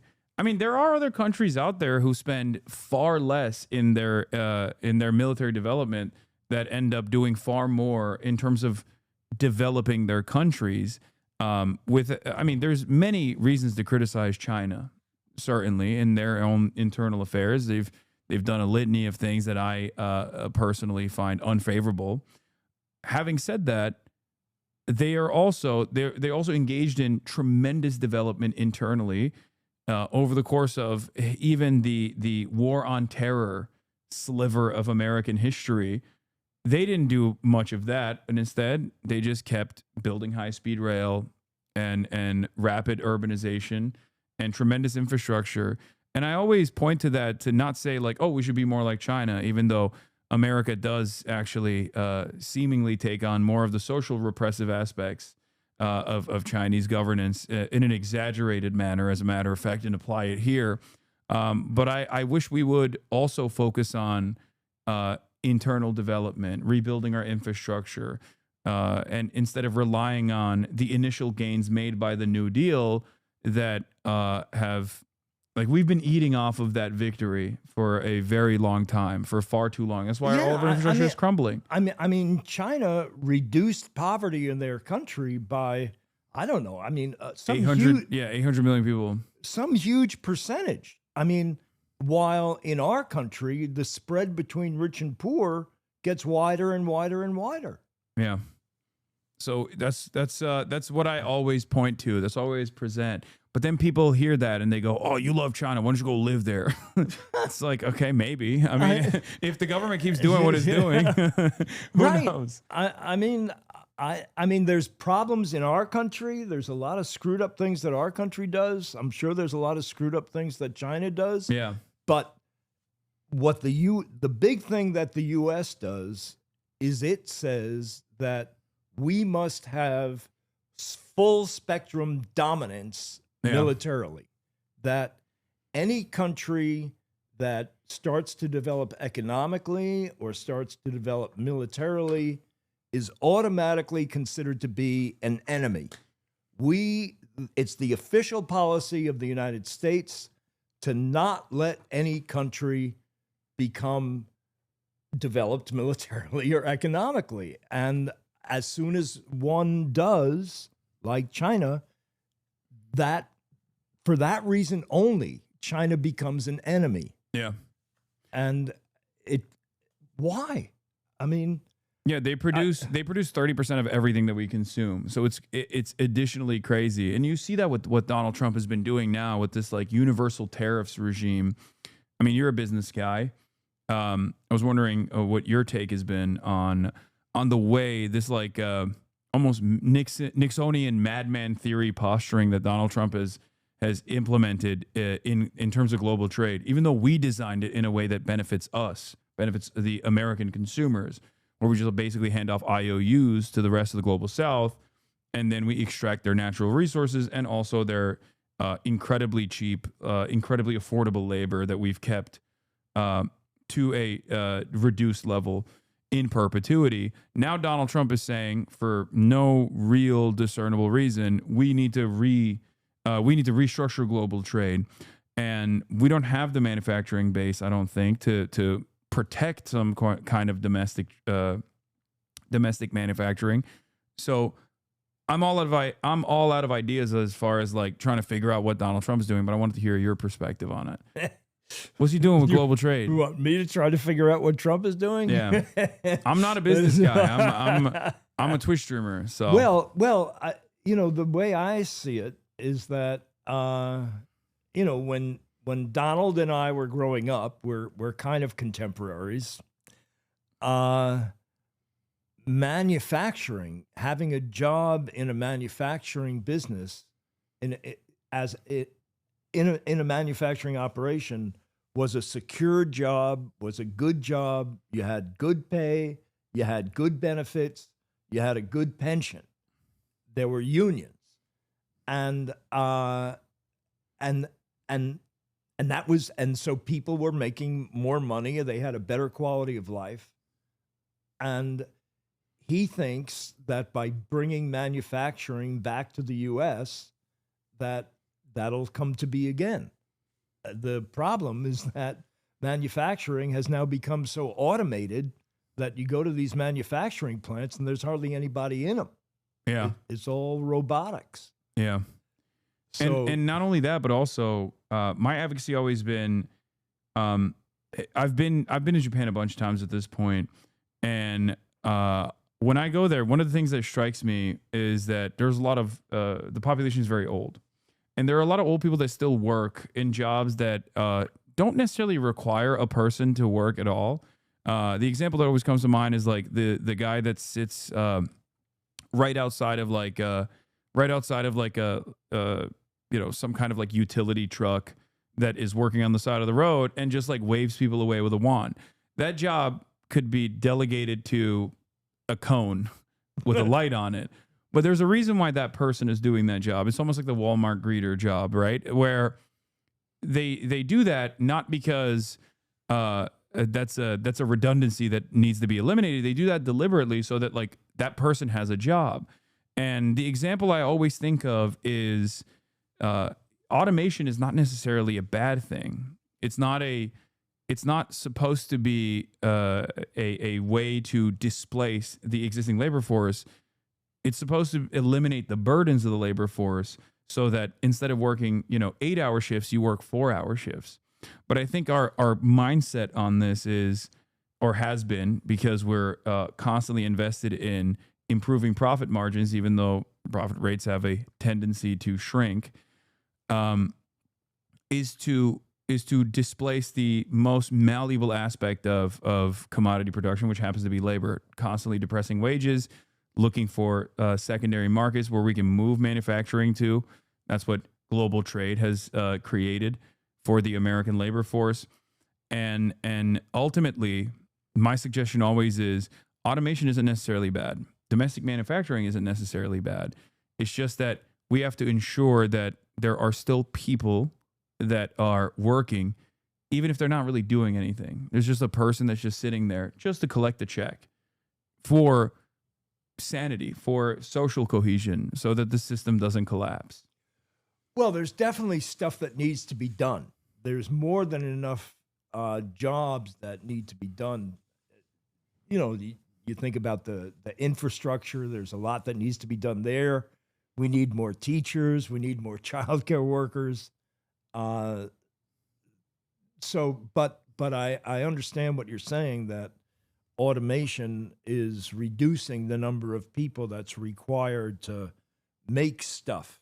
And what should be happening is that people should be working less hours and getting paid more money per hour. The problem is that the workforce is becoming way more productive. Yeah. Thanks to robotics and computers and whatever. But all that productivity, all the profits from all that productivity is going just to the 1%. Yeah. And no, that's what we need to change. I mean, why don't we how about having like a rational minimum wage in the country? Yeah. I mean, or a the federal minimum jobs wage program. The minimum wage is $7.50, right? Yeah. I mean, there are people that are working and getting $7.50 an hour, which is ridiculous. Yeah. One thing I've always fantasized about is that we already have a massive government jobs program. It's called the military. And I wish that like the DOD would be, in a future utopian society, the DOD would be restructured into simply just like the Army Corps of Engineers, instead of like instead of holding arms, they hold shovels and pickaxes, and they build roads and are constantly working not to kill children overseas, but instead constantly working to build bridges and homes and factories. I think that makes a tremendous amount of sense. Yeah. I think the people that end up going into the army would appreciate that a lot better. Yeah. I mean, they're going into the army because they genuinely want to serve. They want to have meaning in their lives. Yeah. Or because they're poor. Right. And they want to pay for college. That's another big part of it. Both are true. And so why not get that by actually serving the country and making the country better, as opposed to killing or threatening to kill people all over the world. Yeah. After Walmart, the military is the largest employing body in this country, if not, well, not the planet. I think the Chinese military is larger, but that's it.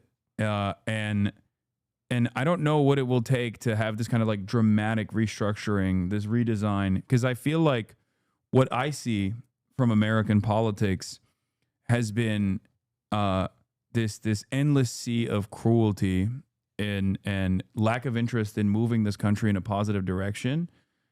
And that, I think, is devastating for a lot of younger generations that still have that, I guess, naivete where they think they can just go out in the streets and protest and maybe even make change happen. And our system basically is designed in a way where we just stamp that naivete out. We stamp that hopefulness out.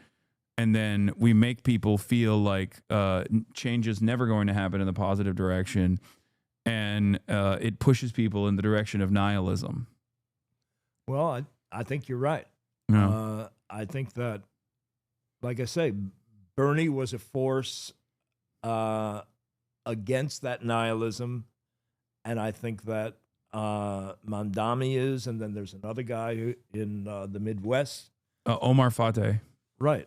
I'm going to be doing a collaboration with him as well, like I did with Zoran early on.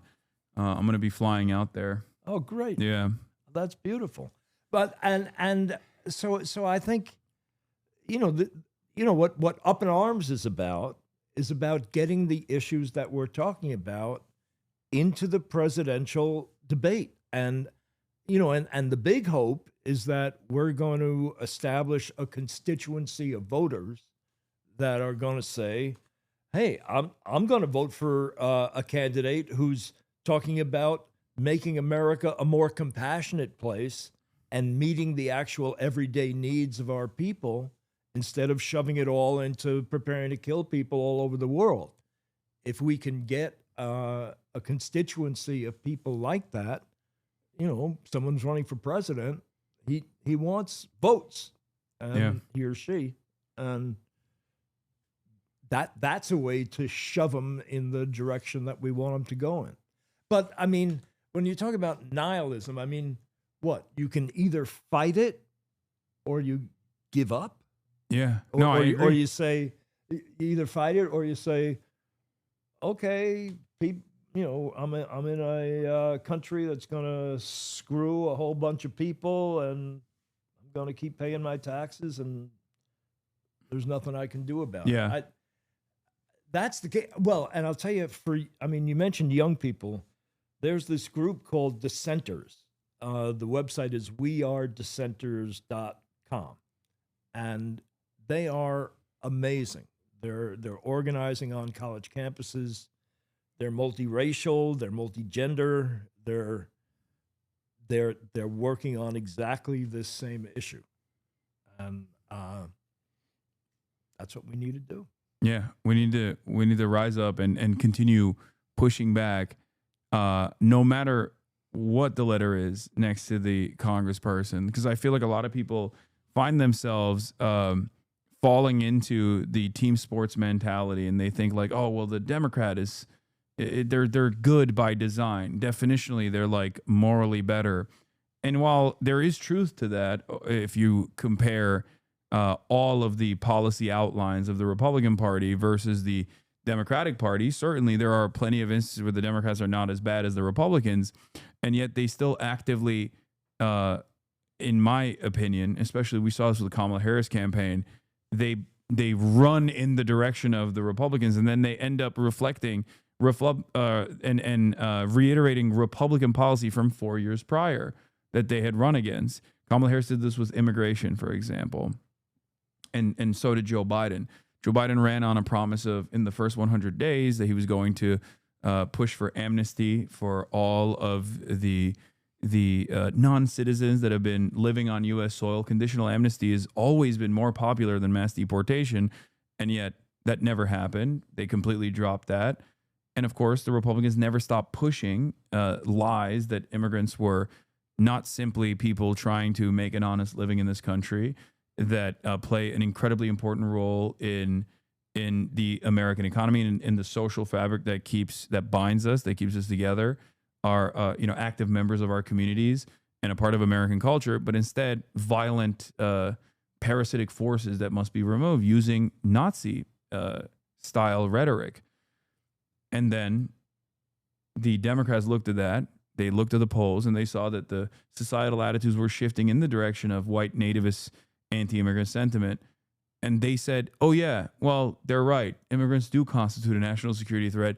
We are going to be the adults that actually do the border wall. Trump is not serious about building the border wall, which I thought was such an ineffective way to advocate, to win an election, by just conceding on a major issue to your opponent on their strongest issue. Yeah, I totally agree with you. And you know what strikes me about the immigrants coming to this country, if you look at the history, they're mostly coming from countries that the United States fucked over in one way or another. Yeah. I mean, either we overthrew militarily their governments, read Smedley Butler, who talks about how war is a racket and how he was overthrowing governments. And, this guy was the most decorated Marine back in his time. And he's talking about he was doing it all for the banks, for the big banks, and for the big corporations. Yeah.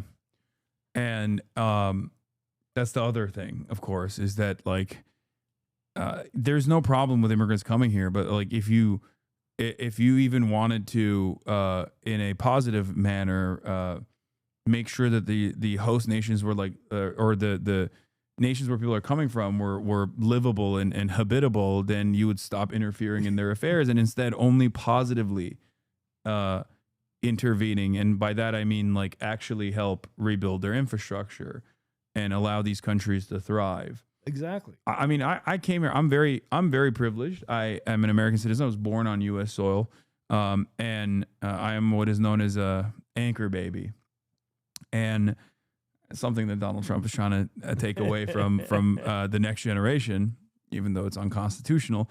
Anyway, and even with all of that fortune, even with all that privilege, I have family members that live in the United States of America beforehand as well. I had been to the United States of America. I learned English at an early age. I'm a native speaker, even though it's my second language. And I always thought my own journey is to the United States of America. When I was at the age of 18, I came here for college. That journey was so easy in comparison to the treacherous trek that so many people have to engage in, where they leave their entire lives and their livelihood behind. They leave their culture behind. They leave their families behind in many instances just to make $1 in the United States of America. So in spite of that privilege, there were still hardships that I experienced, loneliness and changing everything about how I lived and what I knew about the world when I came here to a totally different environment. So I always think about how people who are far less fortunate than myself came here, and that's what gears me to advocate for migrants in general and the humanity of migrants in general, and to advocate for amnesty in general, because I just can't understand how people look at all that and think, no, these guys are actually here to destroy the country or something. Yeah, what I don't understand is what is the problem with immigrants. I mean, how are they making our lives any worse? I mean, yeah. I mean, my understanding is that unemployment is really low in the country. They're not stealing our jobs. It's jobs that Americans refuse to do. Mm-hmm.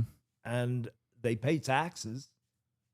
I just don't understand what's the issue? It's just scapegoating Right. because if you don't address the real, no one wants to address the real problem, which is corporate consolidation and endless greed and endless war as a consequence of endless greed.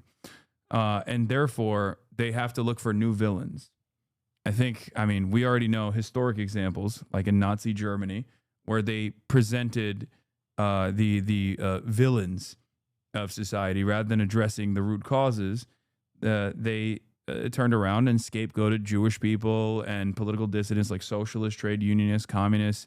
Said it was Jewish Bolshevism that was the real threat to the superior German culture that was, destroying it from within with degeneracy.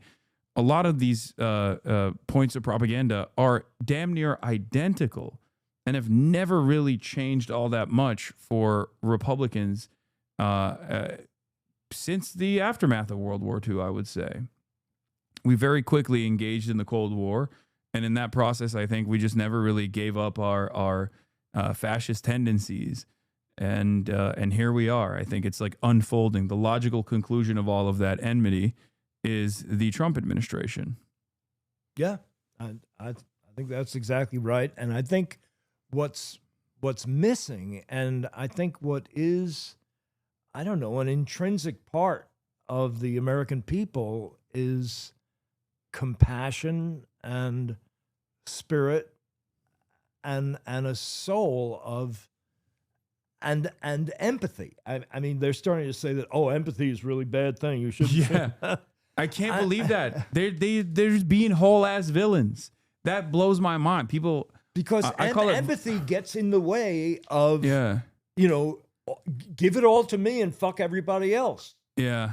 We don't care about those other people. Fuck them. They say violent empathy or toxic empathy. Right. That's crazy. It's just, I call it vice signaling. Because conservatives used to say like, oh, you're virtue signaling, which is, signaling that you're more virtuous than you actually are. The underlying premise is you must be faking it, right? But it's still basically is an admission that like the thing that you were advocating for is virtuous. Nowadays, I think conservatives are vice signaling, where they say things like suicidal empathy or toxic empathy, and actively push for toxicity, actively push for more violence and more harm to others. It turns into this incredibly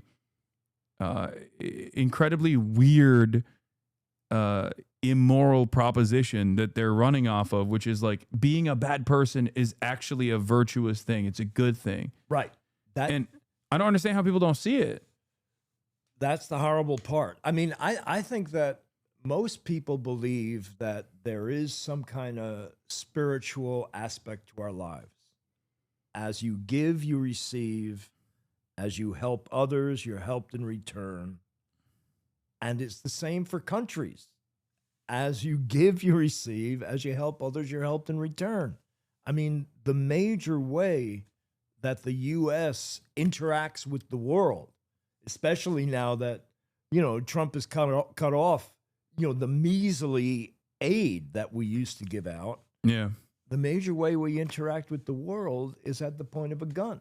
Yeah. 800 military bases all over the world. Yeah.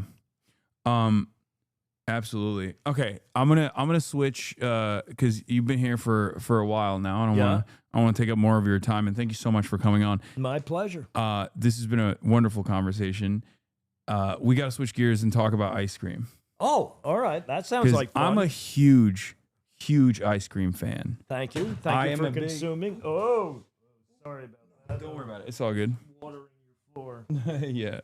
I'll grab some. I'll grab some paper.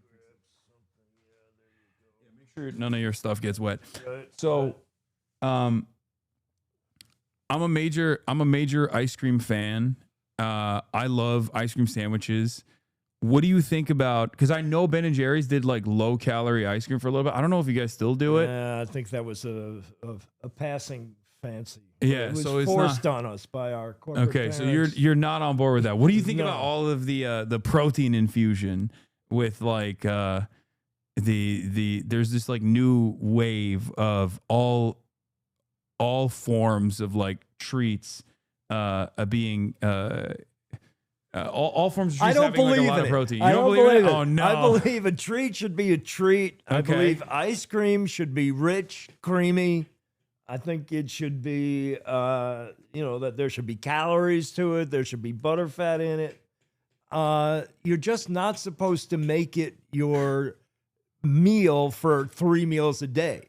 One meal a day is okay. I mean, I once worked on this caloric daily intake thing where, if you only substitute a pint of ice cream for 1 meal a day, Mm-hmm. you could eat lettuce and rice the rest of the time and you'd be fine. Damn it. This was all a trap. I brought you in here so I could convince you to not only You brought me in here because you thought I'd bring you ice cream. Yeah, well that, but then also I brought you in here because I thought I could convince you to not only do low calorie ice cream again, but also on top of that do protein ice cream. Oh God! I need my protein. But ice cream is supposed to be an indulgence. I know. It's supposed to be. It's like I was once at some restaurant in France, and some other American tourist is at another table, and he's giving his order, and he'd say, "Can you hold the butter?" That's crazy. And the chef comes out and he says, "What are you, crazy?" Right, just like you. Okay, that's crazy. That's crazy. You're right about that. No, I get that. I'm just, I like to put protein into every meal that I have because I need a lot of protein. All right. I'm a big boy. Shake it on the top. Use protein sprinkles. Okay, that's what I'm gonna do. Where instead of convincing you, it seems you're an immovable object. That's correct. On this is no, and I'm not into tuna fish ice cream. I'm not into chicken ice cream. I'm not into any of those savory ice cream things. No, I would never. That's no. That's a thank bridge you, too thank far. you, thank you. That's a bridge too far for sure. But it's just. I mean, protein. That's close to chicken. You can make it. You can make sweet protein. A lot of the protein is sweet. You put a little bit of whey in there. Okay, ice cream sandwiches. Best version of consumption, I think. What do you think?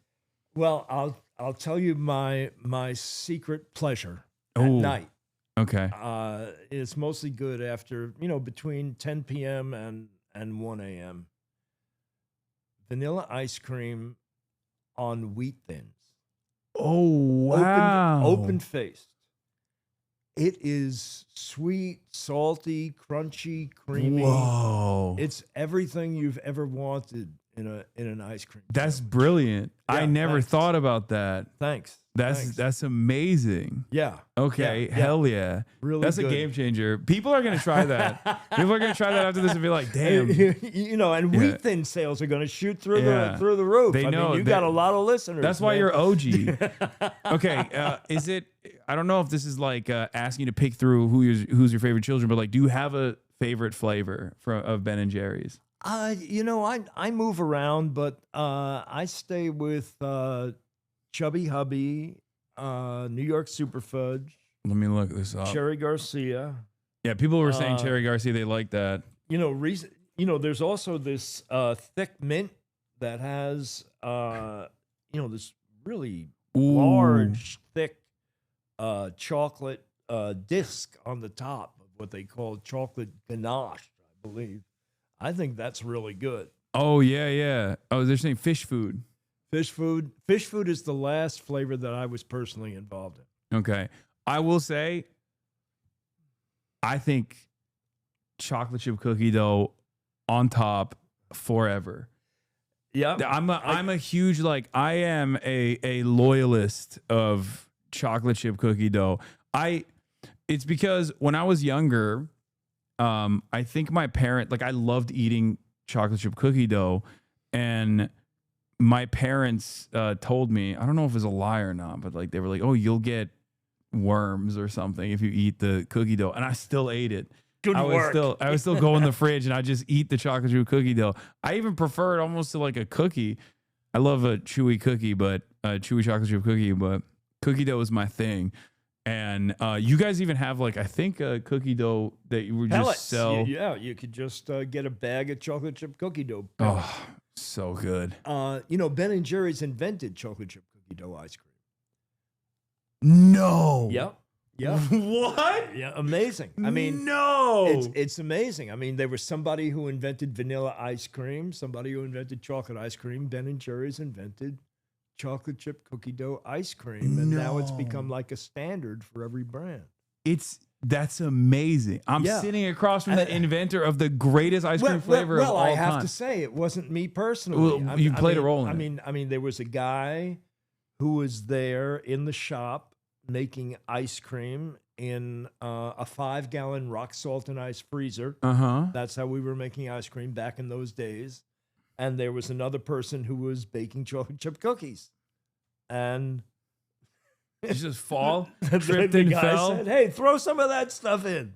And, No. right. And it really took off. And then, you know, I mean, that was making it in bulk in 2.5-gallon containers. And it became so popular that we wanted to start making it in pints. And the problem was that the little chocolate chip cookie dough balls, I mean, people were rolling them by hand. Yeah. You know, I mean, that's a lot of balls to roll. Yeah. And they're really sticky, and they would get stuck to all the machinery and crap. And then we started coating them in cornstarch, I think. And now they're made by this great company in Vermont that employs people who speak like 5 or 10 different languages. I mean, they're all immigrants. And what they do is that they freeze them as soon as they're they're extruded into these little pellets. And I'm blown. I can't get over this. It says that it was in 1991, Ben&Jerry's began selling pints of the flavor, which quickly became popular with consumers. 1992, chocolate chip cookie dough accounted for 20% of the company's total ice cream sales. Wow. 20%. Well, today, the biggest selling flavor is half-baked, which is half chocolate chip cookie dough and half chocolate fudge brownie. Yeah, no, I love that. That's my Ben&Jerry's flavor. That's my top flavor. I love it. Wait, someone said ask him about grape flavor. You guys have no. We don't do grape. Yeah, that's crazy. We had grape nut ice cream for a while. Grape nut cereal. Have you ever had Turkish ice cream? Who's Turkish? Oh, is that stuff that's like really stretchy? Yeah. I think it's got because I asked my cousin how it's made. Because it's like what makes it so chewy, because it's like kind of chewy. Maraş dondurması. It's from the area called Maraş in Turkey. And he said that they use, where is it? They use sahlep, which I don't know what it is. I don't know what sahlep is in English. Let me just see. Sahlep powder. I guess maybe it's the same thing. Yeah. Is a warm milky drink popular in the Middle East and Turkey. Flour made from the tubers of the orchid genus Orchis. Huh. That's what makes it like, because I initially thought it was like mastic. Like I thought it was like mastic gum that they put in it, but it turns out it's not. That's what makes it chewy. Anyway, if you guys want to broach into the Turkish ice cream territory. What is this? Show Ben your favorite Ben&Jerry's flavor. Oh, the Americone Dream. Yeah, Americone Dream. There was some concern that wait, really? Because they're firing the guy, is it still going to survive? And I believe it will. Oh, okay. So how does that work? How does the process of like getting a Ben&Jerry's ice cream flavor work? Are you still hands on in that? Are you like? I'm not personally hands on in it. The first ever. Let's say you make a call. You're like, there's a political commentator who isn't fired, who still has just saying, like a young guy, new vision. No, I'm kidding. I'm sure. Do people ask you that all the time where they're like, everybody wants ice cream flavor? Well, I mean, we came out with Cherry Garcia, and then every band got in touch with us. We want our ice cream flavor. Yeah. What's the craziest flavor that someone has suggested, if you don't mind me asking? Crazy flavor. Nothing. Well, they keep on suggesting these savory flavors.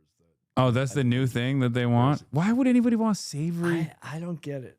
I just don't if you want savory, use wheat thins. Put a wheat thin underneath the ice cream. Exactly. Yeah. What about pistachio? Do you guys have a pistachio flavor? We do have a pistachio flavor, and there aren't that many ice creams that have a pistachio flavor anymore. And yeah, which is interesting because that's huge in Turkey. But then again, there's a lot of pistachio in Turkey. Right. What? Yeah, we have a pistachio flavor, and what is some other flavor that you don't? Oh, we have Chunky Monkey. Banana flavored. Yeah. And you can't find another banana ice cream anywhere. I don't think. I mean, banana ice creams, they used to be yellow. Yeah. But or this is really OG. I feel like they don't do that anymore. Tutti Frutti. Yeah, that is very OG. No, I was not like a big fan of it. I've never been not either. I don't know why. I've always felt like fruit flavored ice cream is a bad take, I know, but it's just not for me. Well, I mean, during my day at Ben&Jerry's, we found that we were not able to sell any fruit flavored ice cream unless we added chocolate to it. Oh, okay. Yeah, that makes sense.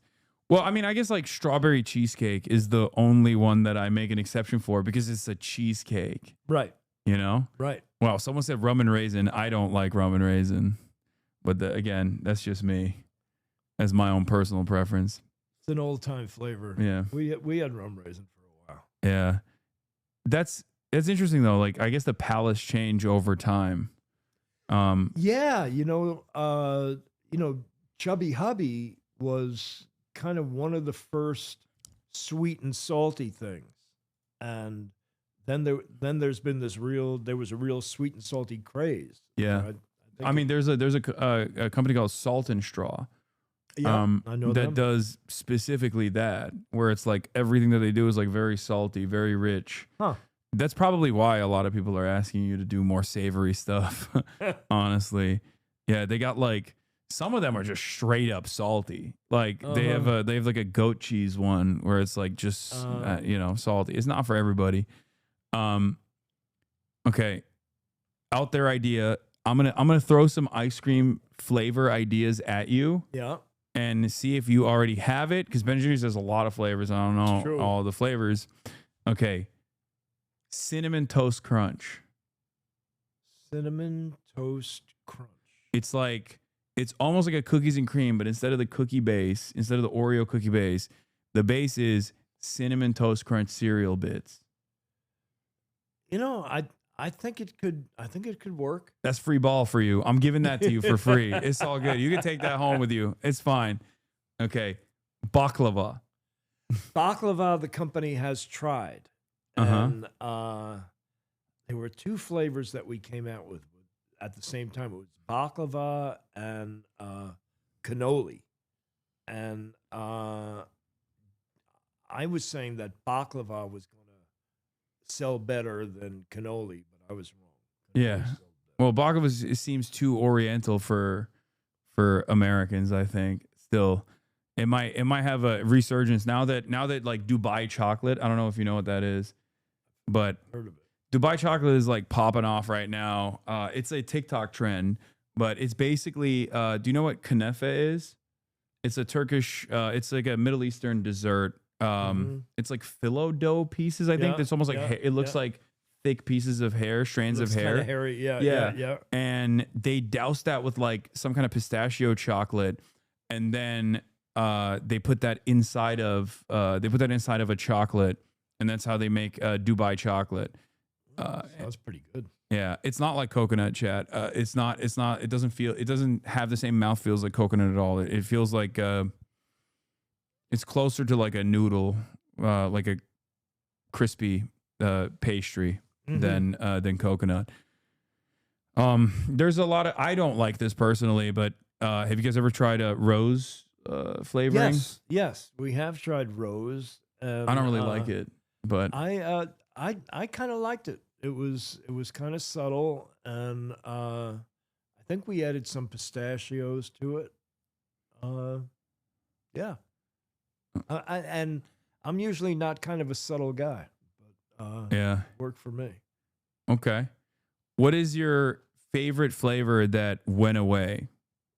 You have one where you're like, I really like this. I banged for this, and people just didn't get the vision at the time. Well, the original one was mocha walnut. You know, I used to be the delivery guy. I would be delivering it. You just be eating while you're delivering? Yeah. And, you know, we got complaint letters. Half of them said there's too much coffee in the mocha. Half of them said there's too much chocolate in the mocha. So, you know, it was kind of a subtle, you know, there's nothing, you know, the walnuts and the mocha, it's kind of a subtle thing. And you know, you had to have the, you know, a hankering for that kind of thing. Okay. And then there was coffee almond fudge, which I thought was a great flavor, no longer around, and coconut almond fudge. So you're a fan of you're a fan of the nuts in the ice cream. Yeah, well, you know, you might have heard that I don't have that much of a sense of taste. Oh, I have not heard that. It might have been considered, you know, a problem for an ice cream man, but we turned it into an advantage. So, you know, when you don't have much of a sense of taste, You go for texture. correct. That's Yeah. exactly it. No, texture is very important. Right. I agree. I think mouthfeel is a Mouthfeel, very I love it. very important aspect You of know, it. not that many people, Yeah. you know, use that word Yeah. aside from myself. Yeah. No, I love using that word. Yeah, mouthfeel. yeah. It's a subcategory of the sense of touch. My chatters made churn out the votes. Socialist woke bet. All right. Yeah. I mean, I'm just, no pressure. No pressure. I'm just oh yeah. As far as like a chicken as dessert, tavuk göğsü, which means chicken breast, is a Turkish chicken dessert. It's made with literally chicken breast. Really? It's got a crazy mouthfeel, and it's not even remotely savory at all. It's really interesting. Huh. But yeah, that's another one. There was one more thing I wanted to ask you as far as flavors goes. So I gave you cinnamon toast crunch ice cream. What else? What else could there be? Chat, do you have any that I haven't thought about? Oh, bacon and maple. That could work. I could definitely understand that. Yeah, that was another one. Oh, people are saying Vegemite. Ugh. Oh no. Ugh. Yeah. No. Okay. Well, what do you think about the so you don't like the protein ice cream? No. You're not in favor of it. No. Ice cream should be ice cream. Okay, what do you think about like the Greek yogurt shops that they have now where it's like you can just like put a bunch of stuff on it. What's your you've been to one of these places, I assume, where you go to like a frozen yogurt shop? Yeah. And they have all these toppings that you put and then they weigh it. Yeah, I like it.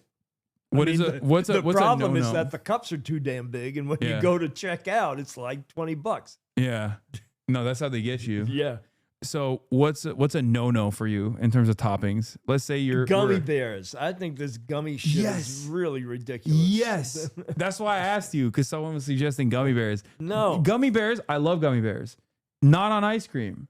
They get cold and they get hard. Yeah. And it changes like the mouthfeel of it all. Right. It's not gummy anymore. Yeah. It's not it's not good like on ice cream. A jujube. Yeah. Do you remember jujubes? No. These were like super hard gummy things. Uh-huh. They were like stale gummy things. Yeah, no, I don't like that, but I do like, as I've said before, the crumbled cookie toppings. I Yep. love. Yep. Which another good ice cream flavor could be cookie butter. Cookie Which I don't even know if you guys have her already. butter. You've never had cookie butter? No. Oh, it's like Lotus Biscoffs. Like it's like little biscuits. They have a specific taste. Yeah. So you take And they turn that into butter like and yeah. you make it into that taste. They basically turn that into like they take that cookie and they turn it into like spreadable, like a spreadable thing basically, and oh, it's incredible. What, and you like spread it on bread? Yeah, you can spread it on bread Or crackers. I just eat it straight off the. Straight. Yeah. Good. Ask me about red velvet. You know, I don't believe in red velvet. Well, I And- mean, and it's not. It's nothing. It's just food it's coloring. just red, right? Yeah. I agree. Okay, we're locked in on this. So yeah, red velvet believers, you're wrong. It's true. I don't know what it is. I still think it's different. In my mind, it tastes different, but I know it's not different. If that makes sense. Well, you know, especially for a guy who doesn't have a sense of taste, it's really not different. Okay, someone's asking Earl Grey tea flavored ice cream. Too subtle. I mean, well, you know, again, a guy who doesn't have a sense of taste, I can't tell the difference between all these different teas. Yeah, you just got to put sprinkle some nuts in there. Yeah. Tea and nuts. Okay. Well, Ben, thank you so much for coming on. It has been a was pleasure, amazing. dude. Thank You're you. beautiful. You're awesome. I'm gonna go grab some napkins. Yes. Fix the water damage here, but it's all good. No, don't worry about that.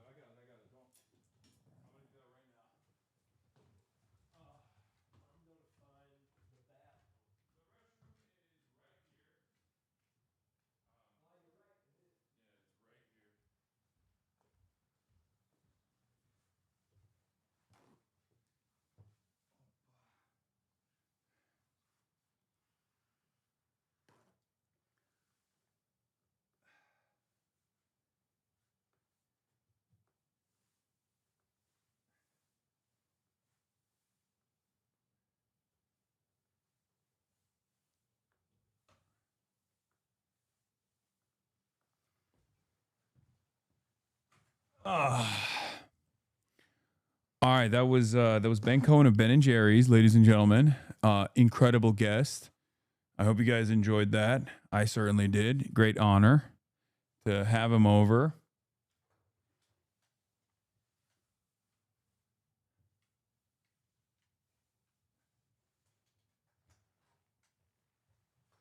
An OG. He hasn't left yet. He's just using the bathroom. But probably one of the cooler. Yes, he's coming back. Don't worry. His bag is still here. And so is his cool and heat cream Lycodane. Lidocaine, not Lycodane.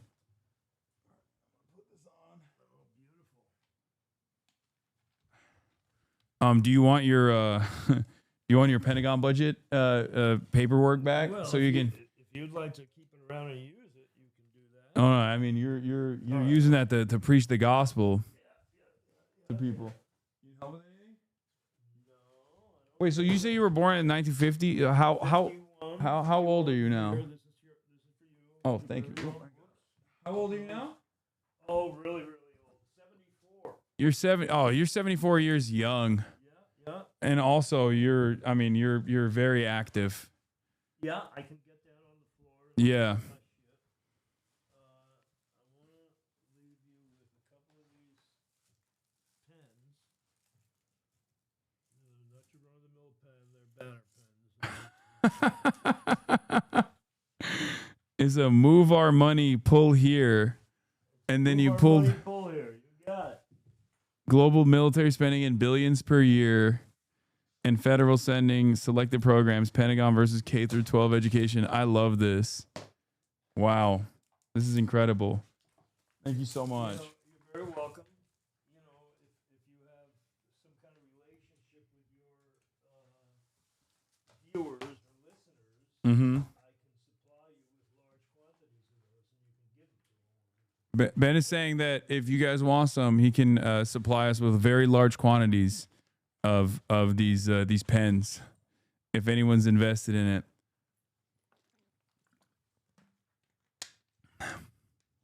Yeah, we got drops. Finally, Twitch drops. What? Oh, that's a thing that Twitch does called Twitch drops for video games. All right, well, thank you. Dude, it's been a pleasure. Thank you very much. Tell me what your brother is doing going around with that chainsaw on his motorcycle. Oh yeah, he's a sawyer. He got a sawyer license, so he can cut trees off the trail to open up trails. Oh, that's great. Yeah. Very cool. And he bikes, and now he's just got a pilot's license too. He's much cooler than me. Hasan, this has been great. Thanks a lot. Take care. You just gotta hit that button on the way up, just to open the door. Thank you.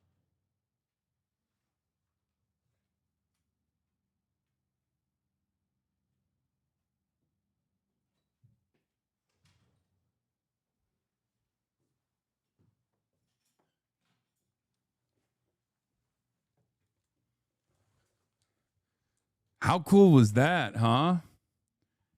How cool was that? I thought the interview wasn't as contentious as it could have been. You didn't push him on protein ice cream at all. You barely presented an argument. I expect a bad input on a video on this too. Oh, God. Oh, God. Any attention? My one chance to bring attention to the injustice of a late night snack being discontinued, gone.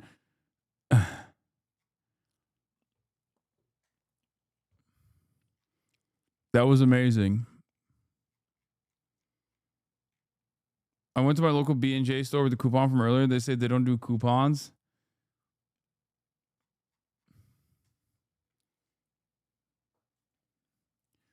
Yeah. Ben is a OG. Ben is a OG. You know, he's been at this for a long time. Just admit it's not an issue. You could push harder and give ideas on protein ice cream like peanut butter and whey. You know way too much about ice cream and desserts. I can't believe Ben&Jerry's invented ice cream, cookie dough ice cream, which is my favorite. Which is my favorite type of ice cream. What an incredible. Why didn't you ask him on when they're shifting to only vegan flavors? No, there was someone in the chat while I was talking to him. There was someone in the chat who was like, "Well, you leftists are all the same. You literally behave in the same exact way when the topic of animal welfare comes out." There was someone who was trying to debate me while I was doing this interview about animal welfare. So don't worry. I saw the chatter. They were trying to do activism in the chat by being a nuisance. My favorite type of activism is being a nuisance in Twitch chat. The real activism. Yeah. Oh man. Wow, that was fun. That was a fun little interview that we did, huh? This is a message to Ben, but I just wanted to let him know he's such a major inspiration for me as someone who else is anosmia. It's rare to hear another person have it. HasanAbi audio popping off. What is this? Empires don't die quietly. Bro, you said HasanAbi audio popping off. It's got 474 likes. Go away kicking and screaming, and it's incredibly bloody. And especially given the short timeline of human existence, we will experience all of that. I'm going to kill myself before that. You shouldn't. You want to know why? Are you really going to not see the end of Israel? You're really going to end your life before you see the end to Zionism as a fascist ideology. You can't. You can't do that. You got to survive directly out of spite. You're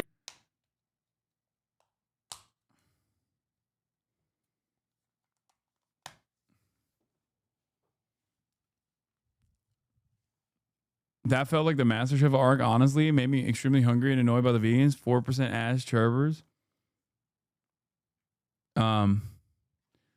Elaborate on the Turkish chicken dessert. I can't. You have to experience it to know what it is. There's no other way.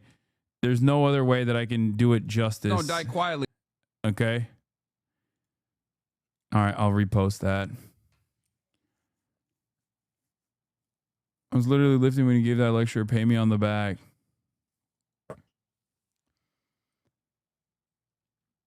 I didn't reach out once, and that interview was awesome. Yeah, I didn't either, because he faced me immediately when he sat down. So I was like, you know what? I'm going to do the same.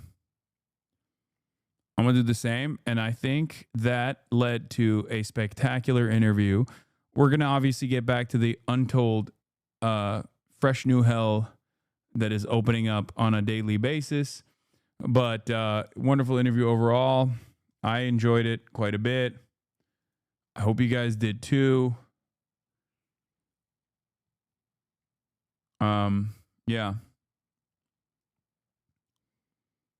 Your autistic guys is much better when you cut off chat. I agree. Ben&Jerry's posted the first and farthest left content I ever saw when I was stuck in my lib MSNBC days in 2020. I didn't know there was such clear ideologies that matched mine. It was Ben&Jerry's Matt Bernstein. That was it. They're excellent. But then I found your stream. Hell yeah.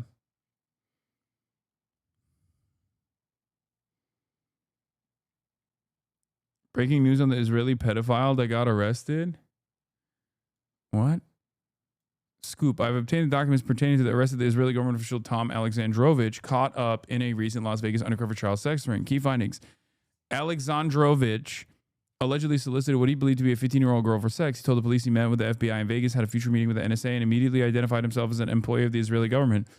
Alexandrovich repeatedly emphasized that he needed to speak with someone about his upcoming flight to Israel and speak to his family / the Israeli embassy. This calls into question claims from Prime Minister Netanyahu's office that they were not aware of Alexandrovich was arrested when initially contacted. The documents include much more detail on how Alexandrovich was caught up. Documents available exclusively for Breaking Point's premium subscribers. Oh my God. Documents available for Breaking Point subscribers. I knew that he got away. And I assumed that the Israeli government was lying, but there was not proof until this very moment. So there it is. Incredible stuff. Key finding. Alexandrovich told police he met with the FBI while in the U.S. and had meetings the next day lined up with the NSA before fleeing to Israel after being caught up in the child sex sting. Yeah.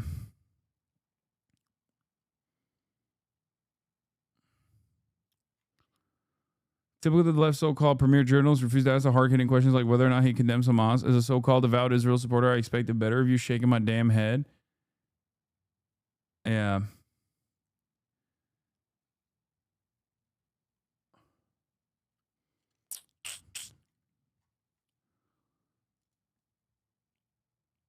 It's so...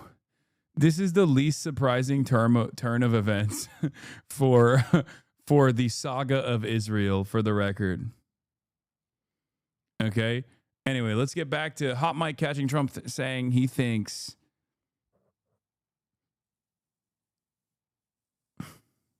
Ben from ice cream. That's so stupid. I dropped out a whole bunch of colleges trying to become a potter. I thought I would take food trend that was just starting off. You were there when ice cream was popping off for the first time ever.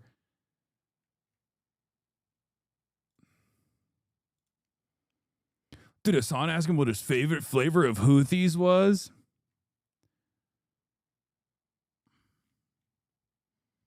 Amazing.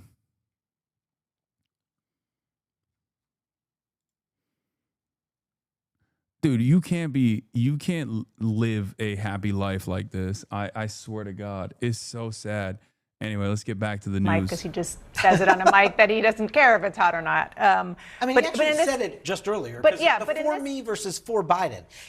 This is Biden's war, he said, sitting in the Oval Office with Zelensky, that they had agreement on Friday, that Putin agreed with him, that had Biden, had Trump been in office, this war would not have started the way that Trump had been arguing forever. And so he loves the thinking through his lens that just by his presence and being, that world events would have been different. But it's been 8 months and he's not been able to end it. Yeah. Well, is there any evidence that what Donald Trump clearly believes, that Putin will do something for him, is true? Look, this is evidence that Vladimir Putin in Alaska got the magic working again, that KGB training to assess people, to see their desires and their weaknesses, got him right back where he wanted to be. And the point that he There never would have been a war had Trump been president. Vladimir Putin said 4 weeks after the inaugural in response to a reporter's question in Moscow, and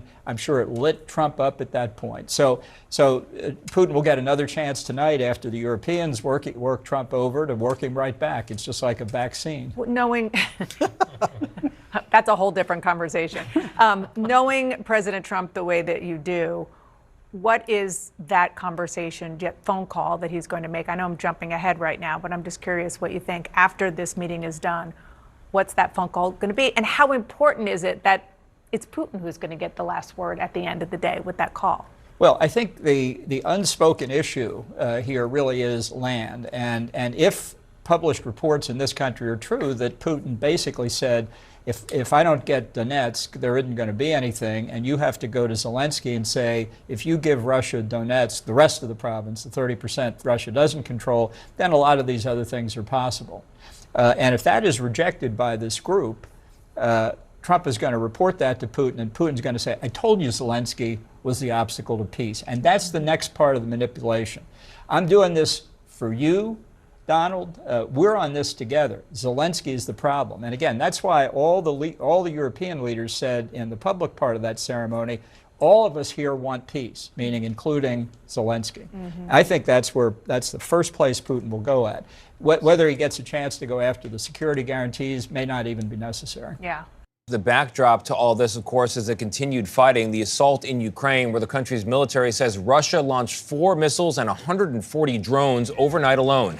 One strike in the city of Kharkiv killed 3 people, among them a small child. Holly Williams is in Ukraine for us. Holly, good morning.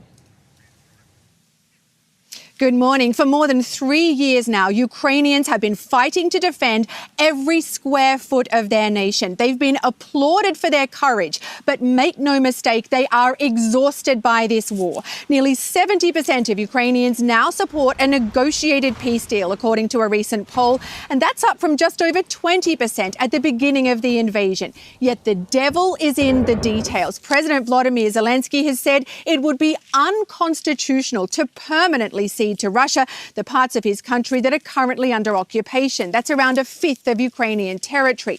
And many Ukrainians we've spoken to say that giving up swaths of their country and the people who live there is not a price they're willing to pay, even if it brings peace. Meanwhile, Ukraine and its allies in Europe also fear that sacrificing Ukrainian territory to Russia would set a dangerous precedent, effectively rewarding Vladimir Putin for his invasion and even encouraging him to do it again. Vlad. All right, Holly Williams in Ukraine, thank you very much. Donald Trump says Vladimir Putin wants to stop the killing. Try telling that to the people of Kharkiv, hit by multiple drone strikes at dawn. Dazed residents were led to safety while rescue workers raced to save survivors, prizing them from the rubble.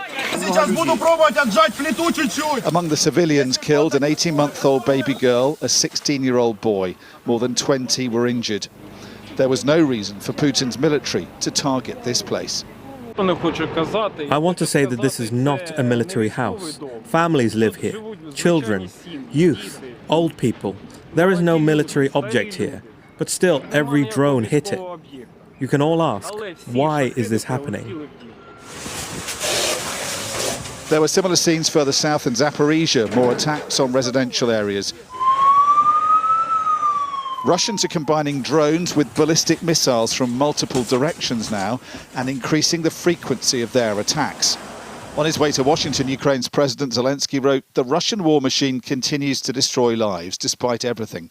Putin will commit demonstrative killings to maintain pressure on Ukraine and Europe, as well as to humiliate diplomatic efforts. That is precisely why we're seeking assistance to put an end to the killings. That is why reliable security guarantees are required."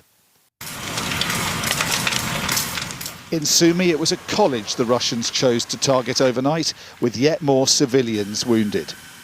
The Ukrainians said the Russians will soon have the ability to launch 1,000 drone and missile attacks a night, and they don't have the means to fully defend themselves. While they want security guarantees in future, right now they want far more help to counter that rising threat. Ukrainians want an end to this war, but need cast iron guarantees that Vladimir Putin can never start it up again. Dominic Waghorn, Sky News. How has foreign policy deteriorated so much since the Obama era? Like, I know he wasn't the greatest, but at least I remember attempts at diplomacy with adversarial countries, but there's nothing of the kind nowadays. I mean, I think it's a continuation. The last attempt at like diplomacy with the adversary was Iran.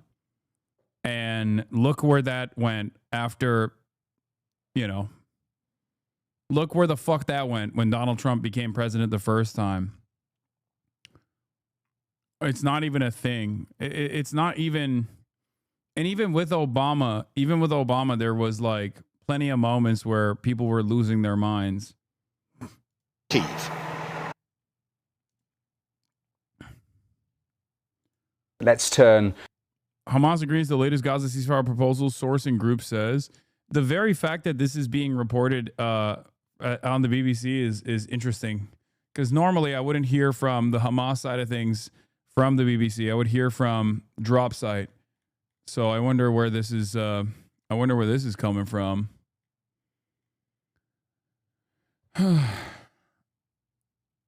Iran and Cuba, both of which only happened on the way out, got immediately reversed by Trump. To the Middle East for the next few moments, because Hamas has informed mediators that it approves the latest Gaza ceasefire proposal. That is what a group official has told the Reuters news agency. AFP are also reporting this, that a Hamas source who requested anonymity told them that Hamas has delivered its response to the mediators, confirming that Hamas and the factions agree to the new ceasefire proposal without requesting any amendments. A Palestinian official earlier today told AFP that mediators had proposed an initial 60-day truce and hostage release in 2 batches. Well, let's go live to our Middle East correspondent, Emir Nader, live there in Jerusalem. And Emir, tell us more. Well, what we understand is that this proposal is been based on a proposal originally put forward by the US envoy to the Middle East, Steve Witkoff, earlier in June. We've heard from a Palestinian official familiar with the talks that is what this 60-day ceasefire proposal is based around. It would see hostages and Palestinian prisoners exchanged in 2 batches over those 60 days. So an initial release of living Israeli hostages of perhaps around 10. That's around half of the Israeli hostages in the Gaza Strip, believed to still be alive still, and a number of bodies of Israeli hostages.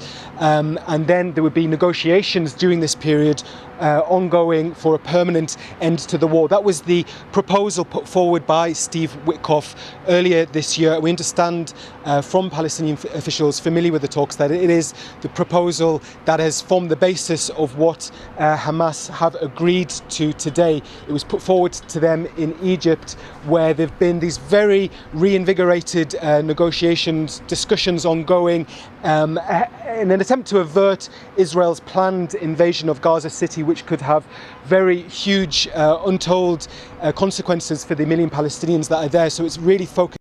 I'm fairly certain that Israel's only accepting this. If they do, who fucking knows? They'll probably stop bombing again after the 2 hostages have been released now, because there are 500,000 protests in Israel at the moment about Bibi not bringing hostages home. Yeah, it feels like it's I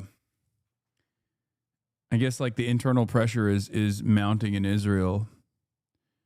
But did they not already accept this?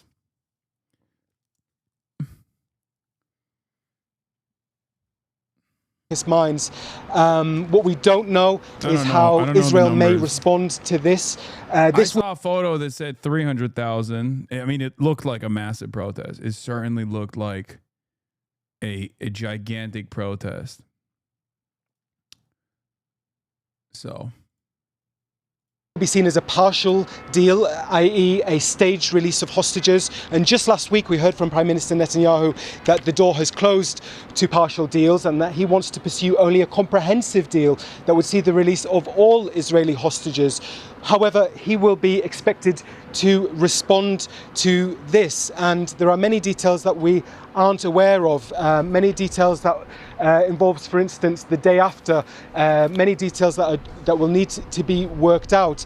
Indeed, one of the key sticking points that undermined this proposal put forward by Steve Witkoff the first time is that Hamas really wants any release of hostages to lead to a permanent end to the war. So they, no doubt, will be seeking and perhaps have been given some indication of assurances that if they are to engage with this and release hostages, it will indeed lead to a permanent end to the war.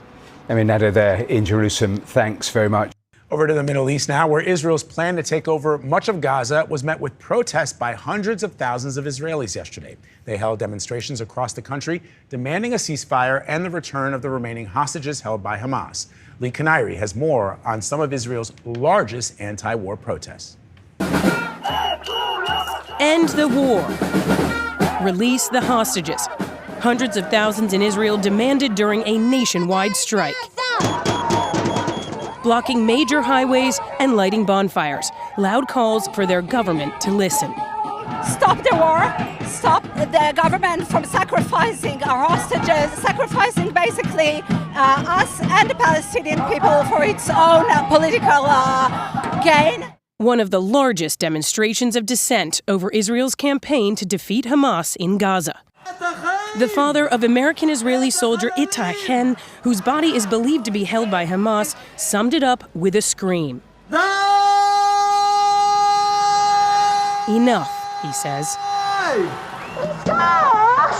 Outrage has grown after Prime Minister Netanyahu revealed plans for a new military offensive in some of Gaza's most populated areas that will require mass movement of Palestinians again. Oof. It's still whiplash, bro. Every time they flip from like protests in Israel directly to like 20, 30, 40 miles away from where that protester is being held. And I'm like, holy fuck. Dude, it's like living in Chicago and bombing the ever-loving shit out of like right on the other side of the fucking Illinois state boundary. You know what I mean? I don't think we think about it enough.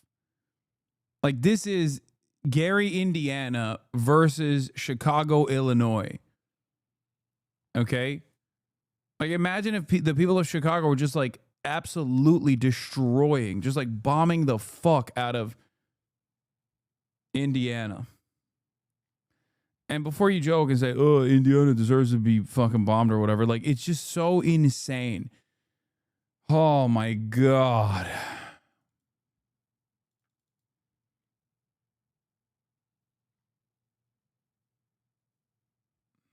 From places like Gaza City, where 11-year-old Nadim Abu Nada lives in ruins. But this is her home, and she says the only place she wants to go is to school. We want to live like the other children around the world and go to school. We have nothing. There is no food or water. Food aid agencies operating in Gaza say getting into the territory remains highly challenging, and any further disruption could be dire. Israeli reports say a Gaza City offensive would require a large-scale mobilization. Yeah, they keep talking about fucking 750,000 reservists. They got like 74,000 active duty right now.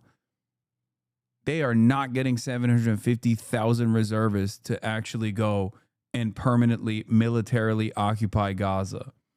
These people are out of their fucking minds, dude. It's just psychotic. I guess they're just gonna, what? America, instead of sending troops to Ukraine and defend Ukraine, which is not gonna happen, obviously. Russia's a nuclear armed nation. We're just gonna send we're gonna send 100,000 troops. We're gonna do the real Iraq surge, but this time in Gaza, so that Israel can maintain and occupy Gaza while it continues conducting its ethnic cleansing campaign. Of reservists. That would come as fury at government policy is loud and clear. For CBS... Yeah, we got to send in the National Guard to defend Israel, dude.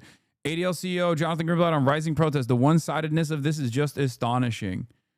Wait, is that in Israel or in America? Strike in Israel yesterday, bringing the country to a halt. Protesters marching against the government in support of a deal with Hamas that would free remaining hostages. Please tell me Jonathan Greenblatt is going to say these guys are anti-Semitic. He won't say that. That's a bridge too far. But that would be really fucking funny if he was like, these guys are so one-sided. They just don't understand. They don't understand that Netanyahu's ambitions in Gaza contain multitudes. Okay, that there's so many different good reasons to permanently militarily occupy Gaza. It's really fucked up how these Israeli Jews waving the Israeli flag, mind you, again, which is a red flag to begin with, are protesting against the Israeli government and behaving in the direction of Hamas. Which is held for almost 2 years. On Saturday, New York City saw its largest protest against Israel action against Hamas in Gaza in months. And new and returning college students now arriving on campuses across the nation as all of this is happening. Jonathan Greenblatt, the CEO and national director of ADL, sending a letter urging universities to better address anti-Semitism. I want to welcome you to the show this morning, but boy, is this a unique and complicated moment, given these protests, given this sort of issue about the way the government of Israel is acting or behaving and some of the tragedies taking place in Gaza right now, and the confluence of anti-Semitism. How do you think about that right now? Look, I think the complicated is the right word for it. I think all of us on all sides sort of bemoan the tragedy in Gaza, right? It is painful to see these pictures of people, clamoring for aid and in such desperate need. And at the same time, it is painful to see protesters here in this country putting all the blame on the Jewish state for a war that Hamas started. And there's anxieties. But my question to you, as a Jew, especially now, where do you believe anti-Semitism starts and stops? And the reason I ask, in the context of, are the folks that are protesting what Israel is doing right now, do you think that they are unto themselves anti-Semitic? Is that protest? Do I think someone who works directly with the Israeli government to do propaganda and work to actively deplatform and destroy all American critics of Israel in the United States of America should be tried at the new Nuremberg? There is never going to be a new Nuremberg, but the people that were tried in the old Nuremberg were not just like journalists, but they were journalists that worked directly with the Nazi government. It's not going to happen, but yes.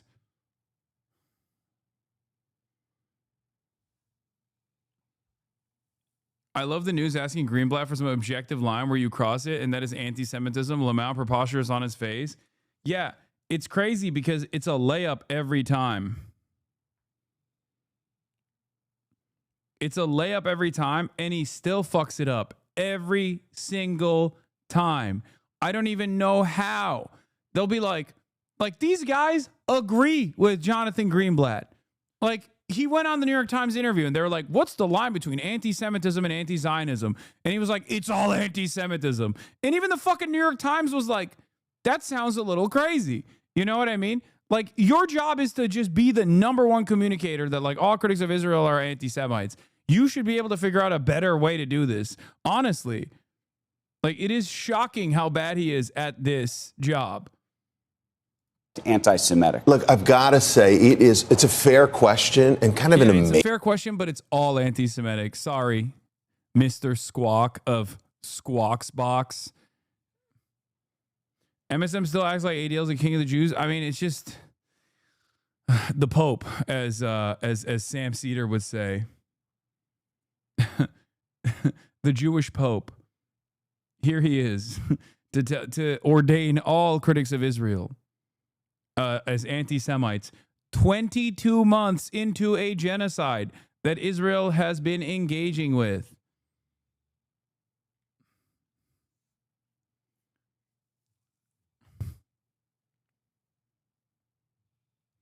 Why are you skipping over the fact that these Tel Aviv protests have nothing to do with Palestinian emancipation or rights? It's just Israelis not wanting to die in Gaza and wanting their POWs back. One, I'm not. I often explain that incredibly important part of this conversation. And two, not only is that correct, but also, even if that is correct, anything that gums up the works is still good. Okay? That's just my attitude at this point. It's one born out of desperation. Make no mistake. Like, I see people, for example, that retweet Israelis who are conscientious objectors, who like literally are going to fucking prison for not serving in the Israeli occupying force, and some dumb fuck like American is quote retweeting them being like, it's the bare minimum. It's like, dude, shut the fuck up. That's crazy. You've done nothing. You've sacrificed nothing in your life. Okay? That should unconditionally be celebrated. Okay? That should unfucking conditionally be celebrated. No reason ever. No reason ever to fucking shit on a person that's doing that. That should be celebrated. That should be praised. That should be defended. Like, that's it.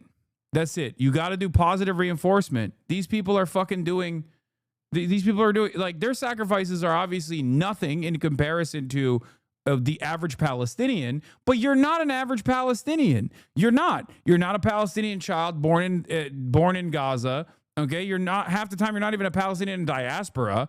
Okay, you're just a guy. You're a guy that is disconnected from this incident. You're a guy that's disconnected from this genocide, and it's understandably made you incredibly emotional. I get that. You're on the right side of history, but don't fucking attack people who are doing the most with the like within the limited confines of whatever they can do. Okay, especially when it like moves the needle in the appropriate direction. This is a thing that I try to explain to people. It's like, don't cast aside allies, okay? Always remember what the broader societal attitude is, and try to move as many people as you can to your position. And the best possible way to do that is by being open-minded, by being charitable, by trying to actively promote people like that, for example. Okay. Wait, why shit on the protesters? Oh no, people were saying that these protests are just for like, it's not for Palestinian emancipation. It's not even like a straightforward anti-genocide protest. It's just like people that don't want to go serve, and also people that want the hostages to be released because like they're still their family members and friends that are like prisoners of war in Gaza, and I am diaspora Palestinian for your information, so I got skin in the game. No, I don't. I understand that. I know. I get that. I'm saying that many people who do say that shit are not. But even then, it still doesn't matter. I will say this to a diaspora Palestinian. I say this to a Palestinian that's even in fucking, that has escaped Gaza. Okay, because this is a conversation about methods. This is a conversation about appropriate anger being directed in the place that is productive. That's crazy, brother. No, that's the crazy law. No, dude, this is entirely different. This is not a conversation about morality, dude. What the fuck are you guys talking about? This is a conversation that revolves around pragmatism. It doesn't matter. I understand where people are coming from, but ultimately you need positive reinforcement, and it's a good thing. It's not a fucking lip take. None of you are doing anything. Shut up. People get so fucking goddamn annoying about this shit. Shut the fuck up. Shut the fuck up. Oh my fucking God. Everyone that goes, that's crazy. No. If someone is a refusenik, you should absolutely support them. You should praise them. They are doing a good thing. They're refusing to serve. They're saying it's a genocidal army. They are anti-Zionists. Okay? Shut up. You need to expand the permission structure. And ultimately, you're picking away, one by one. Maybe it's like a handful of people, 30 people or whatever. But like you're picking away at people who would otherwise go and serve in the genocidal Israeli army and continue the fucking occupation. It's a good thing. Every obstruction, even if it's not immediately for Palestinian emancipation, is still a good thing because this gums up the works for the Israeli state. Okay? Do I wish that these guys were actually straight up anti-genocide protesters that were like, fuck you, Benjamin Netanyahu, fuck Zionism, fuck Israel, blah, blah, blah? Absolutely. Okay? I wish they had the same level of smoke for their government as I do for mine. As someone who protests every goddamn day of the fucking week, okay? As someone who does advocacy every goddamn day of the week, someone who attends protests frequently, I have a lot of smoke for the American government. I want the American government to change its ways. I wish broader subsects of Israeli society had that same level of anger and resentment for their own government, okay? I do. I wish that was the case, okay? Having said that, even if they don't have that same level of smoke, this still fucking gums up the works. This is still a hurdle that they have to fucking overcome. Okay? And the same goes for people who protested the Nazi regime, the people who like refused to serve in the Nazi military. It's a good thing. It's objectively a good thing overall. Okay?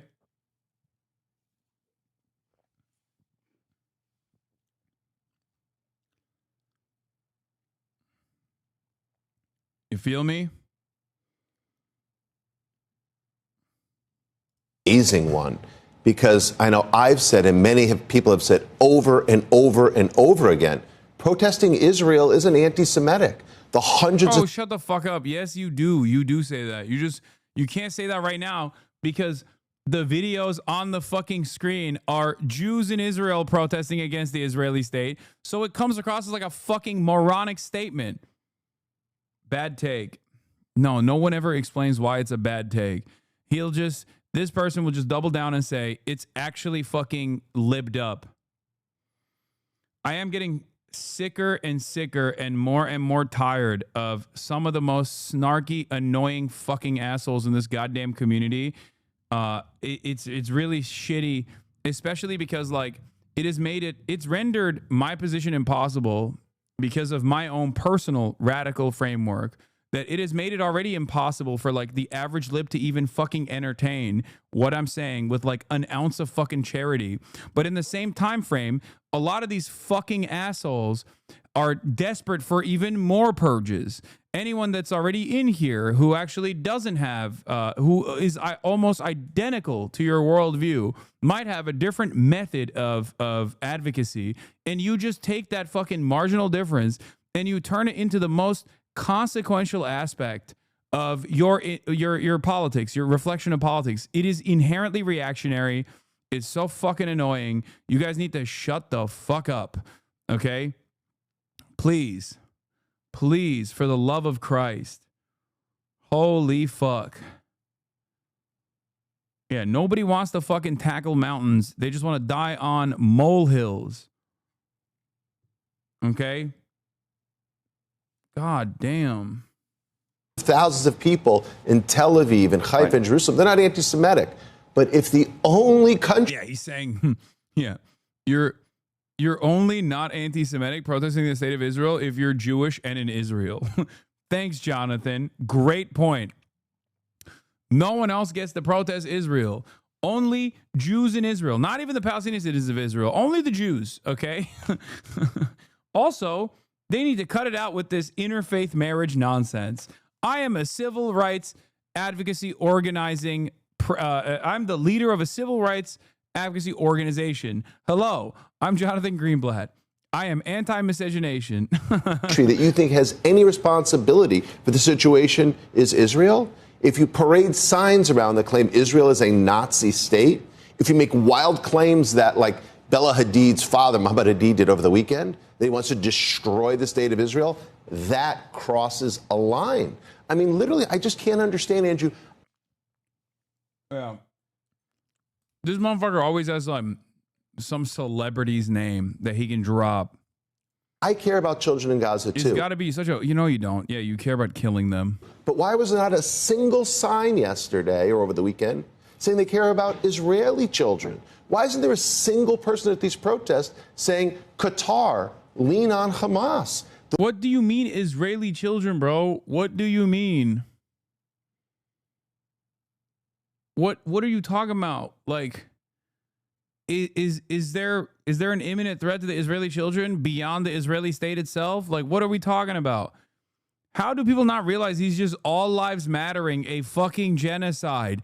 That's what he's doing. Okay? That's it. That's what he's doing. What do you mean, Israeli children? Like what? Like what are you talking about?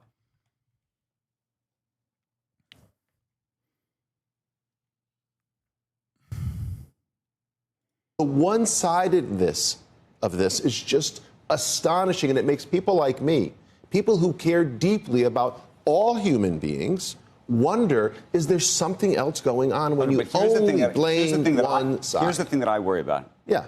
I worry. I agree with you, by the way. Yeah. Why is Israel the only one being blamed? 100%. Yeah.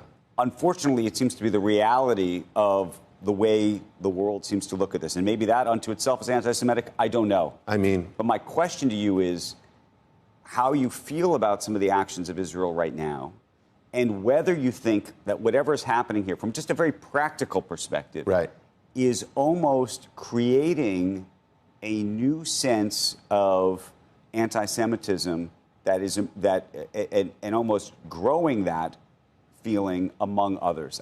That's what scares me. Well, look, I'll tell you what. I think even if you 100% agree with what Israel is doing, in some ways, it may have this counter effect that I'm now increasingly worried about. Look, Hamas staging a war while hiding behind civilians, Hamas holding hostages, which is their only point of leverage, creates almost an impossible riddle I agree for with Israel you. to But solve. then the question is, what's the right answer? So the question is, like, why is it that Jewish people in this country get blamed for... Ugh. I can't even listen to it, man. I can't even fucking listen to it. I can't. He just always repeats the same nonsense over and over and over again. Yeah, if you want to protect the children of Israel, stop letting the fucking pedophiles into the country because it has a non-extradition treaty like Tom Alexandrovich, okay?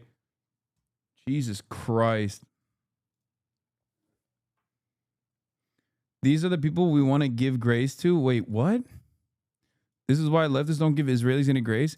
The fuck are you talking about? Did you just say that, like, the average person that comes on my stream, or like the average person I'm talking about, like a refusenik, is Jonathan Greenblatt? Are you out of your fucking mind? Stop monolithizing people, okay? Jesus fucking Christ. You're treating Jonathan Greenblatt like a refusenik anti-Zionist. The fuck? What the fuck? Dude, where did everybody's brains go? God damn, dude. It got lost in the fucking sauce. People have lost the goddamn fucking plot, dude. They're so... Yeah, no wonder people like Tucker Carlson. All you dumb fucks need is just like one person to say the words, and then you're good. Twitter, they went on Twitter. Yeah, I don't know. It just feels, God, I hate to say it, but it's just like, it does truly feel like a silly endeavor. No matter what I do. On the one hand, I can't even fucking bring like kind-hearted liberals who are like broaching the subject matter at all onto this cause so they can become more radicalized. Because every fucking outlet is up my goddamn asshole. Every single independent content creator is up my fucking asshole. And my own community is like internally trying to consistently make this a smaller and smaller place. Some of you need to just quiet the fuck down and shut the fuck up. Okay? Go busy yourself with something else. I just want someone on these networks to cut off these freaks and scream how insane they sound, talking about Israeli safety when tens of thousands are dying. They will never do that because the fucking people on the other side are also in tune with that worldview. Noah Smith, leftists use Palestine primarily as a wedge issue to try to win internal factional battles in the Democratic Party. They don't actually think they have much chance of affecting events in Palestine. Leftists have been organizing especially on campus about Palestine for decades when the pro-Palestinian position was totally irrelevant to anything going on in the Democratic Party. It has become significant in the Democratic Party only lately because of Israel's recent actions. These takes don't seem to be to be intention. Leftists have been trying to build factional power rather than constructively influence events for decades. Oh, you hate your community? Not the entirety of it, but lately the fucking vibe shift has been tremendous. Tremendously unproductive to the grand design that I have.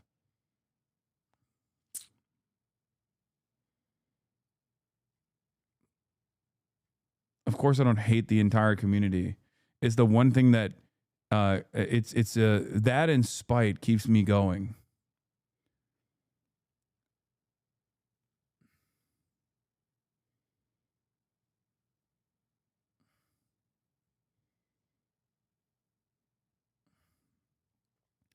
Because like 95% of the disagreements that stem out of chat is not even a position that I hold. It's just what you misunderstood and you got incredibly passionate over. And now you've made it like a primary disagreement that is irredeemable. And it's like, I didn't even say the thing that you think I said. You just misunderstood what I said, and it's my fucking problem now. You know what I mean? It's just purity politics in the worst possible way. You know?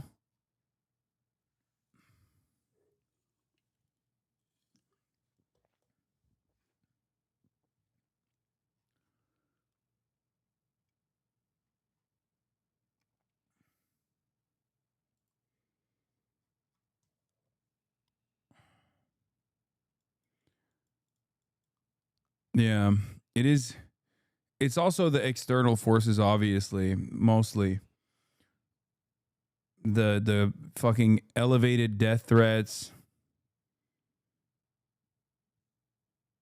like kicked up to a much higher degree. The level of vitriol and fixation they operate with goes far beyond critique. It's obsessive, violent, disturbingly normalized. The constant stalking, lies, and coordinated harassment should alarm anyone who cares about their online safety. They're constantly brigading anyone and everyone that I collaborate with and bring that toxicity over to other people. Everybody in this industry knows who the fucking villains are. They just don't want to say anything because they don't want to get a fraction of that fucking smoke. They see what I have to deal with behind closed doors. They openly talk about how fucking insane it is. And they can't say anything about it because who am I to fucking be like, yo, put your, speak out on it. Speak out on it.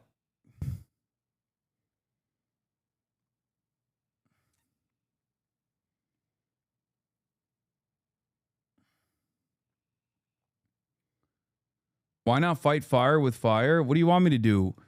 I'm a leftist, okay? We don't get the same level of fucking breathing room to just operate with the same level of toxicity, okay? I don't even make death threats, and I abhor them. I think it's fucking ridiculous. Even if I joke about something, they will present it as though I'm sincerely advocating for the death of a fucking sitting senator, okay? Or if I talk about like international law within the context of like an illegal raid in the West Bank, people turn around and treat it as though it's like a sincere death threat or some shit when it's very clearly not. I very clearly stated that it's limited to the confines of like a military operation that's taking place. And then on top of that, they turn around and issue actual death threats, actual brigading, openly stating like every fucking advertiser on the Twitch platform needs to hear this. They need to get fucking, they need to go and fucking brigade they mass blast every advertiser because they can't do it. They can't do it to me directly because I don't have any fucking advertisers. I have very limited advertisers and they obviously don't give a shit. So it's entirely bad faith. You don't have that. I don't have that same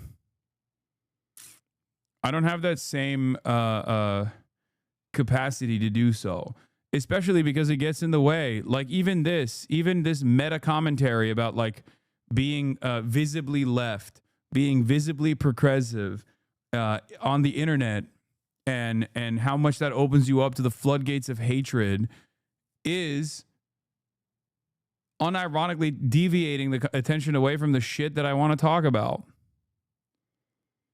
You know?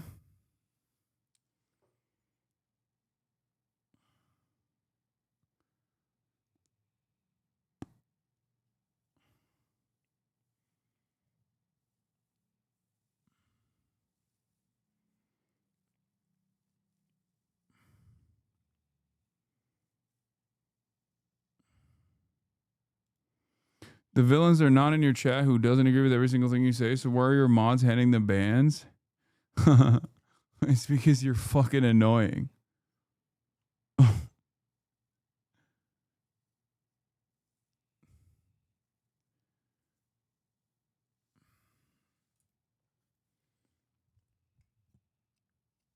Yeah, you get timed out one time and you just fucking make it your life's mission.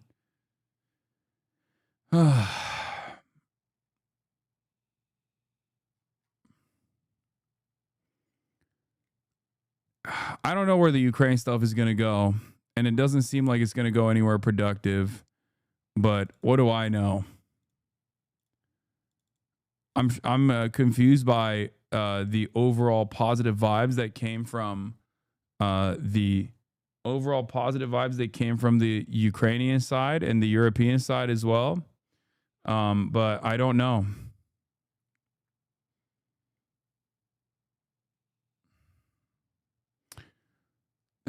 What is this? We're agreeing, I think. Leftists don't really care about the issues they talk about, whether it's Palestine or anything else. The whole goal is to build factional power over the long term. What the fuck?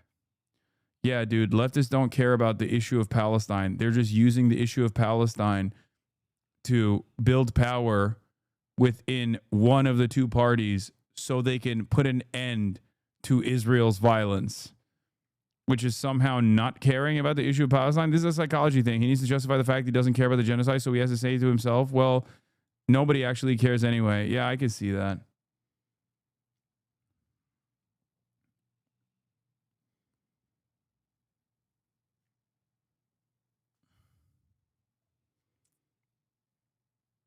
Yeah, there's no reason at any given point to actually care about whatever the fuck Matt Iglesias has to say, honestly.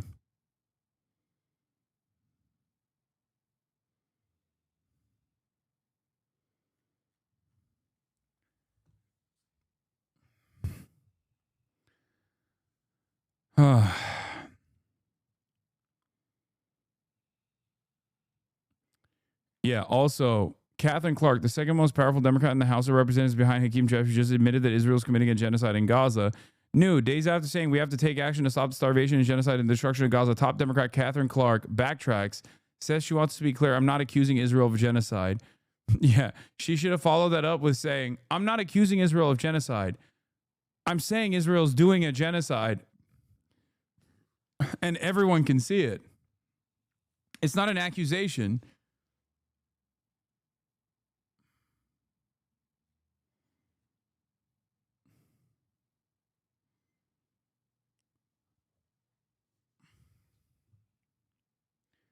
Why do they behave like this? I don't understand.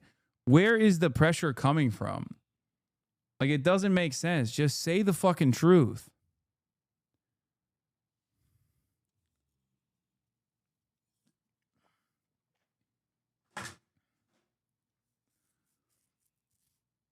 Ugh. This will not age well. I don't even know how things will age. I'm just not going to be there to see it at this point. I'm going to fucking perish one of these days. It just feels like I'm going insane every single fucking day that I see this shit. What is this? This may be true of many of the subsection of leftists, but it feels insulting to say none of them, including the many Muslim and Arab activists, don't actually care about Palestine. Absolutely. Among Arabs and Muslims, of course, it's not a left issue, but a right-wing nationalist one, and they have incredibly sincere commitment to it, though unfortunately less so to the humanitarian needs of the Palestinian people and as individuals. I can't say what I think about Matt Iglesias, and I feel like he's just writing this shit so he can piss people off.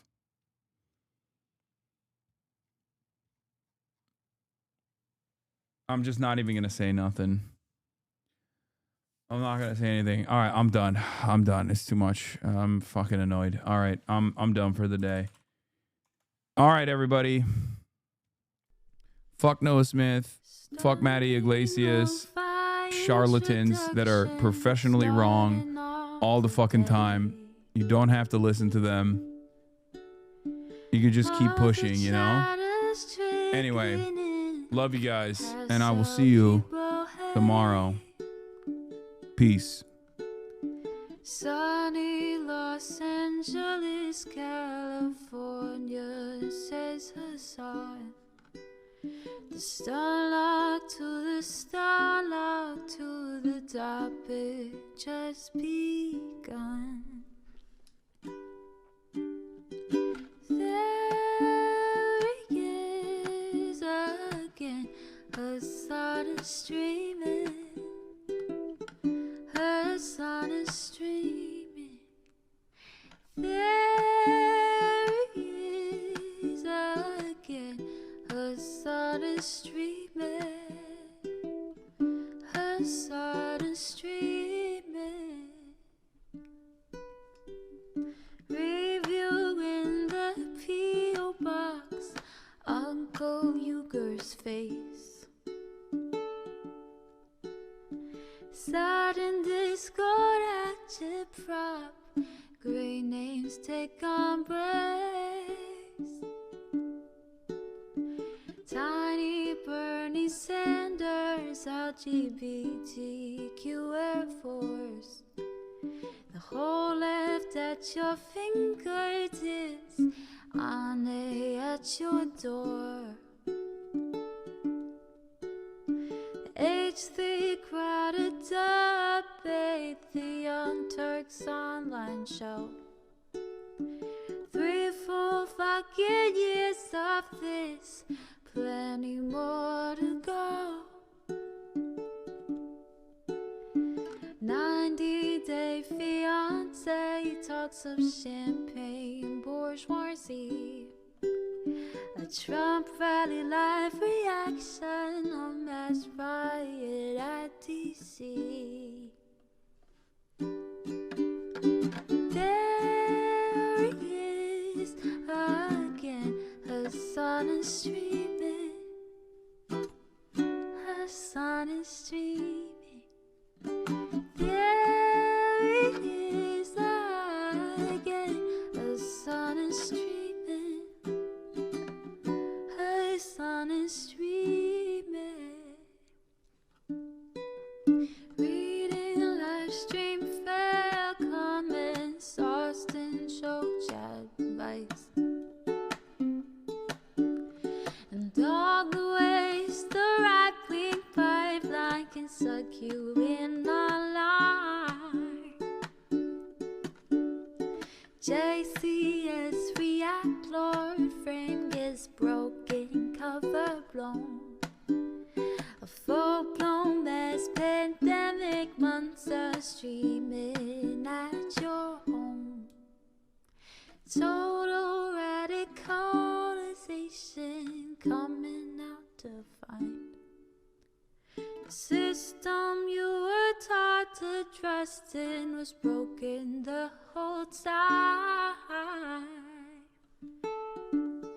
All these daily streams, whether big or whether small, have helped me and so many find the meaning through it all. There he is again, Hasan is streaming. Hasan is streaming. There he is again, Hasan is streaming. Hasan is streaming.